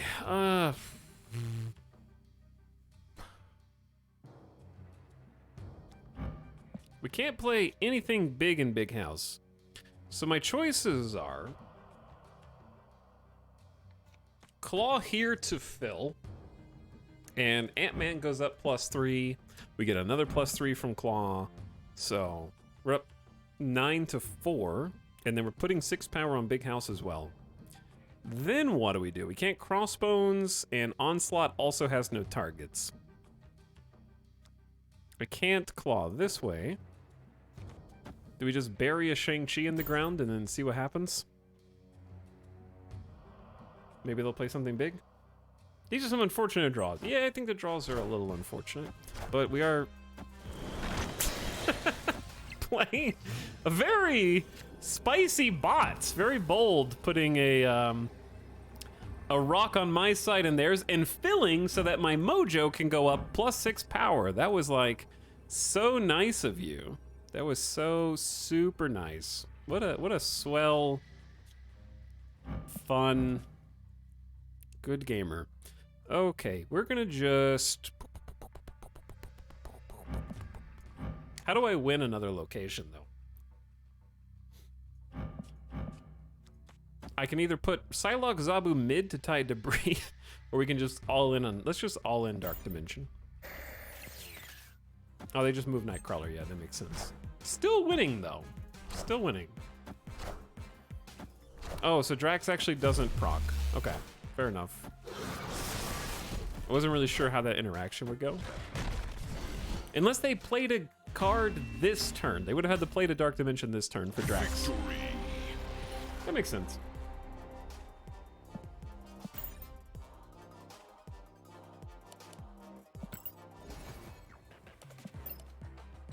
This is a play 5 cost cards. No. No. I refuse. All right, let's delete Claw and sub in Iron Man.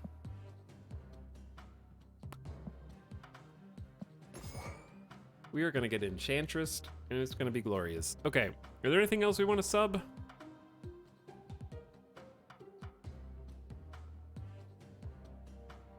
So our best play is probably what? Zabu 3. Turn 4, like Warpath Omega Red into the same lane, and then turn 5 Iron Man, turn 6 Onslaught. But we have options with Zabu that we don't have to play those. I'm not sure how I feel about Mojo in this compared to something else.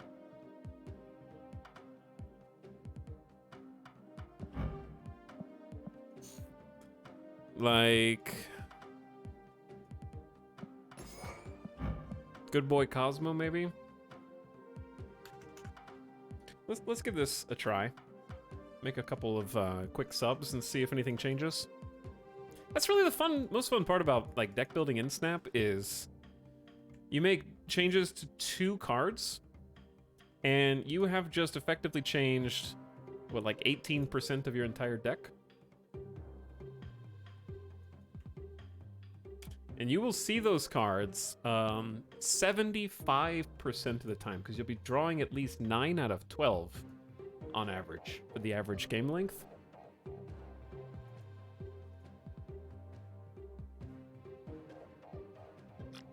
So everything that you do, that you tweak, like instantly you start to see sort of domino chain repercussions of that. Has Warpath procced once? It will now. Now that we've changed it. Now that Vampire Survivors is on mobile, I can't stop playing it. How do you play Vampire Survivors on mobile, like with touch controls? I feel like that would be difficult. Isn't there like kind of a slight lag with touch controls there? The Snap API doesn't have Zabu yet. Does it have all the other cards except Zabu? Because that would be acceptable. This hand is not acceptable. It's a big Nightcrawler. But okay, hang on. Did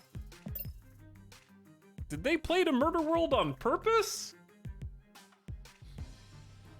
Like which ones? Any of the cards, like Darkhawk, Kaibo, like Darkhawk, for example.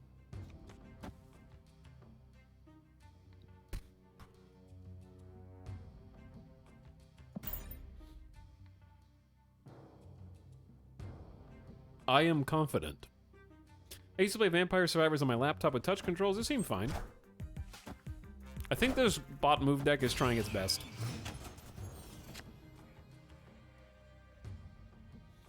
I do appreciate it abandoning all of the locations. Do you think I can just get away with a cheeky Warpath Omega Red Onslaught and just win the game with that? We're gonna find out.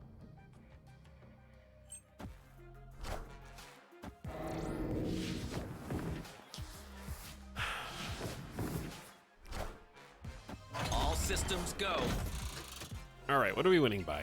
6? Here's the thing, though. If I onslaught this, Warpath will get another +4 power. So we'll actually go up +11. We'll go up to 29. They would have to add 8 power to win there. I say let's just go for it. All I need is 3 cards. It's easy.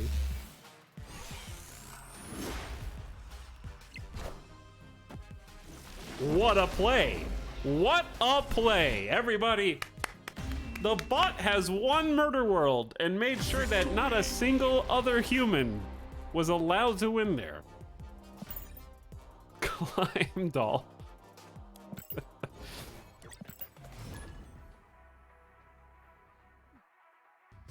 We got the Omega Red combo, +8. You saw it here first. Zabu Omega Red, probably like the 5th person to try this. Should have snapped. I don't snap on bots on the end of turn 5 because I find that bots typically retreat. If you don't snap sooner.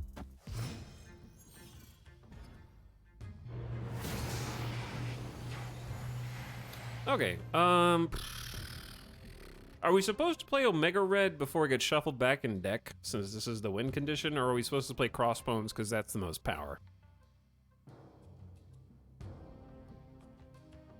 What do you think?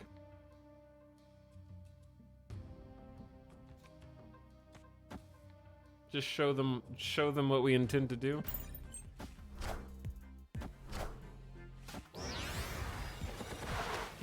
Where's my Zabu? Well, we're gonna need a Chungus here, dude.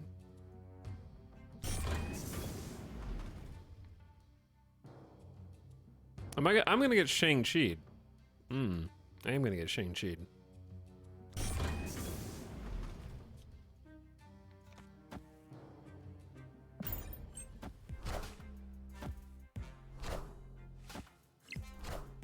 I'll accept stopping their Hell Cow. Victory. He's a good boy. He's a good boy, and he's even better now that he's gotten to the infinity cardboarder in space, no less. Rip their strategy. Rip their strategy.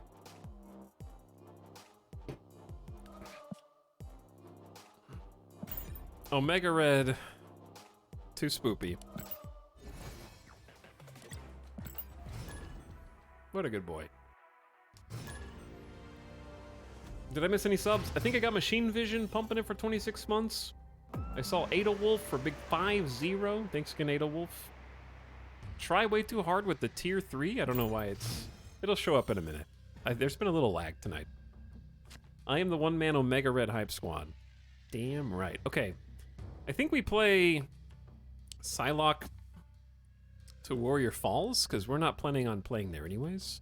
Doesn't matter, because we're gonna pass Zabu anyway.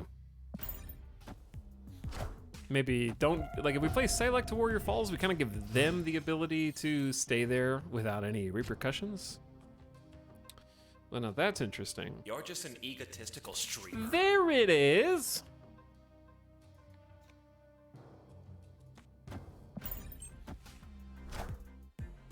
Now, they're going for 2 Zabus. Oh, shit. Oops. I have made a grave mistake. Uh-oh.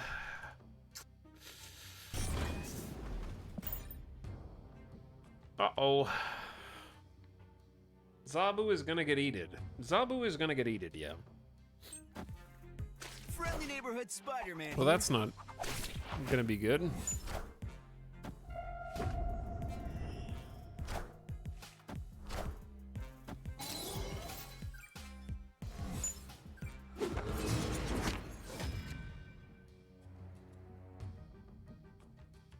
So they're just gonna Spider-Man all the things.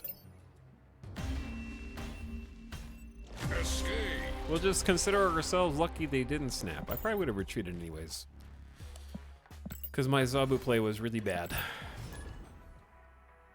But thank you, Try Way Too Hard, for 30 months, and also the tier 3 sub. I appreciate the 5 subs in one.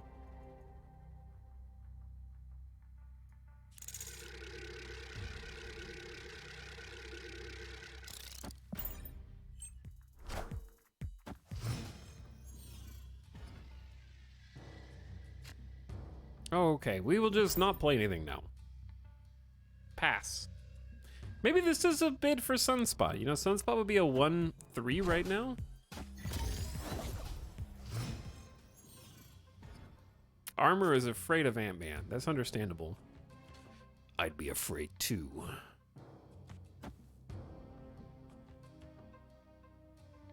Okay, a rock does make this a bit more difficult.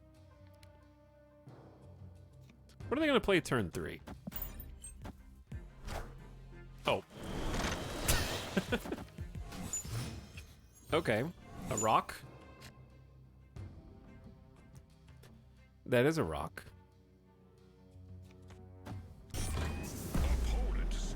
Opponent. Snapping on me is cheating, opponent. That's not fair at all.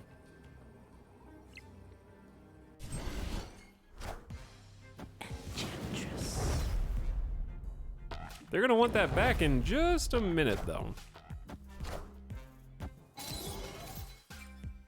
In 3, 2, 1.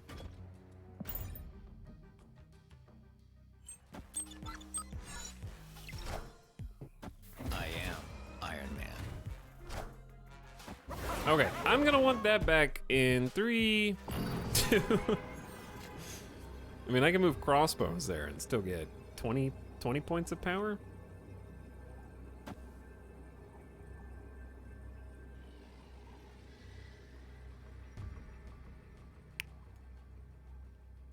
What is the final play? Debris plus what?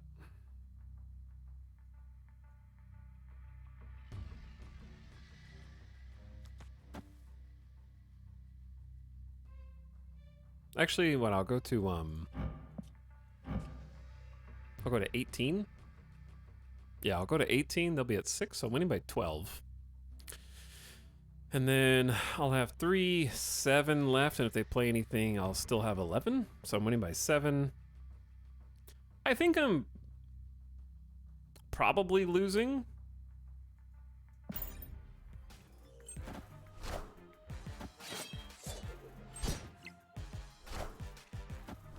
But I'm also curious enough to see... Actually, this looks pretty good for me. GG, chat.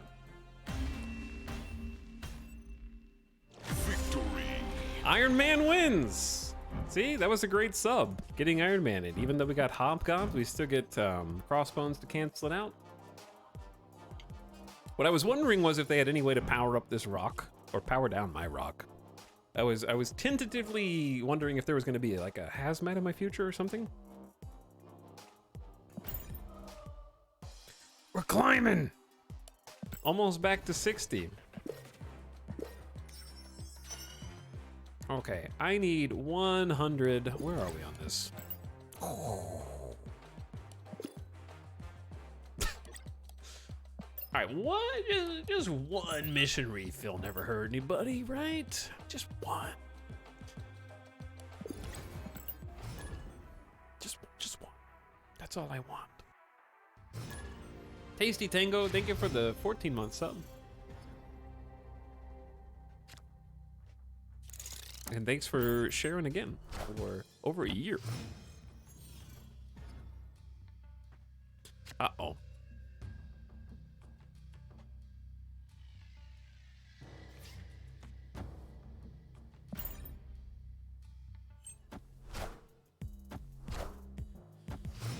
Adam Warlock. That's a cool variant. I enjoy that one. Chat, what are the odds? Oof.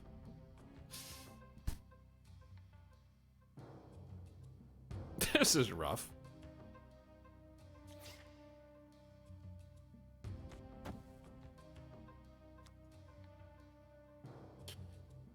How badly do you want to rock?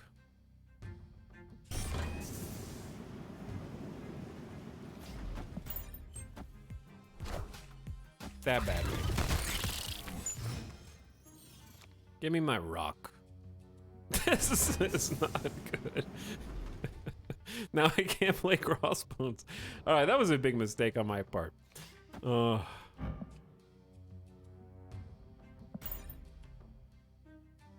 It's okay, chat. We're gonna get Iron Man, Onslaught. Just draw Onslaught forehead. It's easy.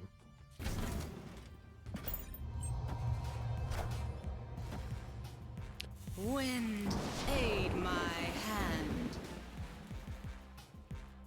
So Silver Surfer is definitely in our future, which makes this Shang-Chi fairly useless.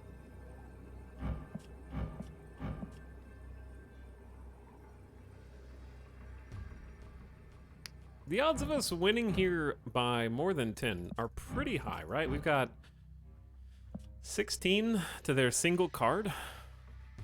They would need 7 power Dark Dimension. They already have Adam Warlock and a mystery turn 4 card. What does Surfer run turn 4?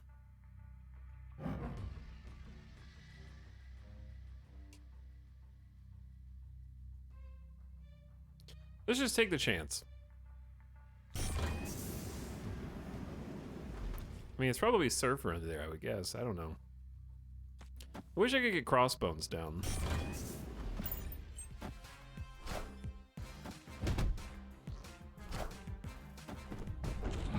Rude. GG, I lose. Rescue's been stinky.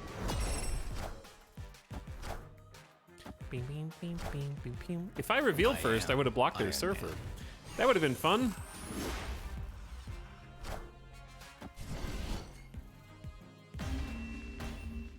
I needed to have initiative to get that Cosmo up first. God, I got a few cards I need to get Infinity Split. I don't think Rescue's been stinky, though. We've been playing Rescue a fair amount. That's a lot of months. Hello, Polmass. What's up? Thanks for a 61-month sub. Welcome back. And Happy New Year. Also, thanks for the follows tonight, everybody who's been hanging out for the first time. Appreciate the new follows. I think we still lost if we blocked Surfer. Well, yeah, but we wouldn't have if I didn't get Juggernauted too. You know, if they just didn't play Surfer and they just didn't play Juggernaut, and like I played other cards, then I would have won. It's really easy.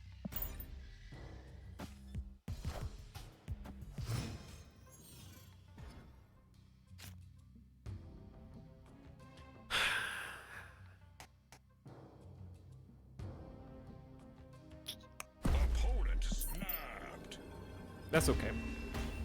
Not with the rock that I just drew. Korg. Shuffle a rock into your opponent's deck. Hidden text. Draw it next turn.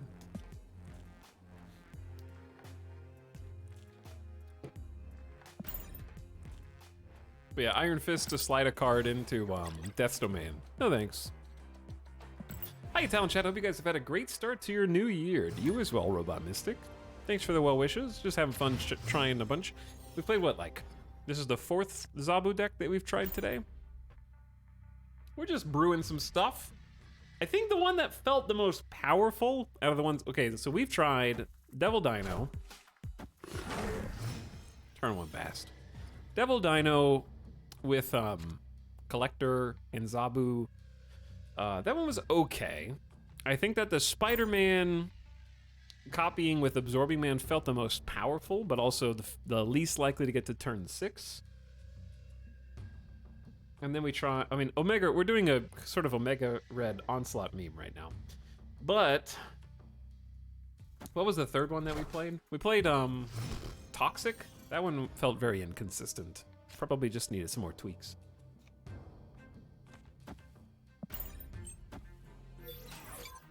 So powerful. My Drax, no, you've betrayed me.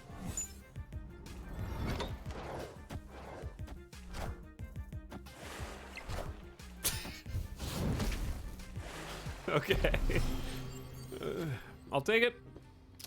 We definitely needed a win. Warpath is really not great here, huh?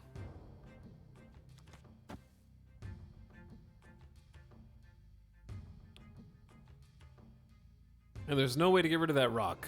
Eternity range, hard countering my Warpath? Are you serious right now? It's still okay to play though. Oh no, not my Zabu. Chat. My Zabu just... Bro, that is not cool, dude. Opponent snapped. Opponent? Bro, come on, bro.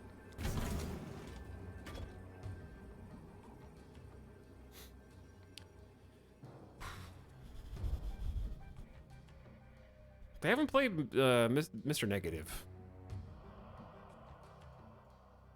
So what does my final turn look like?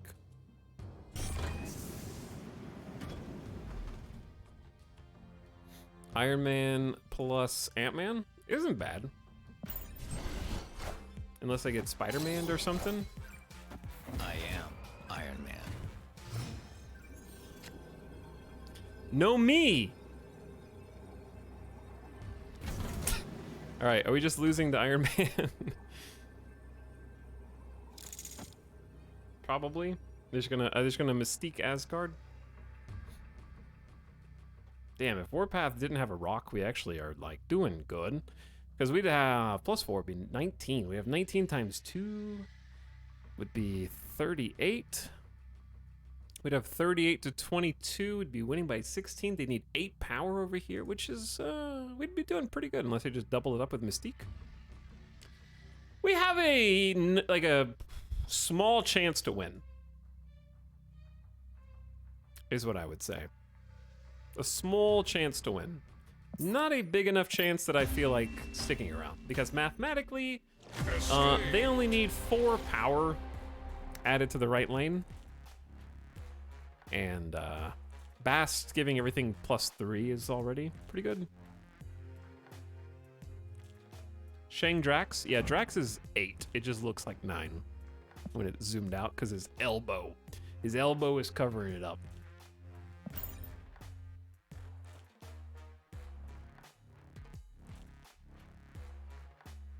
Well, the API has Darkhawk and M'Baku. That's good, Kaibo.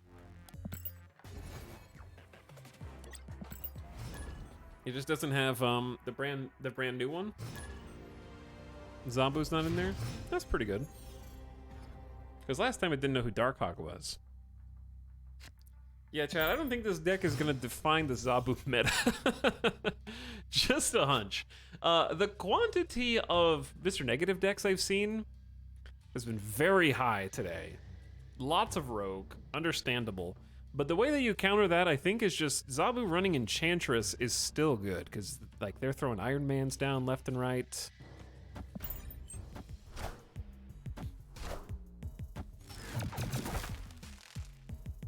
Okay.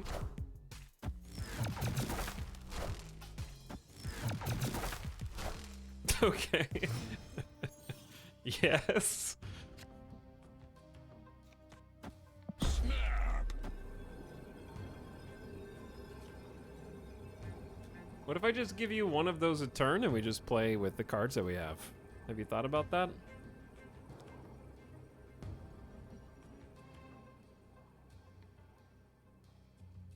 Widow's Spite, Bar Sinister. Yo, it's easy, chat. It is easy. Can they win if I just play Zabu left?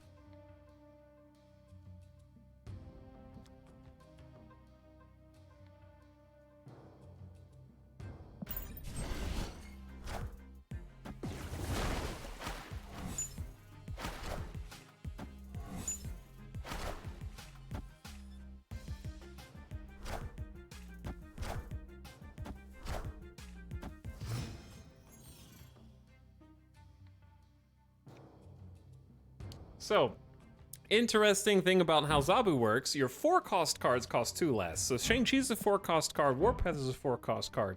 Wave is not a 4-cost card, it's a 3-cost base that now costs 4.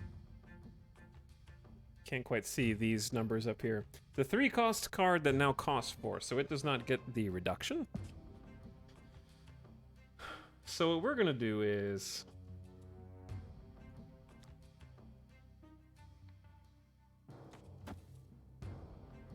if I pass and they Galactus, what's happening?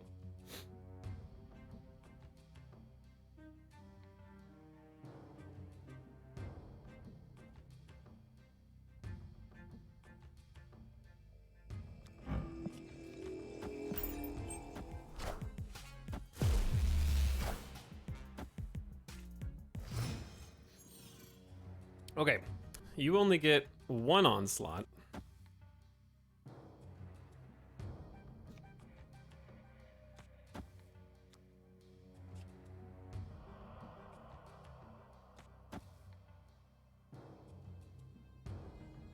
And then I give you... I need to draw something.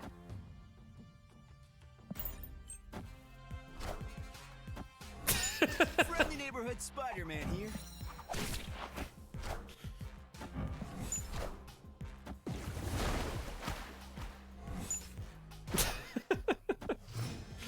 Oh, this game is so dumb. Oh, wow.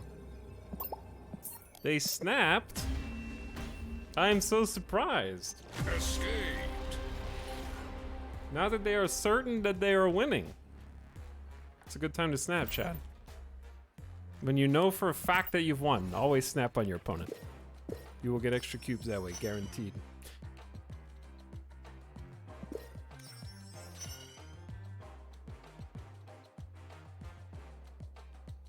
Don't listen to what I just said. I'm memeing.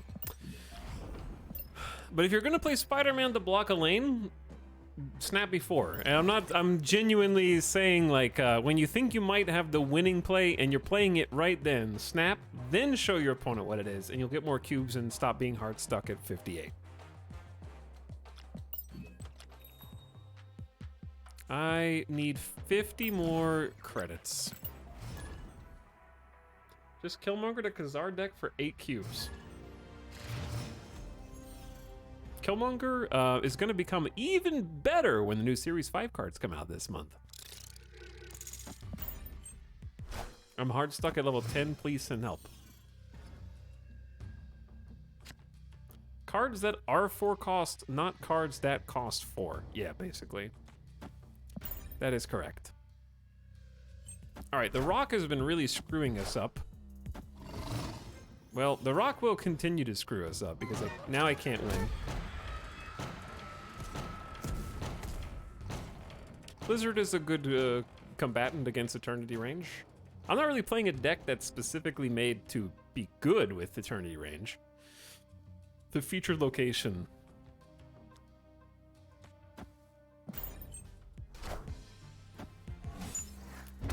Yeah, Brock, thanks. Yeah, maybe I'm having some trouble. I think Warpath with the featured location is not very good. I'd agree with that. Do you save or use Drax? We don't have initiative, but I'm just gonna protect Zabu. Okay, I'm gonna protect Zabu.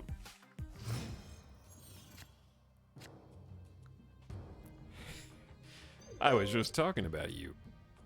I was just talking about you.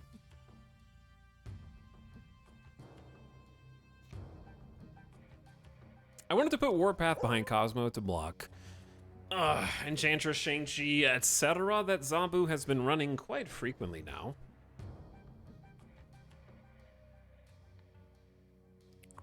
So we're gonna go, they're gonna go down 3 on the left and we're gonna go up 3 on the left, whatever we end up doing. So Drax also can't function here. I think I am gonna slide Crossbones in and pass.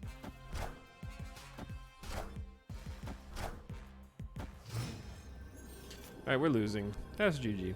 Rescue's not a good draw anyway. Yeah, this was a fun meme deck. But I'm done memeing with it now.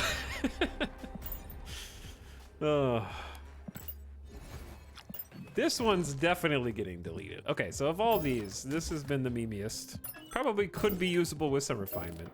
didn't enjoy Toxic Zabu. I like the base form of it. Web Zabu was probably the one I thought was the most effective. And Zabu Dino was decent as well, because it had 2 ways to win.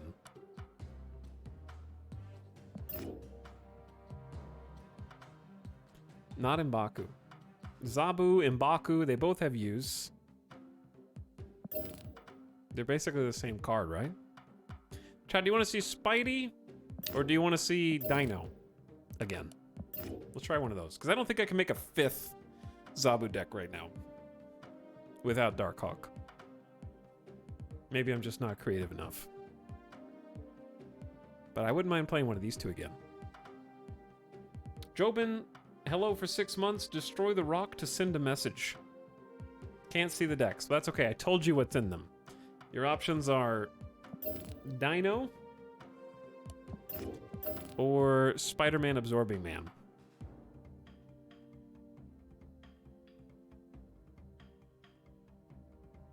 I know you answered this like 40 times tonight. I know what Zabu does. Zabu is the new card with the season pass that reduces the cost of 4-cost cards by 2. So you can play 2 4-cost cards on turn 4, 2 4-cost cards on turn 5, and 3 4-cost cards on turn 6. All right, Spidey it is.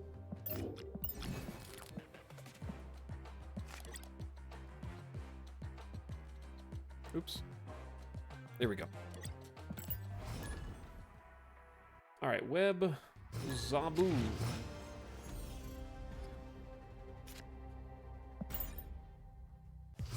So, we have a lot of 4-cost cards like Jessica Jones and Drax and things like that, and also Moon Girl to duplicate them so that we have additional 4 costs. Sarah is here to sort of make us able to play 2 4-cost cards on turn 6 if we don't get Zabu, and then Psylocke is likewise here to help us curve into the 4-cost cards if we don't draw Zabu for turn 3. Okay, well there's Zabu for turn 3, and this is not a good Zabu, actually. This is the anti-Zabu board. Because if we play Zabu, we're gonna reduce the cost of all of our cards to 2 or 3, and we'll be unable to play in Crimson Cosmos or Death's Domain. So, I am just gonna play Jessica Jones left.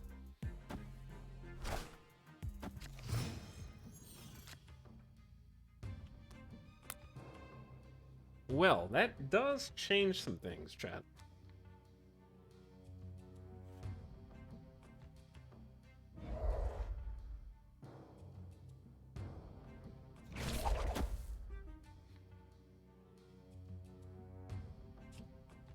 What do?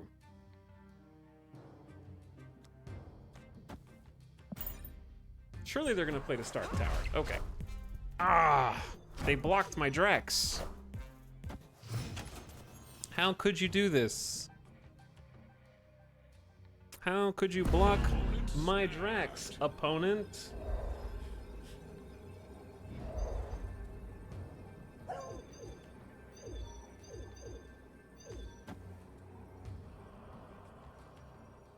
And now...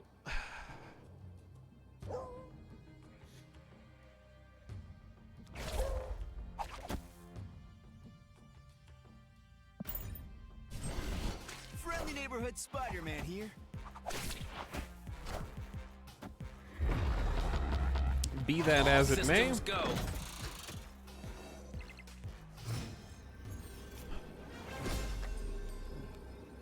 They can't play Leader mid. They can't play Doctor Doom mid. They have to play a Chungus. And then we have to win a tiebreaker. So I'll have 20-3, will be winning by 17. They're currently winning by 8. So they need a minimum of a 9 power something to win right now. I say, let's give them some cubes. I'm in a giving mood. Oh, they can just Doctor Doom over there. Okay. That's a tie. Tie. Best they could do is tie. I'll take that. They blocked themselves out of being able to leader to win. Oh, that was worth staying in for. Very rare tie. Oh my god, Leech Leader, what? Sorry, I forgot to act surprised. That was such a cool combo.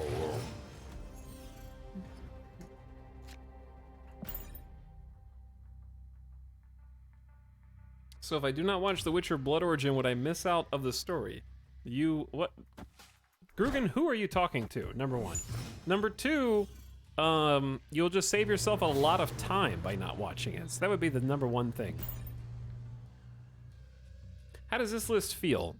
It feels okay. There's, I know that there's a bunch of Spider-Man lists going around. I will say that not having all of the 4-cost cards that are Series 5, I don't feel like I'm getting to experiment with all the possibilities. Like, I think Darkhawk would be extremely powerful with Zabu. I haven't tried Rock Slide because I don't know if Rock Slide is usable without a Darkhawk.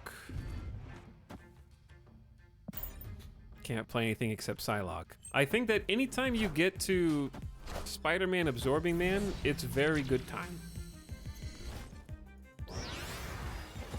I have Darkhawk and he's good, but it's still tricky.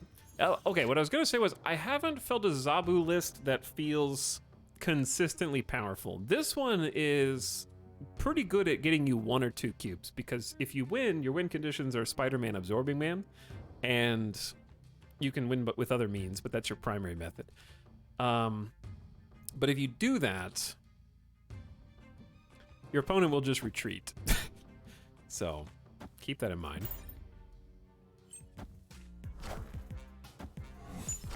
So this is definitely not an 8 cube deck. This is like a 2 or maybe 4 cube deck if they're getting greedy. So this is sort of... We can't double up on this, unfortunately. I haven't really been looking at the board too much. We don't have Enchantress either.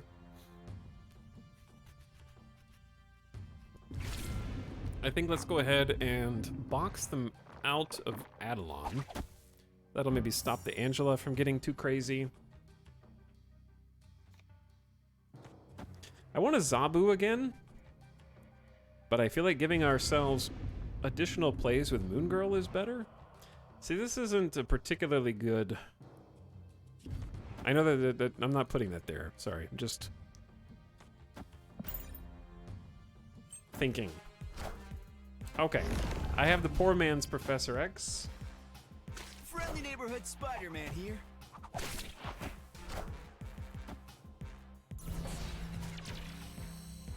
And the other good news is that they have initiative, and we get a...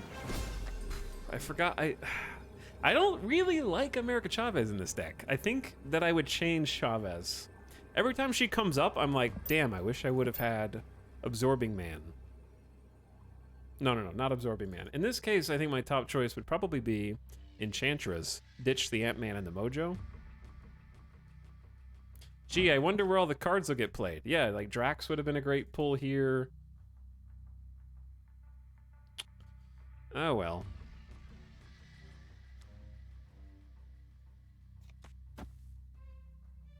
And I only have two plays. This is not good. And they're gonna get, no matter what they do, they're gonna get +3. So they're gonna have 8, and I tie that at best. So we're just gonna peace on out. Escaped.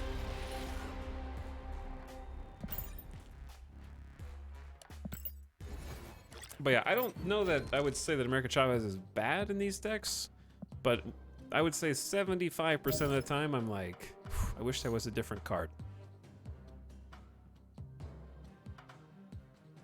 I would have trusted in the Chi. Well, I would have just tied, even if they played... yeah, it would have to be something that dies to Shang-Chi on the side. Which, there's a lot of cards that aren't in that range that I don't feel like toying with. Okay, I wanted... Who did we have? I threw Maria Hill in just because I liked having an extra early play. Is there like an intro vid for Marvel Snap? The intro vid is you downloading the free game Marvel Snap, and they give you the most easy to get into tutorial of any card game I've ever played. So much so that it has gotten my girlfriend addicted, who has never played a card game before. So if you've never played a card game before, then that's the easiest way to do it. Is there synergy with Mr. Negative? Not here. I don't think Mr. Negative is worth. Kaibo will also vouch for having not played a card game really before, competitively. Okay, what's in our other dino list early? Hood, Quinjet, Collector. This one was neat. I did like Zabu Dino. Quinjet was kind of nice when you did get Moon Girl or Maria Hill, but other than that, it doesn't have any synergy. I think I'm gonna toss the Hood in there because I enjoy being able to Moon Girl the Hood and just have an extra 1-drop for turn 4 or 5, which can both be pesky. I mean, turn 5. Let's give this a try. Make a tweak.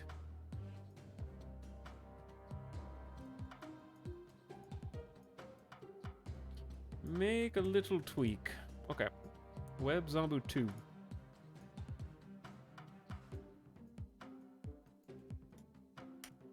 There we go.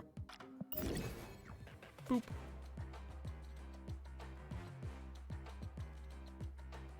But yeah, to go back to that, I haven't, out of what I've experimented with, none of these lists have felt like, this is it. This is how Zabu is meant to be played.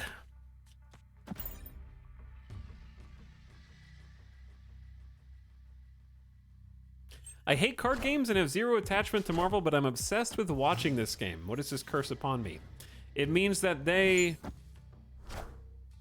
have made something that is extremely visually appealing, and the games take like 5 minutes or less, so it appeals to ADHD, and also it tickles something in the brain when you snap.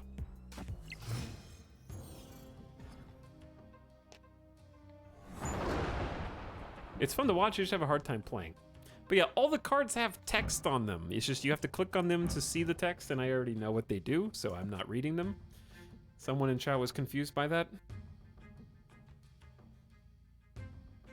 So it's very streamlined in that way. All right, I don't want to rock because apparently we're playing against a hazmat deck. So getting a rock is bad. And Enchantress already came down the one time we play against hazmat, because of course it did.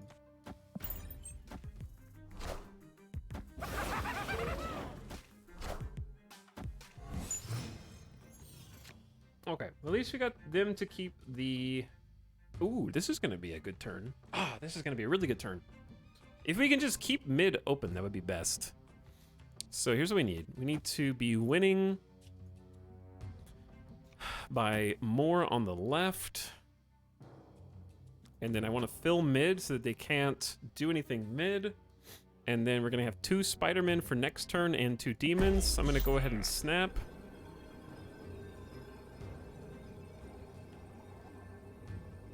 Might be wrong, but we'll see.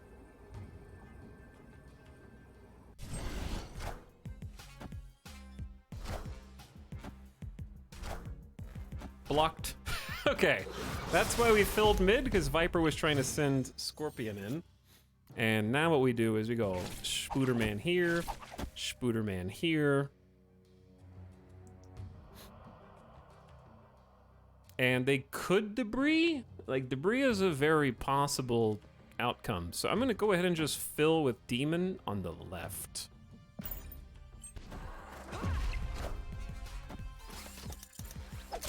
Okay, so now we lose because this is a very odd deck. Friendly neighborhood Spider-Man here. The Doc Ock version of this is not one that I was planning for when I snapped. Because I could actually Shang-Chi that, but they were gonna pull all of my cards away anyways. Snap when you think you're ahead. Don't be afraid to retreat when you're not. Never seen a toxic deck with a Doc Ock here. Interesting.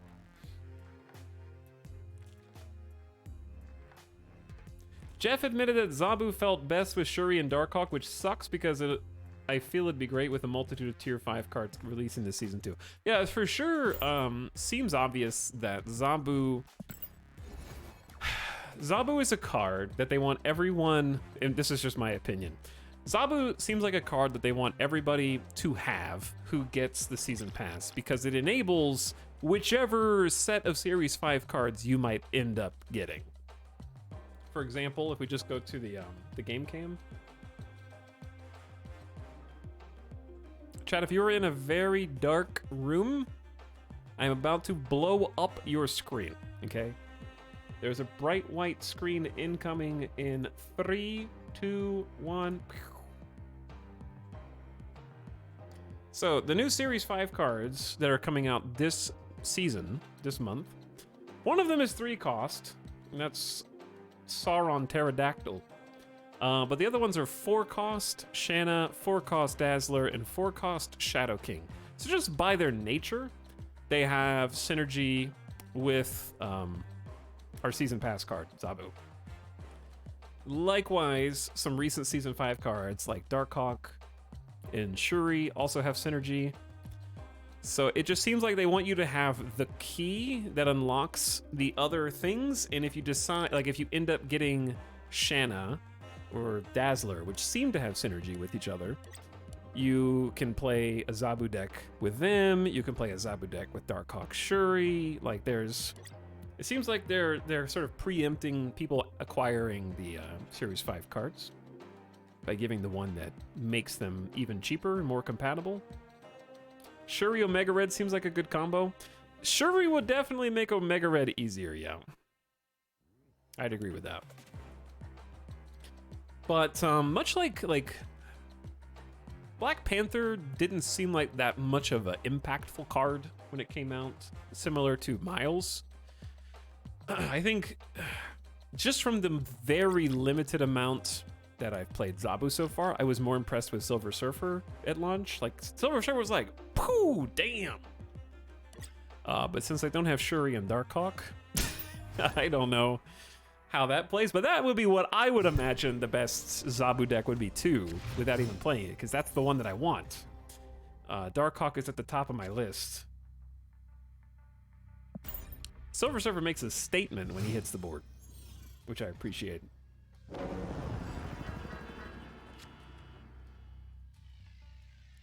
But I think that what I was going to say was cards like Black Panther and Zabu and Miles Morales are probably just going to get better with time. All of these Season Pass cards are like a fine wine. But to really take advantage of that, we gotta wait. We gotta wait a bit.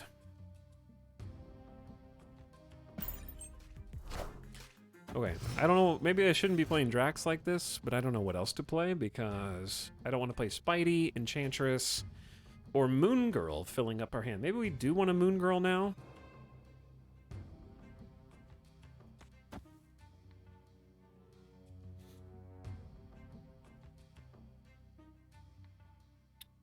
Moon Girl, Spider-Man or something? I don't think that that's good.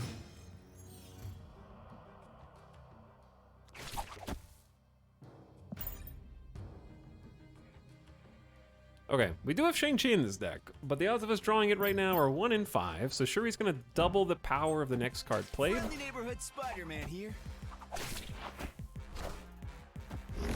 Just a thick Professor X. Okay, that is less scary than I thought, but also my final turn play is not great.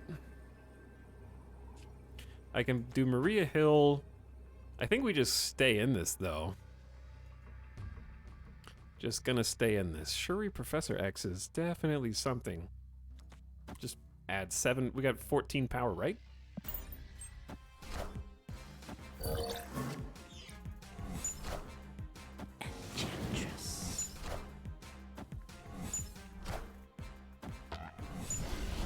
That's a good final play. That's a lot of power. Okay. But why? Maybe they just didn't have anything to follow up like a 30 power Red Skull with? Or maybe they're just trying to dodge Shang-Chi. Because a lot, like you can tell that this is a Zabu deck. Zabu decks have a lot of Shang-Chi and a lot of Enchanters right now. So it could just be a good dodge.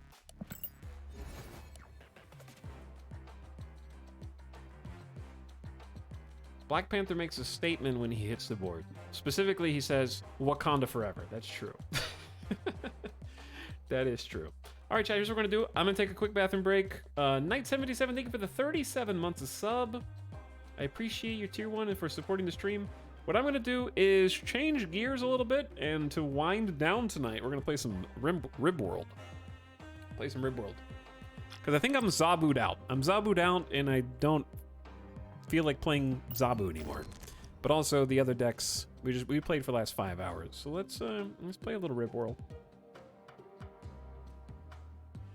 But if you were here from the directory or you followed from the snap folder, thanks for following. And to my regulars who are here hanging out, appreciate you as well. All right, we're gonna switch categories here. I am going to put you on the standby screen, put you on the Be Right Back, and let you vibe to a little bit of this. I'll be back in just a couple minutes. Thanks for watching tonight. Thanks for waiting. BRB.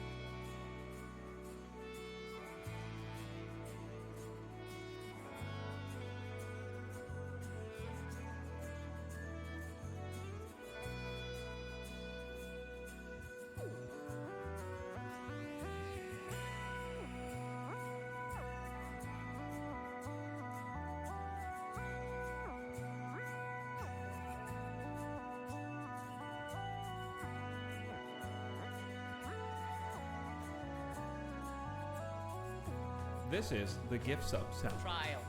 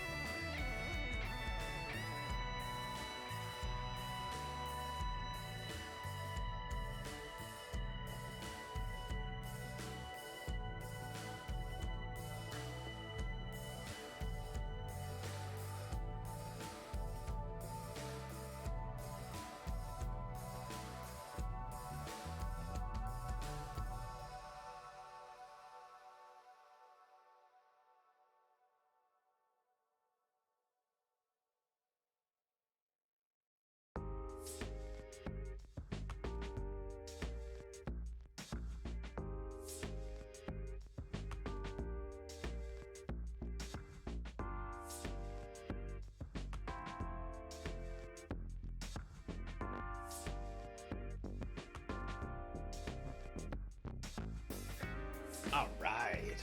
And we're back. Chat is spam-a-lamin'.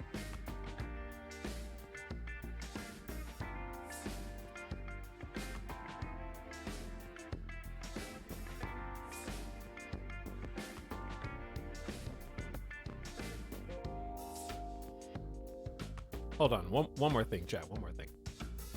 One more thing.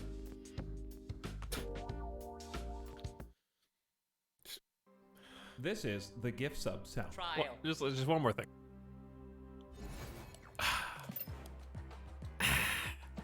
I just want to spend my credits, but I don't have any. I need 500. I only have 450. Whew. Anyway, all right, here we go. I was checking to see if I had 500.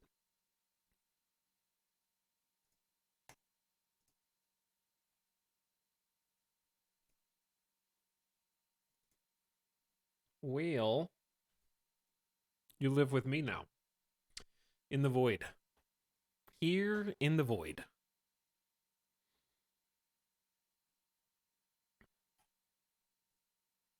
Groot 3-3, reveal. If your opponent played a card here, then sneeze.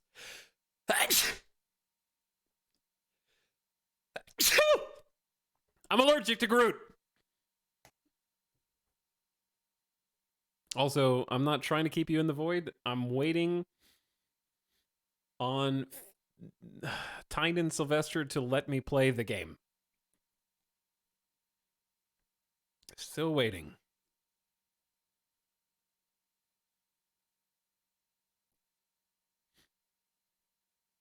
Etal, can I link my variant shop I saw on login? Your whole shop?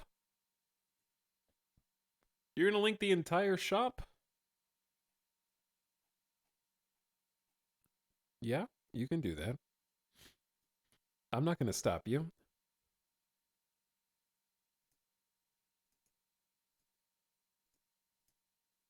Okay, we're somewhere not in the void. There we go.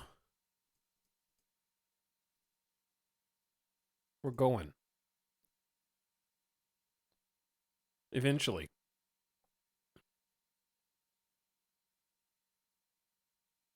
One day. I've got the frozen game loading bar on the mouse. Hey! The debug log is Angie. Very Angie. Place art, make jump packs, food, and genetic lab. That's a lot of stuff. That is a lot of stuff.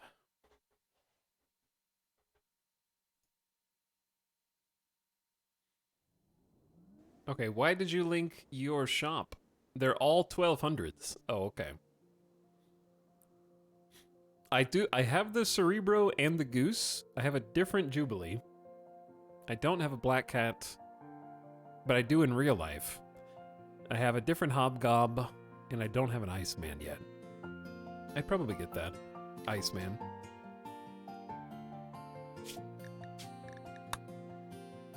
Alright, that's good. We're here! Open DX story. And then we'll be good to go. Sorry for the little brief delay while we transition games here. Okay. What did I write? Place art, make jump packs, food, and genetic labs. That's a lot of things. Place art, I can do that. Where's the art? Art. Small sculpture, normal. Title, a goose. Speaking of goose. Speaking of geese. Let's put that in the hall. We also have another one called Love with Fun. I love Love with Fun. And then we have a large sculpture called Pumpkin. Put that one right in the middle of the hall for everyone to see.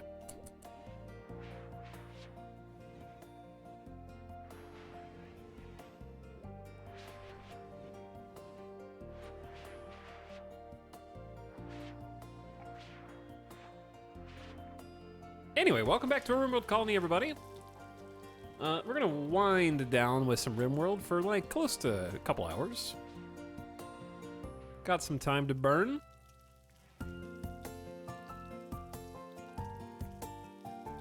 Sewer Rat, thank you for popping in and sneaking in some AFK gift subs to Pompadour Delinquent and Max Rokotansky.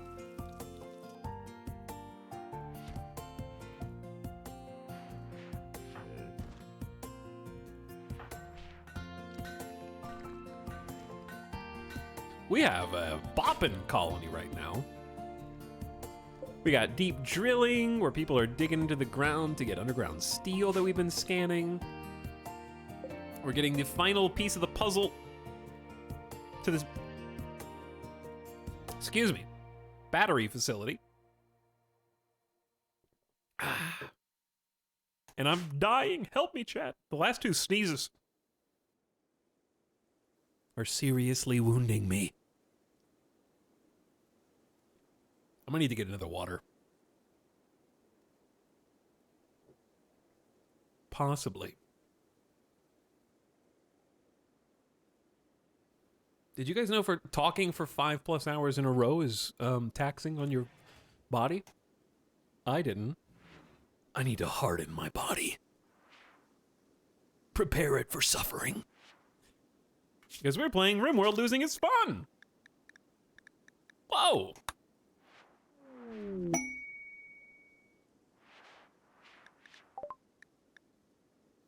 A beautiful aurora is lighting up the sky with undulating colors. It's gonna make some people a little happier if they're outside at night. I think that's primarily you, Steven. That's you. I thought we were chillaxing. Yeah, I thought so too, buddy. I actually might need to go get a glass of water real quick. I can leave the game on pause, though. It'll take like 30 seconds. You hear this? Can you hear that?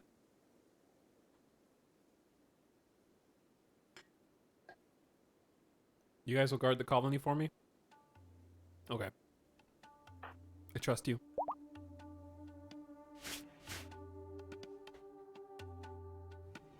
Okay, here's what I'm gonna do. I'm gonna go run and get a glass of water. Nobody say one word until I get back. Not one.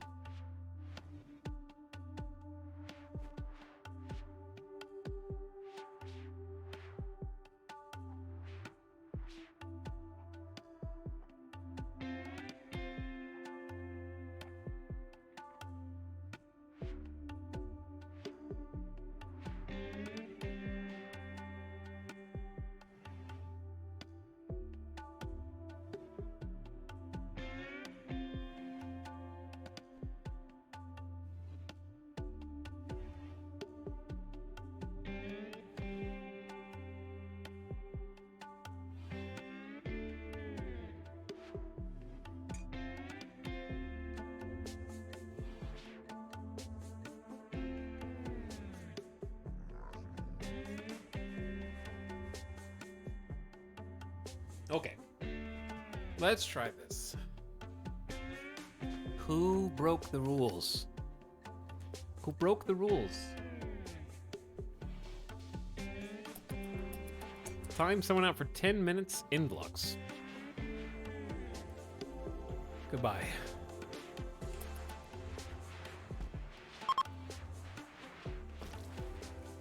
The aurora is ending. But it barely began.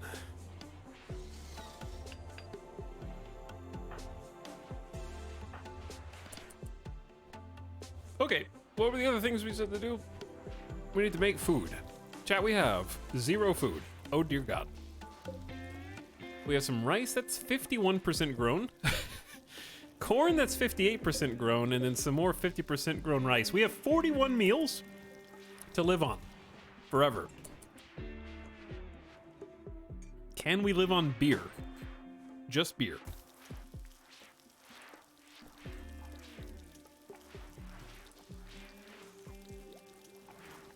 Look into these eyes. Rosnav is a relatively new colonist, but a good cook.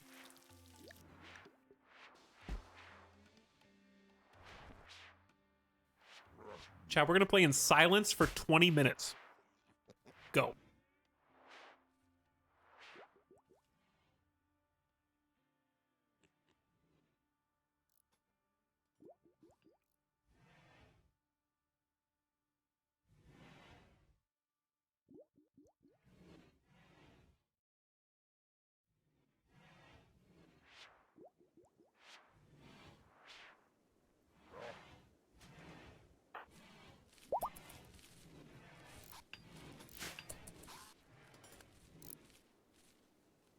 You're doing great so far. I mean, shh.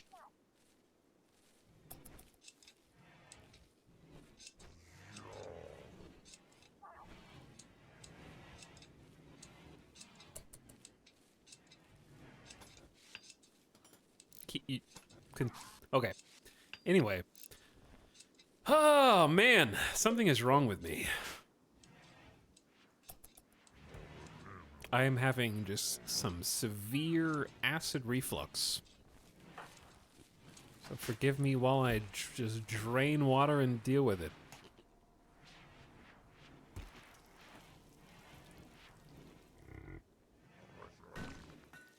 Take some Pepto. I don't actually have any. Ooh, we're training a Thrumbo. Wait, we have 2 Thrumbos now. We can actually have Thrumbo babies. We can have the Thrumbo babies. One of them is not trained yet. Yeah, Thrumbo 2 still has a ways to go here.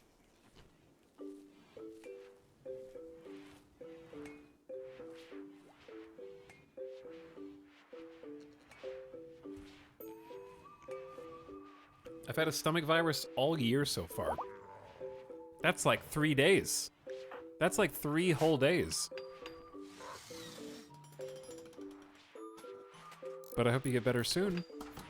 Sorry to hear it. Welcome to the old man club, Etel. Yeah, I'm here. I'm here. I'm ready to suffer together with everybody else. Okay, what's on this limestone sculpture? This one's called Pumpkin. The sculpture bears a representation of Jet looking at the art on Ryu's grave with a sad expression.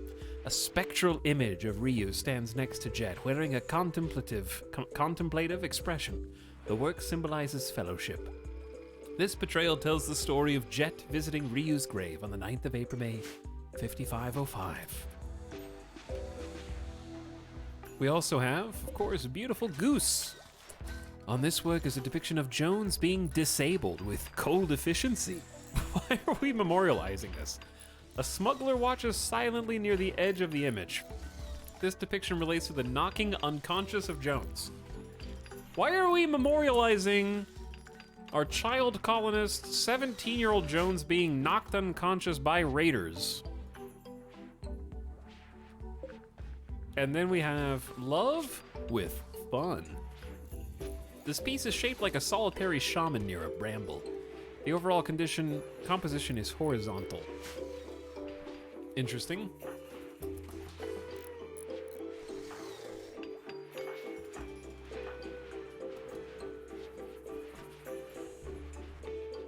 Getting a cloth harvest. Alright, I think the rice will come in before we starve to death. Good. And we just need to buy time until the corn is ready.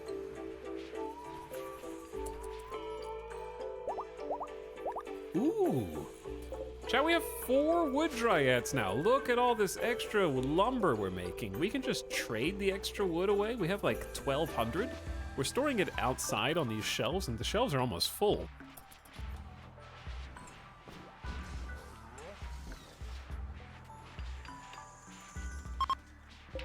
Oh yeah, we're making an auto bong in the pool room.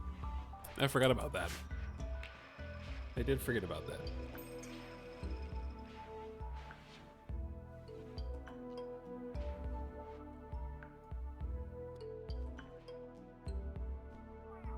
And batteries. So we have 6 batteries on 1 switch, and then we have some backups. I think I'm gonna turn these off and then turn these on and then let them fill. Top them off. We did just get a second geothermal plant, which I'm very excited about.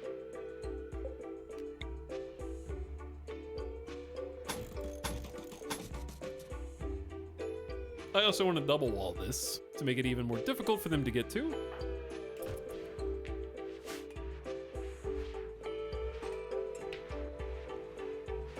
Do you guys see that we have 681 Psychite. Creaming Scrying 34 is old and dying. I'm not 34 yet, chat. Not until April. I'm still 33.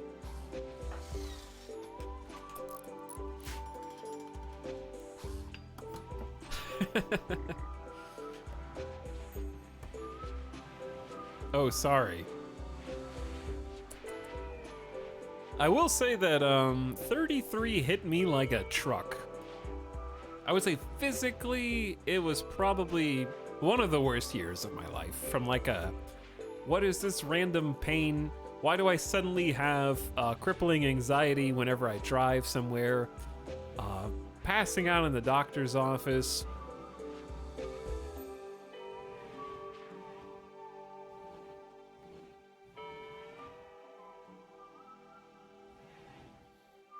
It only gets better from here.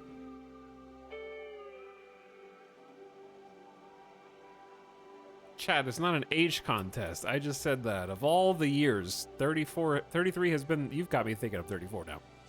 33 was like the most impactful what's wrong with me year to date. I'm looking forward to that going even more.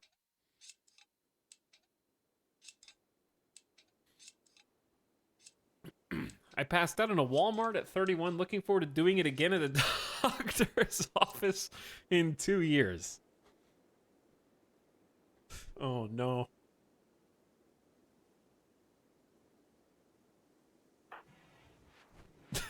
Oh.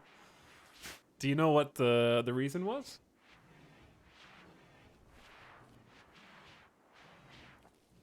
Or what may have caused it?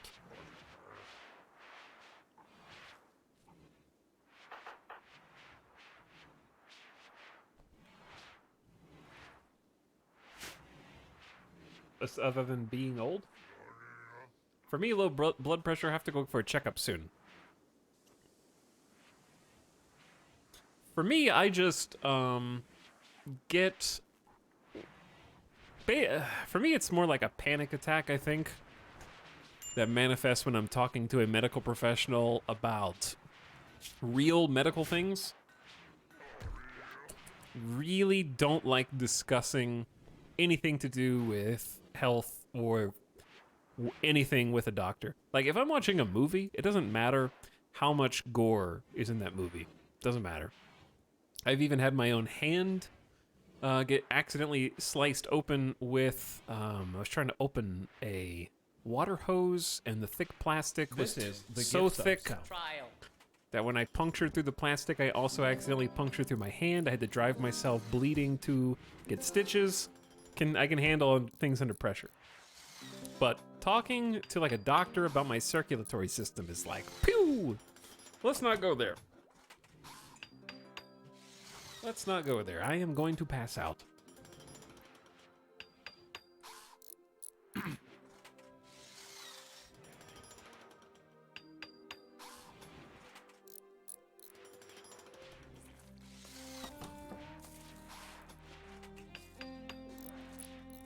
We are making all of these spike traps out of steel, which is going to drain the steel reserves, but these are going to be some really powerful spike traps. Steel spike traps do incredible damage.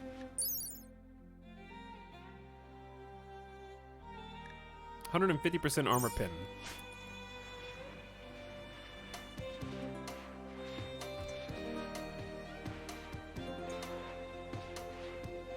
Hopefully, we have what is a semi-renewable source of steel. We're scanning for new locations underground. Using this ground-penetrating scanner, a scientist will come over here, sit in the chair, and research. And they occasionally find new spots, such as this one. We're gonna save some steel for what's gonna be a genetics room over here. All right, really need this rice harvest, like, pretty much now.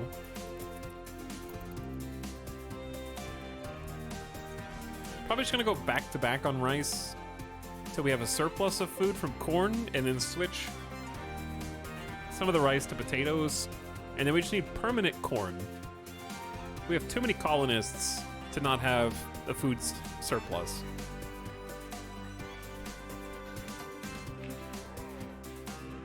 Plus, there's fungus up here. The fungus is still among us, still growing.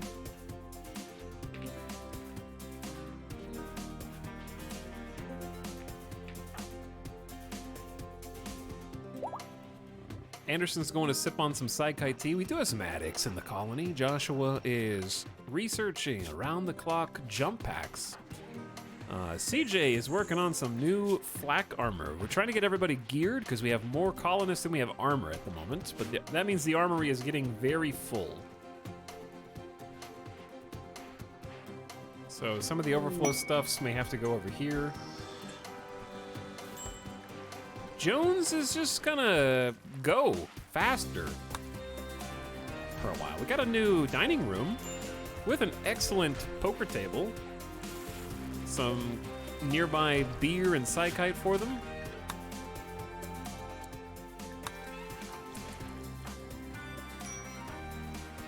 Jones is occasionally helping us with the slag. Got a nice little spot carved out for you there. Jet's repairing some walls. Fizz is sweeping up the base. Rosnav cooking us some meals with what is left. Oh, actually, we're just getting a fresh rice harvest over here. Excellent.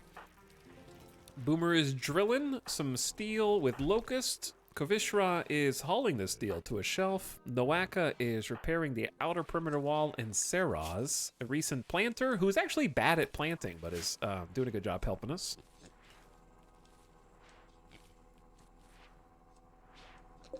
We're trying to keep the pigs fed, but that is difficult. We had been hauling hay, but now we don't have any hay. We can also, at will, change the wood dryads to a different caste of dryads, such as berry makers, if we really wanted to. Or they can be combat, or they can be carrier dryads, all of which would possibly be helpful, but we're actually quite organized throughout this colony. Food might be okay, but 4 dryads can't feed this many colonists. It would just be a small help. By the way, like LA Mike, thank you for the 7 months sub. Welcome back for one more. Appreciate it. And Donger Man, thanks for giving a sub to Old Streamer Man. Is that me? Is that me? Time someone out for 10 minutes. Invlox again. What have you done? And why have you done it?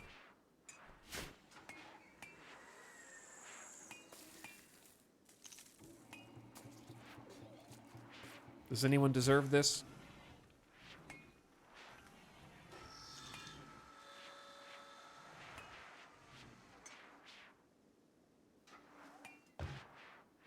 What are you guys playing Marvel Snap at the poker table?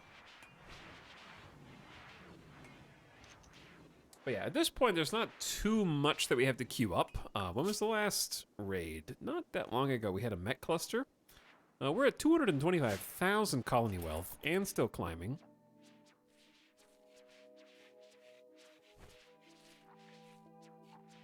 I guess the problem with having a night owl planter is they will sneak into your room and make sure your potted plant is growing if necessary, waking you up in the process. That will happen.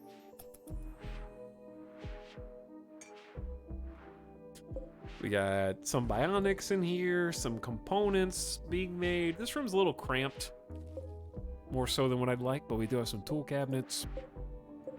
The smithy. Got some warhammers out of uranium queued up, which we could mine some more of. Thought I saw some uranium up here. We might have got it, possibly. There is still a good chunk of steel, though.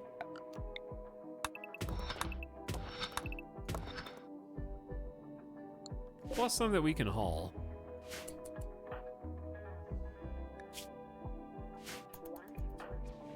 So I'm gonna let everybody wake up, go have a bite, get some breakfast in their fancy dining room, which they very much enjoy.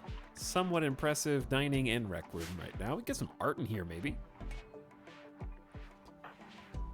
And then, when they're done, we're just gonna shift queue some hall tasks.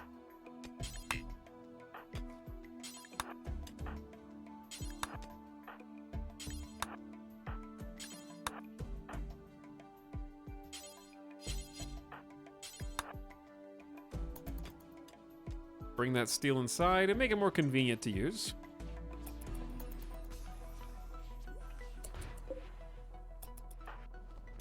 There we go. Okay, so people like CJ and Joshua can use it for resources in here. So yeah, jump packs are gonna be the new big thing that we research. We bought the tech print from some traders and we got to apply it, giving Jones some XP. I might just turn Jones back into the full-time researcher. They are a crafter right now, but we need to haul some limestone, I guess. It's over here. It's just a bit far away. I had a wanderer join my colony from a festival reward and then found out he had a luciferium addiction because he went berserk a day later. Classic. All right, we got enough rice for what? Only like 34 meals? That's not very good, chat. Then there's some more rice. Then there's some Nutrifungus. And then we got corn at 74%. Compensated combat, is that so? Nat, first name Nat Sinra, deep chief of the tribe of Kisud, wants you to help save one of his caravans. The caravan is being hunted near you by Edakeen. Signal the Edakeen to draw them away toward you. The group will be composed of 1 boss, 2 drifters, 6 elite mercs, 4 grenadiers, a heavy merc, 7 merc gunners, 2 merc slashers, 3 merc snipers, 8 pirate gunners, 2 scavenger gunners, and a partridge in a pear tree. Several separate groups will arrive in transport pods. We can give you 4 reinforced barrels for this, or some prestige recon armor.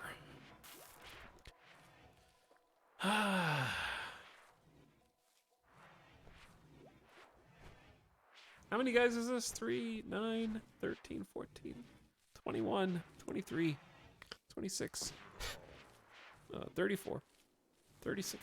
Is this 30? Is that 38 raiders in drop pods? I'll pass. If they were grouped up, we could at least use our steel mortars against them. Use mortars to get mortars, but we still have 5 barrels, so we'd be doing it just for a huge surplus that we really don't need.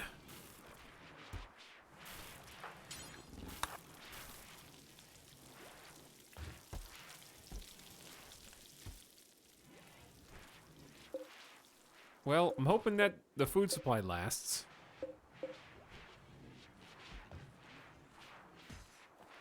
We only have 40 meals.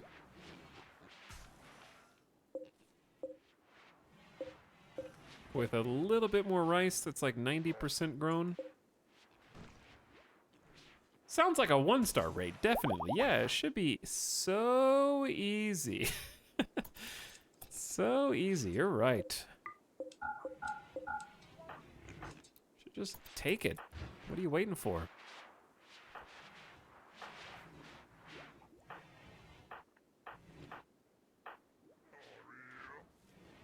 But yeah, at this stage, we're just gearing up. We've got a full set of flak. We do not have a full set of Devil Strand for everybody, though. I am growing some Devil Strand. It's just taking its sweet time over here in regular soil. Getting a hydroponics farm set up was also something that I was tempted by. I was planning on turning this Devil Strand area into hydroponics.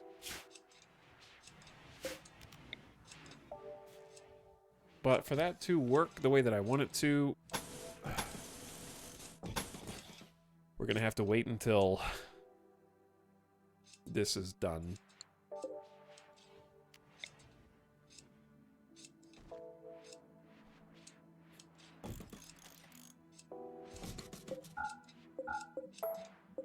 These are gonna overlap a bit, but that's okay. This is gonna be one of my famous rectangular buildings. Oh yeah. I wonder who's eating all the food, Chad. Do you understand? Do you have any idea why it's going so quickly? I wonder.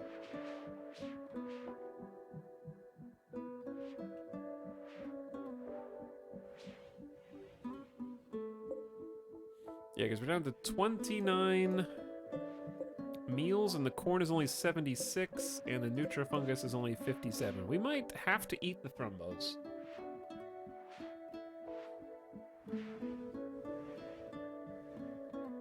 I'm surprised you go with counting equipped and not just having one available. As with counting equipped only, they will go without until the next one is made. What are you talking about? I have 2 sets of clothes. I have a civilian outfit, which is this with the dusters and the button-down shirts. And then I have a second set that I can assign them. That's either Brawler if they're melee or Ranger if they are ranged. The difference being Brawlers also equip shields, Rangers equip smoke poppers. And then, therefore, when I have the need to switch their gear over, I will change their assignments, they will go equip them, and they will not immediately start crafting new full sets of armor simply because they're wearing the existing sets of armor. If they take it off due to durability, you'll be missing one until it's made. So what you do is on your bill, you set up a custom bill. So my bill is due until they have X. In this case, we have 13 colonists, so I have 13 sets. We count equipped, even if they're wearing them. And we set them to only count those that have 51% or higher hit points. So if they ever need to remove a piece of clothes, because I told them to only wear clothes that have 51% or higher hit points in order to avoid getting the tattered apparel debuff, they will take their clothes off and instantly craft another one.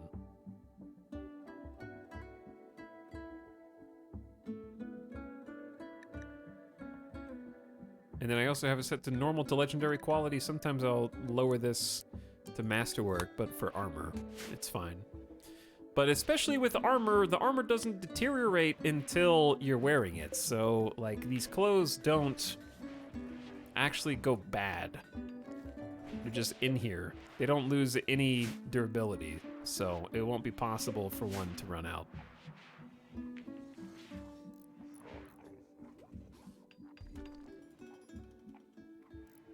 But as long as you have resources, then people can make a replacement. We have level 20 crafters, and they can make a replacement for literally any piece in about 15 seconds. Oh, we researched jump packs. Build jump packs to perform aerial assaults during combat. Sick.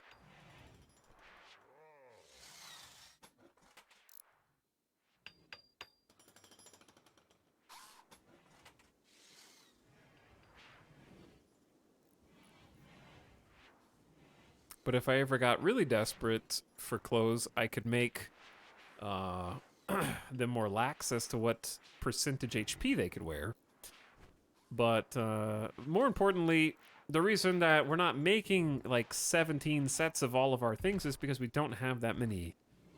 We didn't have enough resources. We only just started drilling steel.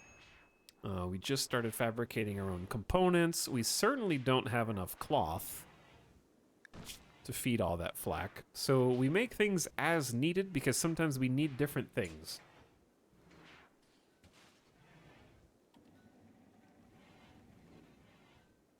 Because flak, for example, a flak vest takes 30 cloth, and we only have 300 total stockpiled right now. So sometimes we need that cloth to be applied to a hat, sometimes we need it to be a vest, sometimes we need it to be pants, and so on. So keeping things at the exact number that we need lets us be flexible with how our limited resources are spent.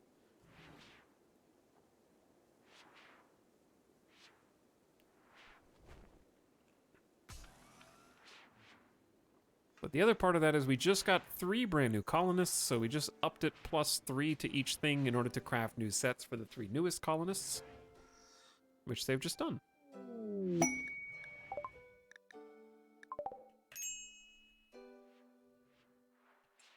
Got a big influx. Increase the colony size by 30% in one go, which is why we are short on Devil Strand, and we're growing more.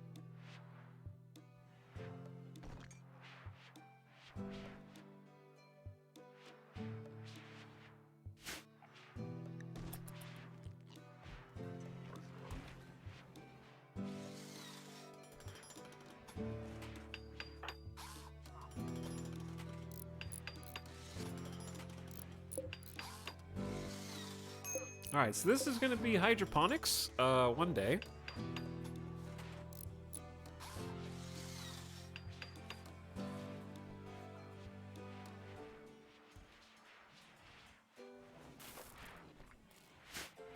And then, until then, we just need more than 14 meals. So we're about to have to decide whether or not to eat the thrumbo.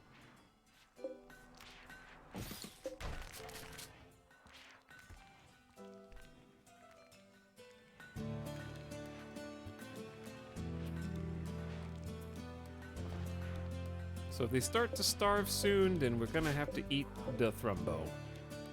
So I think that is what is probably incoming with only the 14 meals. They're devouring a significant proportion of our meals until we catch up on some things. We also have hay grass growing. We can then ban them from the freezer and put the hay somewhere that they can eat it, as well as feed the pigs, which we can, actually we're just gonna slaughter some pigs. That would be the easiest step, huh?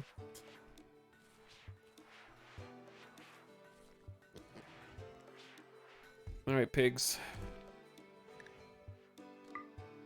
Goodbye, piggy number 1,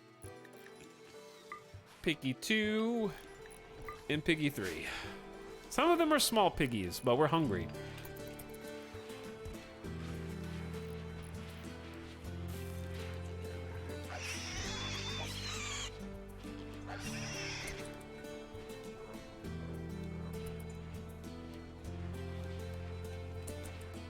People don't wear armor all the time. That is correct. We don't wear armor all the time. You know why? Because flak armor makes you go slow. So your colony will speed up its general goings-on significantly if you have multiple sets of armor. Flak is a minus 0.12 move speed for the vest. I assume it's the same for the pants. It is.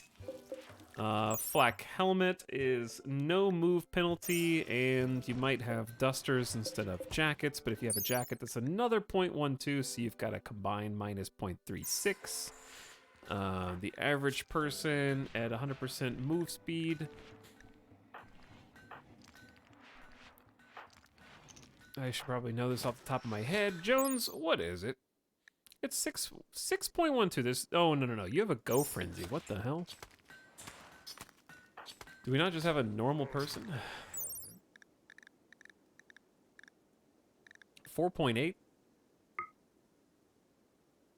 They are a slow runner and they have joggers. It's a 4.6 base value. 4.6. So losing 0.36 out of that is 0.36 divided by 4.6. About close to 8%. You're losing 8% move speed wearing flak all the time, not to mention resource drain because you just don't need flak all the time. Basically, every raid gives you enough time to respond and equip armor. It's also especially helpful if you pave dirt and different areas to increase the move speed, as well as providing light. Also boosts their move speed. If you have some shaded areas, they don't move as fast in the darkness.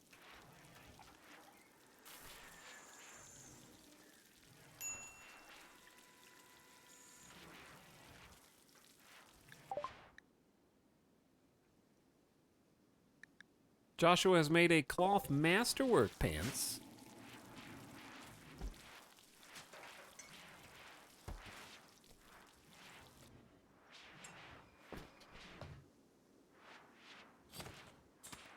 But similarly, chat, if you have colonists that are sometimes fluctuating in their mood, it can be wise to remove their melee weapon from them. So sometimes they get asked why so-and-so doesn't have a weapon. That's why you can prevent murder rampages of someone with the uranium warhammer running around if you simply take the uranium warhammer away from them. But if you keep your gear localized in the heart of your base, a short walk away, as well as don't lazily leave doors open just because they're inconvenient, then a drop pod raid will never threaten you. Certainly also helps when places like your hospital are in a mountain. Then you don't have to worry about people bursting through into some sensitive areas.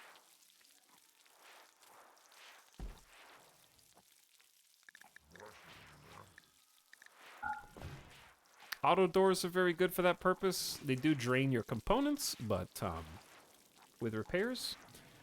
But I find auto doors have saved me many, many times. And in my case, the infestations typically spawn here.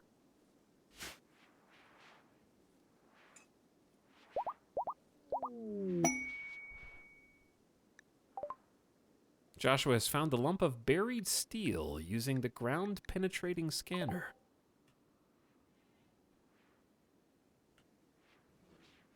Well, well, well. It's in the mountains. Surprise.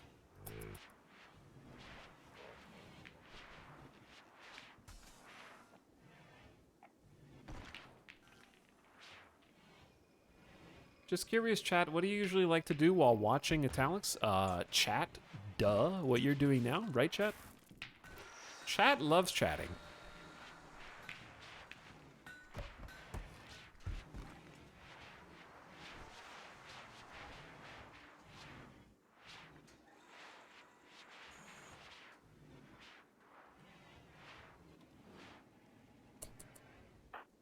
Chat's writing a book.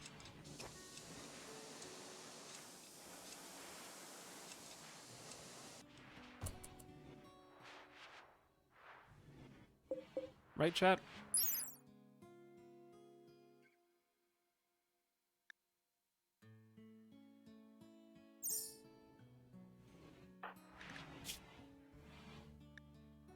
So anyway, going back to what we were talking about a second ago, there is a reason also when you're playing in biomes like the extreme desert to wear clothes, civilian clothes, when you're not fighting, and that is temperature and comfort in temperature. So flak vests do not give you any insulation against heat. Different types of shirts do give you at least a bit. So an excellent cloth shirt, obviously it changes based on your material, is like a 4 degree or 2.2 Celsius. And then I'm curious about pants. Pants are about 2 degree heat insulation compared to some good quality cloth is about 3. There's not much of a difference. But of course, cowboy hats are significant upgrades. Even a normal cowboy hat is a 16 degree Fahrenheit insulator versus a flak helmet's 0. So making sure that your colonists are not sweaty or uncomfortable in the frequently heat-waved 140 or so degree temperatures is also very good. And that can also inversely apply, obviously the Devil Strand dusters, but yeah, with parkas and button-down shirts in the cold is even more, because you're getting 10 degree insulation for cold, you don't get any from flak vests, and so on.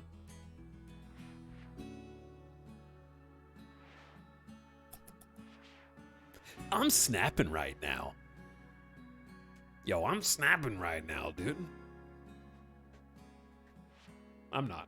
Someone in chat is. I have already snapped.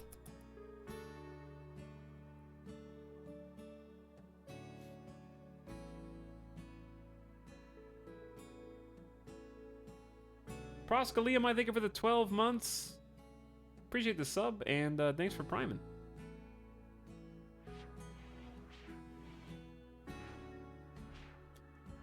All right, we have 37 meals. Corn is only 83% grown. Fungus is 90 in some places. Let's just, I'm gonna have to just keep a close eye. This is gonna be just a wait and see. This hay grass is like, we're gonna turn this into potato afterward.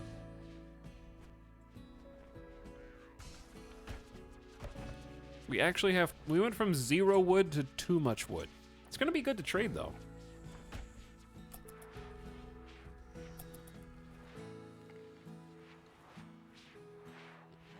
Mod check? Why are you guys mod checking? Point scam? Point scam. Somebody getting channel point scammed?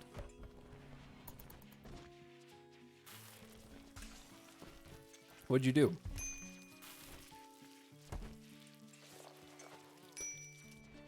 Yes, me. Good. I'm glad it was you.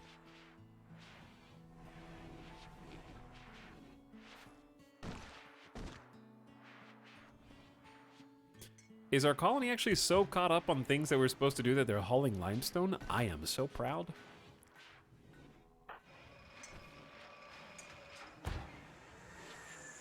What you making?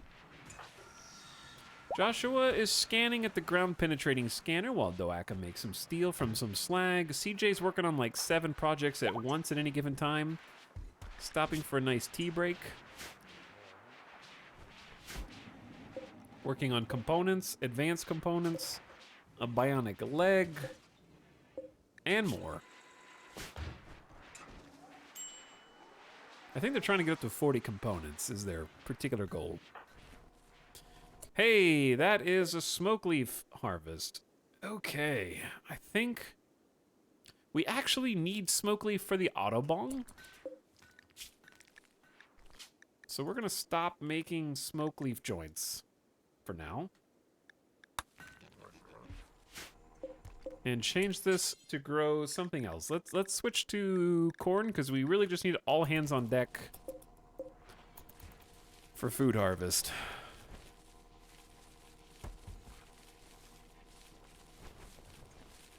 Ah, triple crop growers. Very nice.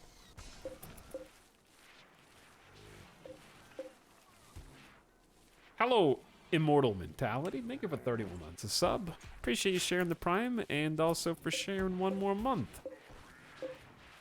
Okay, it's time to switch the hay over to potatoes.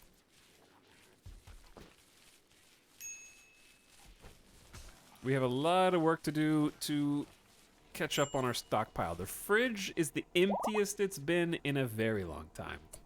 Influx needs to be timed out twice. What? Hold on, this person? They need to be timed out? Okay, and then you need to be timed out for 5 minutes each, is that what you're saying? 2 people timed out twice. Wait, what? Did I do it right? Wow, we really need the mods to handle this. I don't know what they're doing. Hopefully I did it right. Oh no! We have 15 days of Autobong usage queued up and ready to go, and they are just...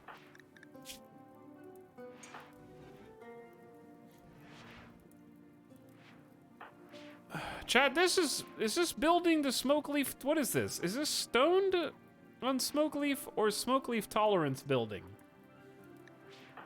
I think we might end up with some smoke leaf addicts because it is poofy in here. What happens if you hold a door open?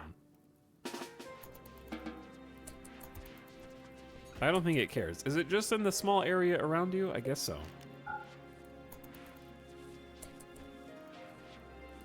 We got our first Autobong.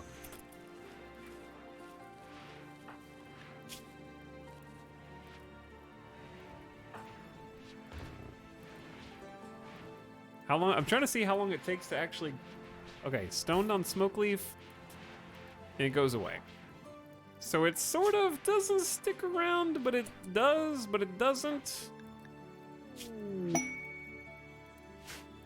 A combat supplier, what up? Caravan from the Concord of Lanai is approaching. They are a combat supplier. Okay, sick.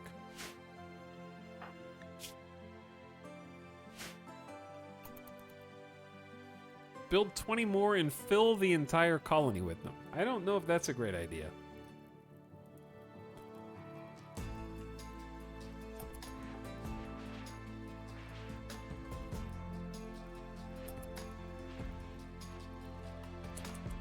Okay, we have hay. Someone just needs to haul it. And then the animals are going to be banned from the freezer.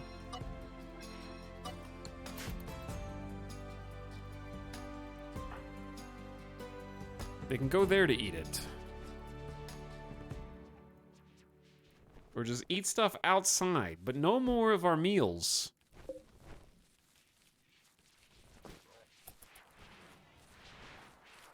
Yeah, I don't think that any of that goes through the vents at all.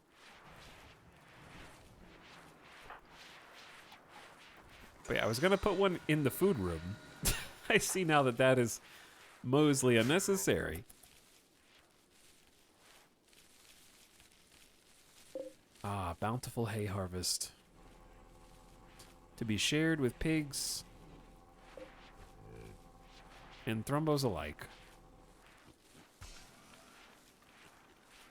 Get in the potato. We're down to 12 meals. We are cutting this very close. Corn's at 89. Getting a fungus harvest now. We're cutting this so close.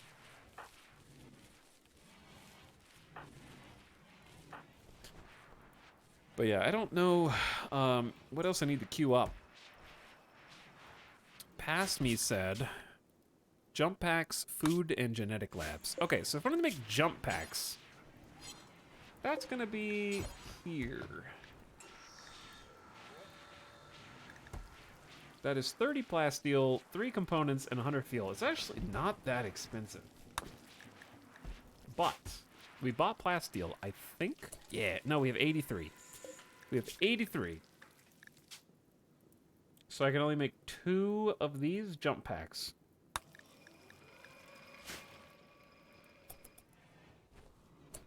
Let's go trade. Maybe the combat supplier is selling plasteel. That would be sick.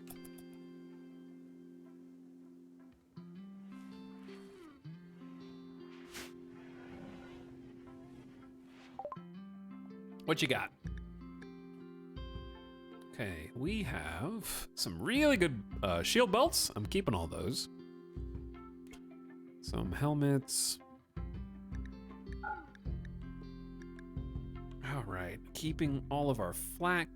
I think we can afford to sell normal quality flak right now. Surely we can do better than that.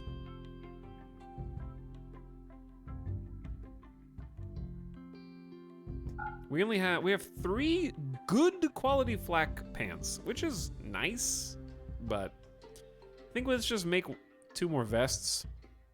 And then I guess just keep the flak pants for now. At least they're not normal. Keep all of our guns.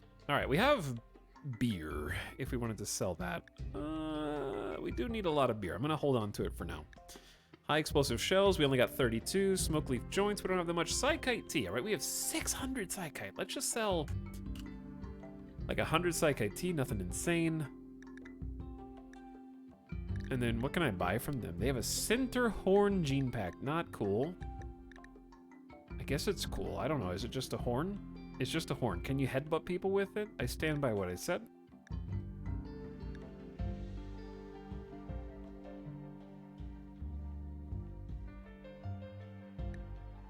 Tox bomb launcher? Super expensive recon armor and a prestige recon helmet normal. All right, maybe we just sell fewer psychite because they don't have enough money to pay for everything. There we go.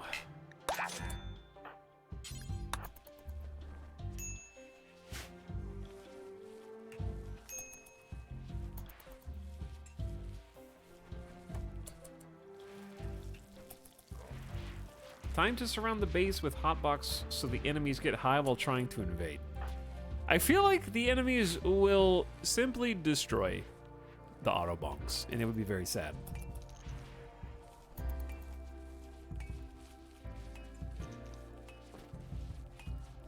Then they won't be able to enjoy them.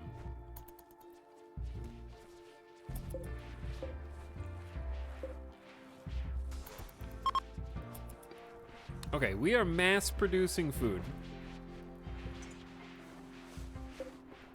Nutrifungus at like 75 to 80, corn at 93, rice at 77. We got a full potato going on up here.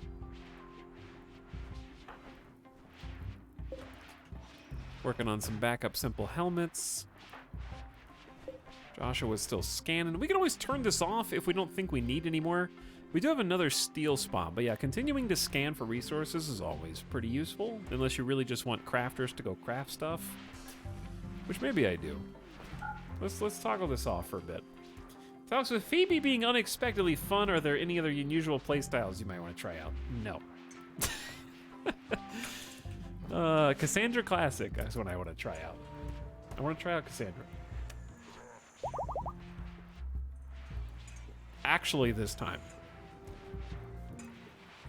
Not just pretend. Not just role play that I'm playing Cassandra.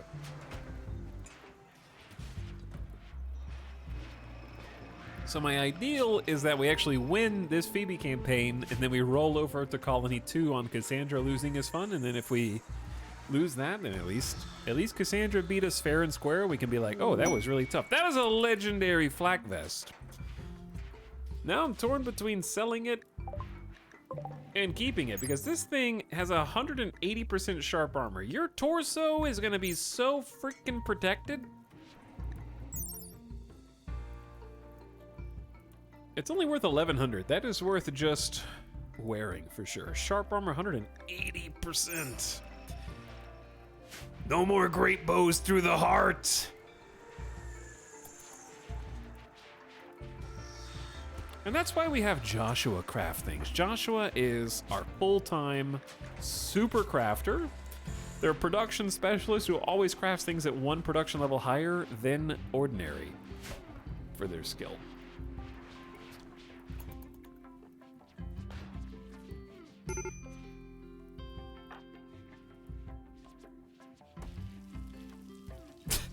This is Hotbox. We could start researching something else, I guess. We were doing biosculpting into bioregeneration before, but let's just let this armor be made, maybe by Joshua. Let the jump packs be made. We are gonna need some more cloth and some more food. God, we're cutting it close.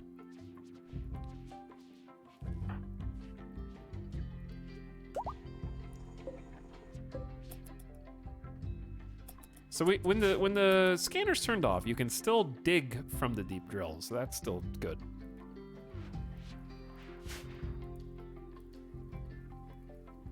We just can't see the like green marker underneath it. You have a poor quality revolver that didn't show up on the trading list. They probably just don't want it, because I bet it's bio-coded. Yep. Oh!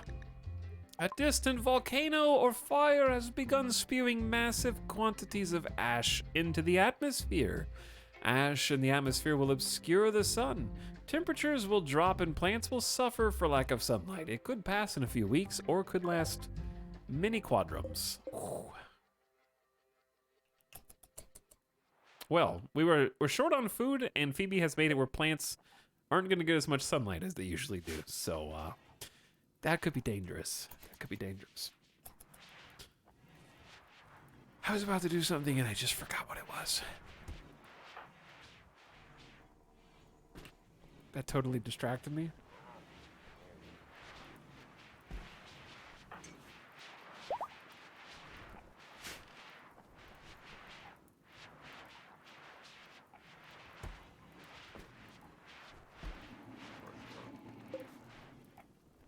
What was I gonna do? So it's not gonna kill the crops like toxic fallout would.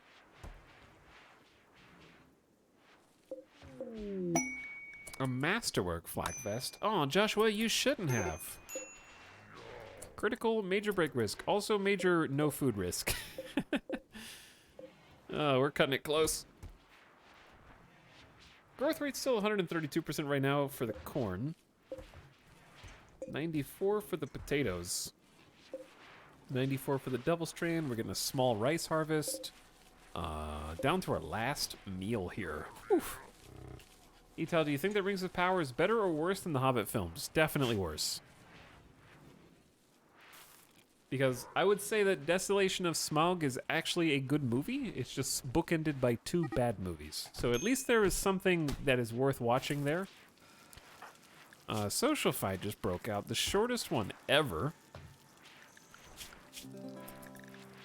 Not that big of a deal.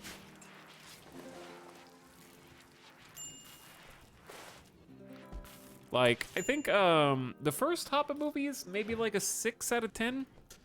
The second Hobbit movie is like an 8 out of 10, and the third Hobbit movie is like a 4 or 5 out of 10. Really bad finale. But I'd say it's at least enjoyable. I think it's an enjoyable watch. I think, regardless of the lore accuracy of, like, Legolas and the other elf character, Evangeline Lilly's character, I think that they're at least fun to watch.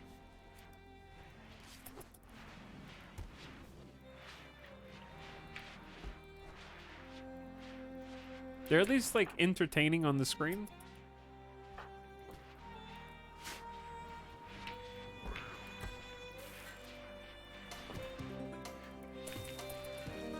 And water barrels.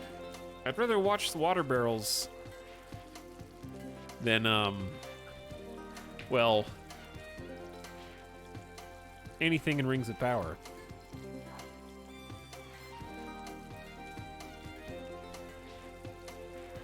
This is very sad, but there's almost nothing in Rings of Power that I can enjoy.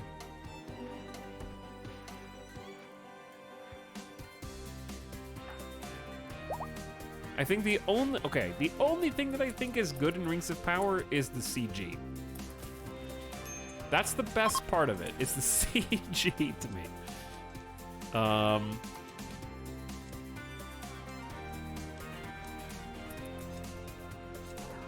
Were there any GoPro shots in Rings of Power? Listen, Peter Jackson just tossed that down the waterfall because he was out of time. Also, speaking of out of time, we got corn!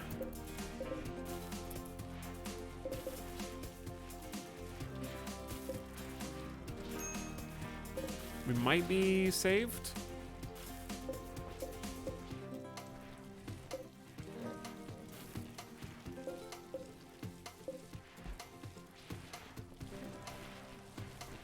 I guess we'll just let them replant the corn. Chat, where's the corn? Let's take... Where's all the food, dude? We're growing so much food.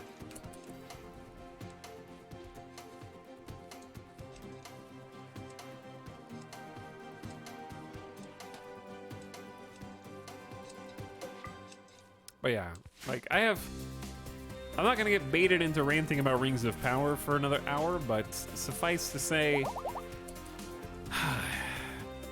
it's okay. It's okay to take yourself super seriously. Lord of the Rings takes itself super seriously. I'm watching The Expanse. I just finished season 3. It takes itself super seriously. That's okay.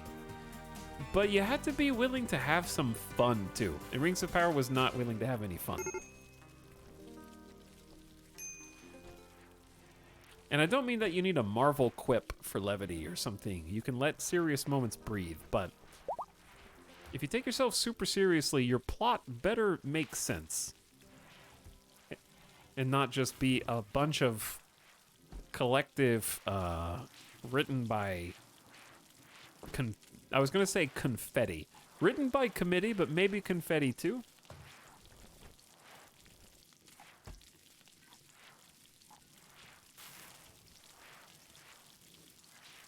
Expanse is terrible. Thank you, Anime Avatar, for your opinion. Don't you have somewhere on Twitter to be?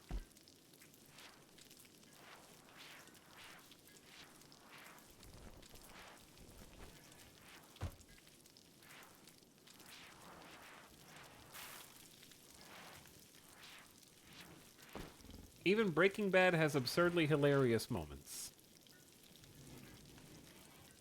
Even Breaking Bad has absurdly hilarious moments, yeah.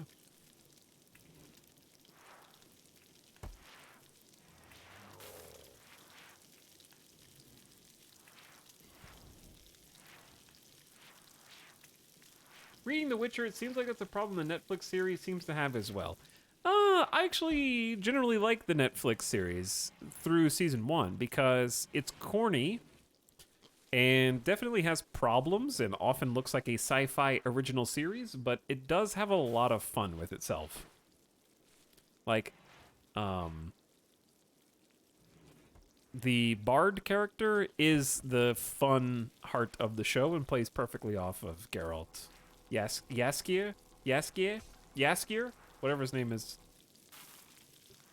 Big J.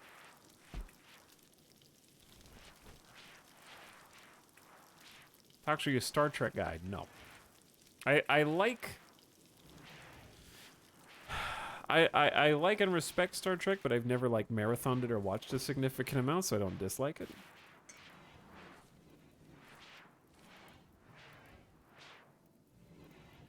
The Witcher definitely has fun. Yeah, The Witcher definitely has fun. That makes it very watchable. Like, Witcher compared to Rings of Power Season 1 is night and day. Witcher, hands down, wins that.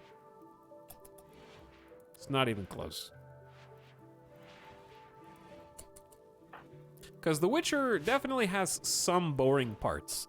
The problem is, Rings of Power is all boring parts. It's okay to have some boring parts for lore, and like 2 characters talking about made-up fantasy lore, but you gotta have some other fun moments too. Hox is a Babylon 5 guy. Worse, I'm actually a Stargate SG-1 guy. Wait, no. No, hang on. Not SG-1. That's not the one I'm thinking of. Chat, what is the bad Stargate that everybody hates?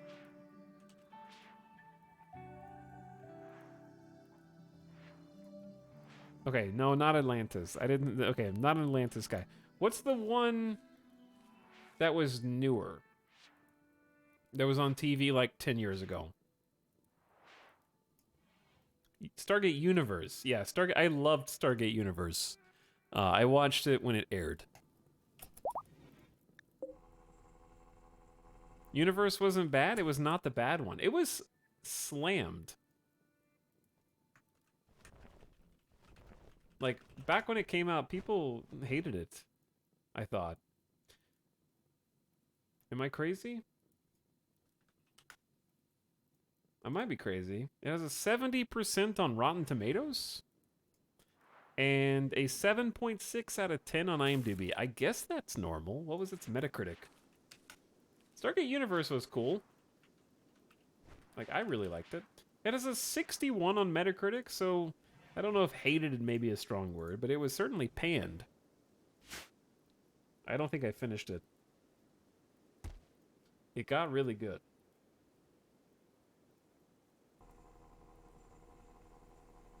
Universe never lasted long enough to get as good as its potential. Yeah, I didn't finish it either. The world wasn't ready for it. Yo, I'm ready for a new big sci-fi show. I'm ready for the next page turner.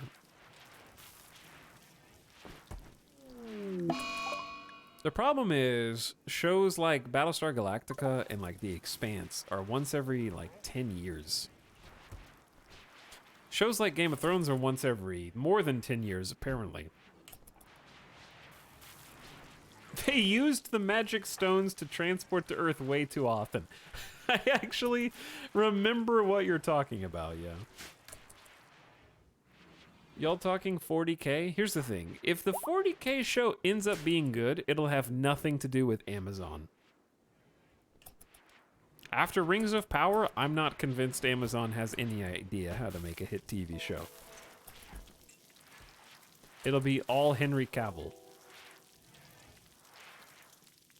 Did you finish House of the Dragon? No. I'm still going to. I don't dislike House of the Dragon. I'm just very neutral on it. Very neutral.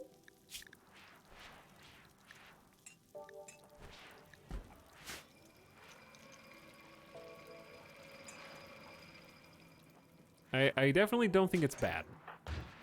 I'm also just not I just didn't get addicted or sucked into it.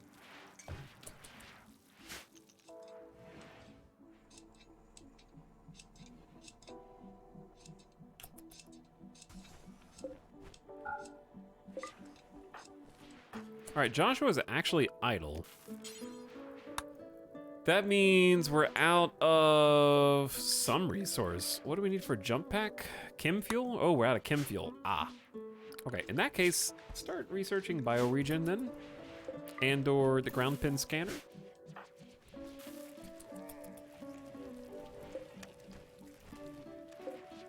Okay, we're about to get a big Nutrifungus harvest. A big corn harvest. I think we're supposed to just keep growing rice for now until food stabilizes.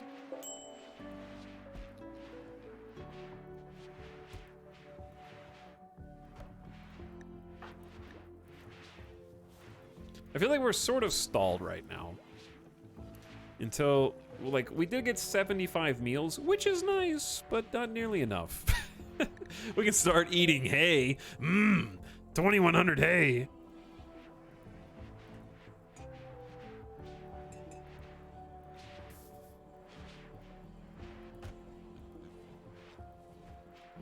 I am saddened that people think this is the golden age for Star Trek. No, no, no. The golden age for Star Trek is already gone. That's in the past. That was J.J. Abrams, okay? He's done now. Why is the colony slightly upset? Body purist disgusted. Genetic pessimism? Oof.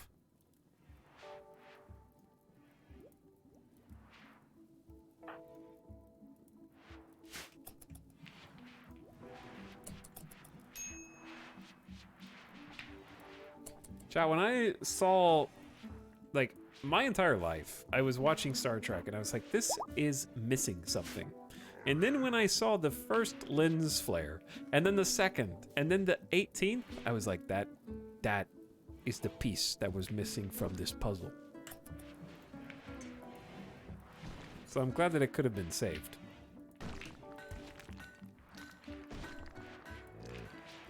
Okay, I unironically actually really liked the first Star Trek. I saw it in theaters and thought it was a fun movie-going experience. Genuinely, I thought it was like, oh, that was enjoyable. As someone who never had seen Star Trek before, I was like, oh, I liked that. And then I saw the second one and I was like, this is garbage.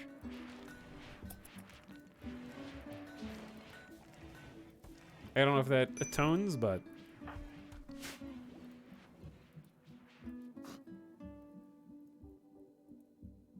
why are they making... okay, Hollywood is for sure out of ideas.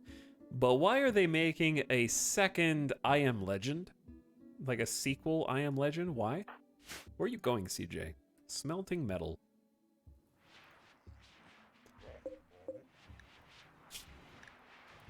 They are? Unless it was a fake trailer and I got baited. But it seemed real enough. Like, I saw a trailer for Will Smith I Am Legend 2, and it seemed like a real movie, but it could have just been one of those memes that people put together a bunch of Will Smith movies into a trailer, and it looked like it was like a fake trailer. I don't know. Is it real? Is I Am Legend 2 real? Okay. MovieWeb says...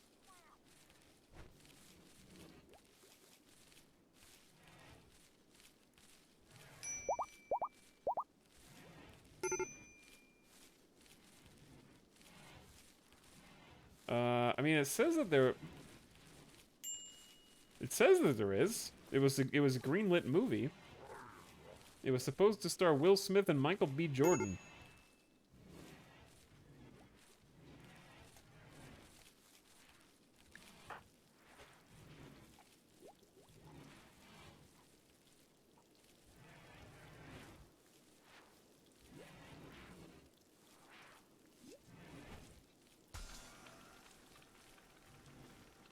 I think it's a... I don't know what it is, but it looked terrible. There's a trailer online, chat. Just YouTube I Am Legend 2 trailer. Watch it and tell me if it's real. But no, Grugan, we were just talking about Star Trek. I haven't seen any of them. That's what... I have not seen any of the Star Treks except the movies. The guy from Space Jam. Yeah, Michael B. Jordan from Space Jam.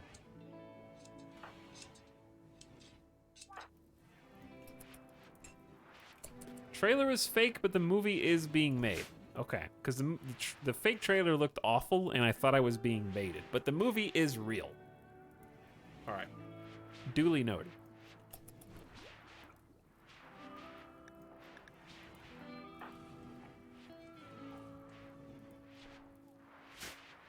We're down to 65 meals and counting. What's everybody doing? Nobody's harvesting. Oh, yeah, we are. We're just harvesting fungus. Okay. I don't feel like this hot box is improving mood. Are they not walking through the Autobong enough? Seems like they are. High on smoke leaf plus 13, dude. Doesn't last for very long.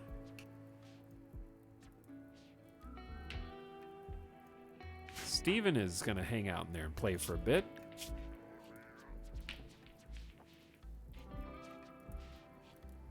So it lasts sort of proportional to how long you spend in the room with it. But it does actually happen, yeah. It looks like a 1950s bar in there. This room has Fog of War turned on.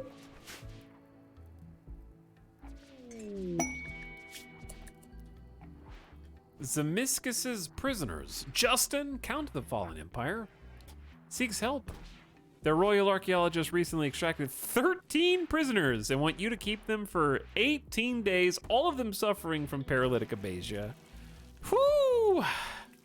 And also 2 mech clusters of 2 times normal size will deploy nearby because they're angry at the prisoners. Dear God. 17 and 19,000 cash money reward. Jeez Louise. I am not physically capable of doing that. Chat, do you want to see what that looks like for science? Like, I want to... I just want to see what those mech clusters... I want to see what is a 2 times mech cluster?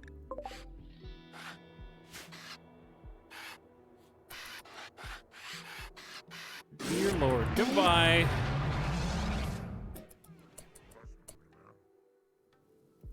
I don't even have 13 hospital beds. A clown car.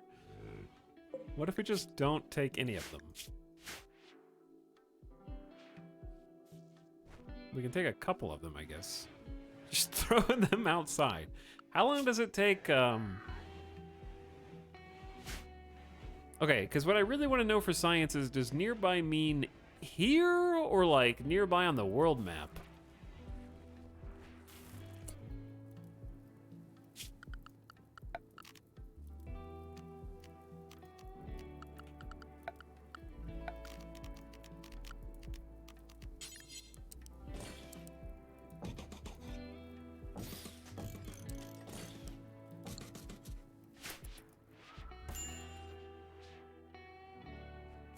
All right, we're gonna turn this into a prisoners.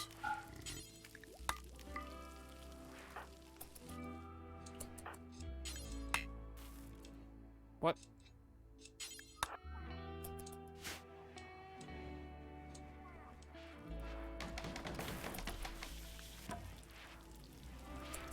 One's facing the wrong way. Shut up. What if I just delete it? How about that? Did I fix it?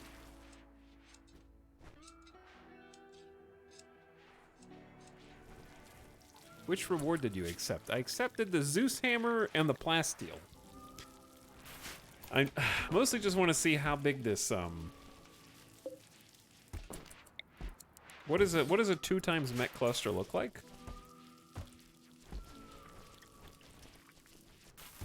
We found gold. Do you know how much food we're gonna have to take to feed all these extra people? Good God.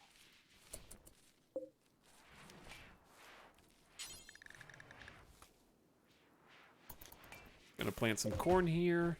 It's only 15 meals worth of rice. New lovers. Alright. This is all fake history. None of this is real, chat. Where are the mechs? When do they show up?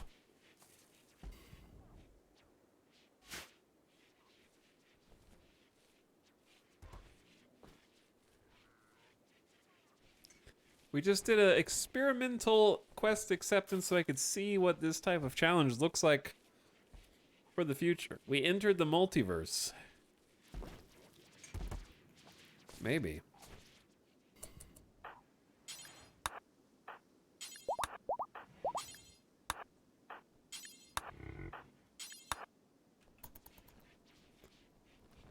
They at least give you enough time to get them all indoors, I guess.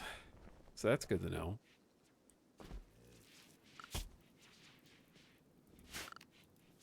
But our wardens and doctors have their work cut out for them, huh? We should change this to be an auto door once we hit the real timeline.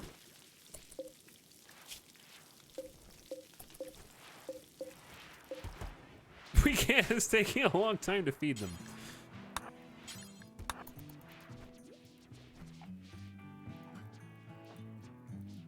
They also all need treatment.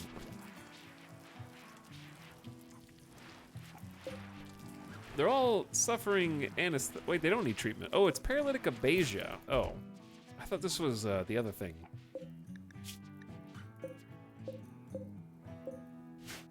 Chat, how long does this take?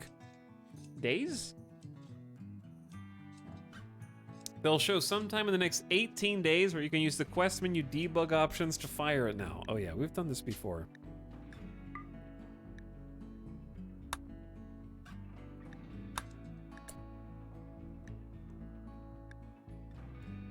Which thing is it?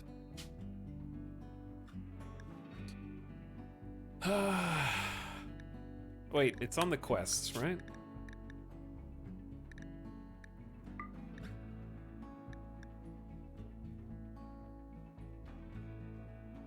It's end quest part delay mech clusters. Will they both show up at the same time or at different times possibly?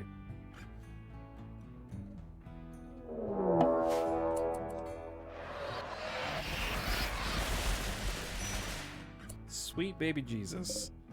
7 centipede gunners, 2 centipede burners, 2 centipede blasters. That is 11 centipedes. 5 scythers, 2 pikemen, 4 militors, 5 tesserons, and a scorcher. 2 mech assemblers making more scythers, 3 mech capsules, loot boxes, 8 slug turrets, and a defoliator. Don't forget the like unstable power cells that are peppered between. Chat, are we gonna break the timeline? I'm breaking the timeline.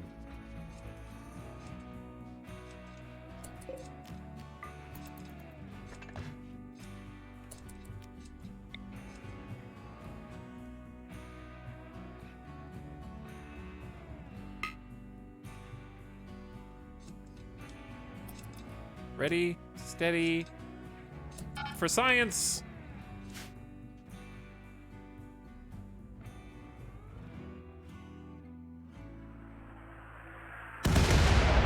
Oh, they have a high shield.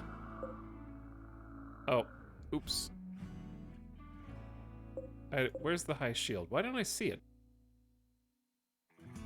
Oh, there it is. My bad. Oopsie whoopsie.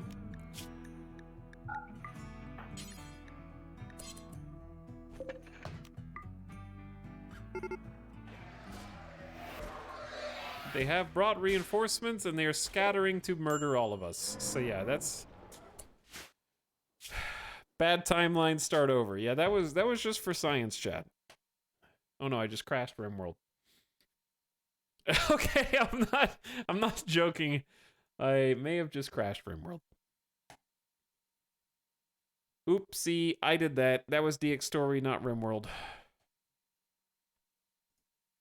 I wanted to see the second one. Too bad.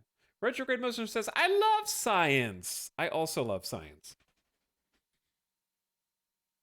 I also love science.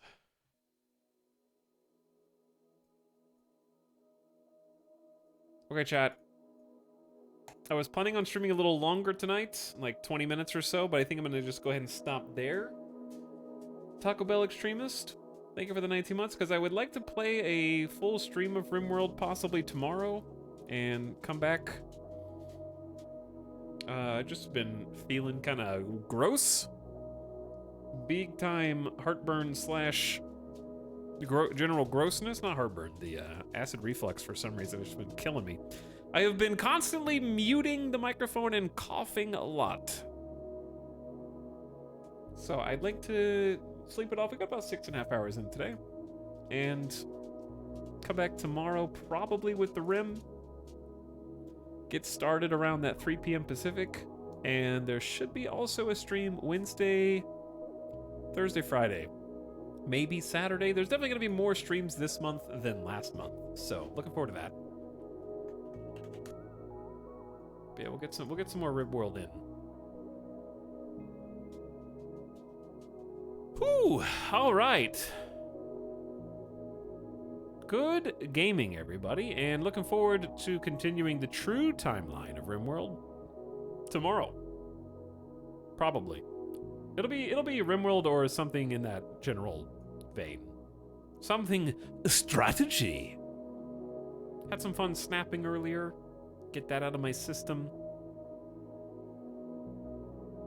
I have been eyeballing a possible return to an old favorite for this month as well, which we'll take a look at. That's the only clue that I'll give you.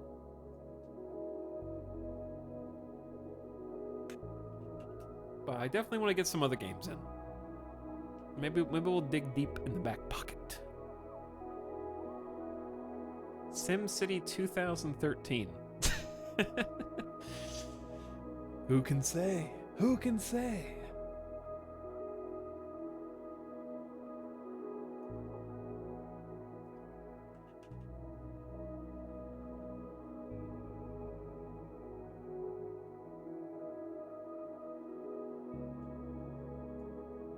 Good night, everybody. Thank you so much for coming and hanging out, and I hope you enjoyed not just the stream, but also your Tuesday.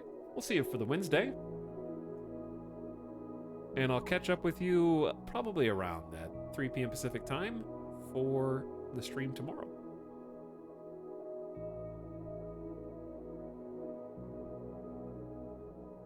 Good night, everyone. And I will see you then. Thanks for watching. Thanks again, Retrograde and Taco Bell, for the end-of-stream subs. Come back again. We'll do it later. Bye.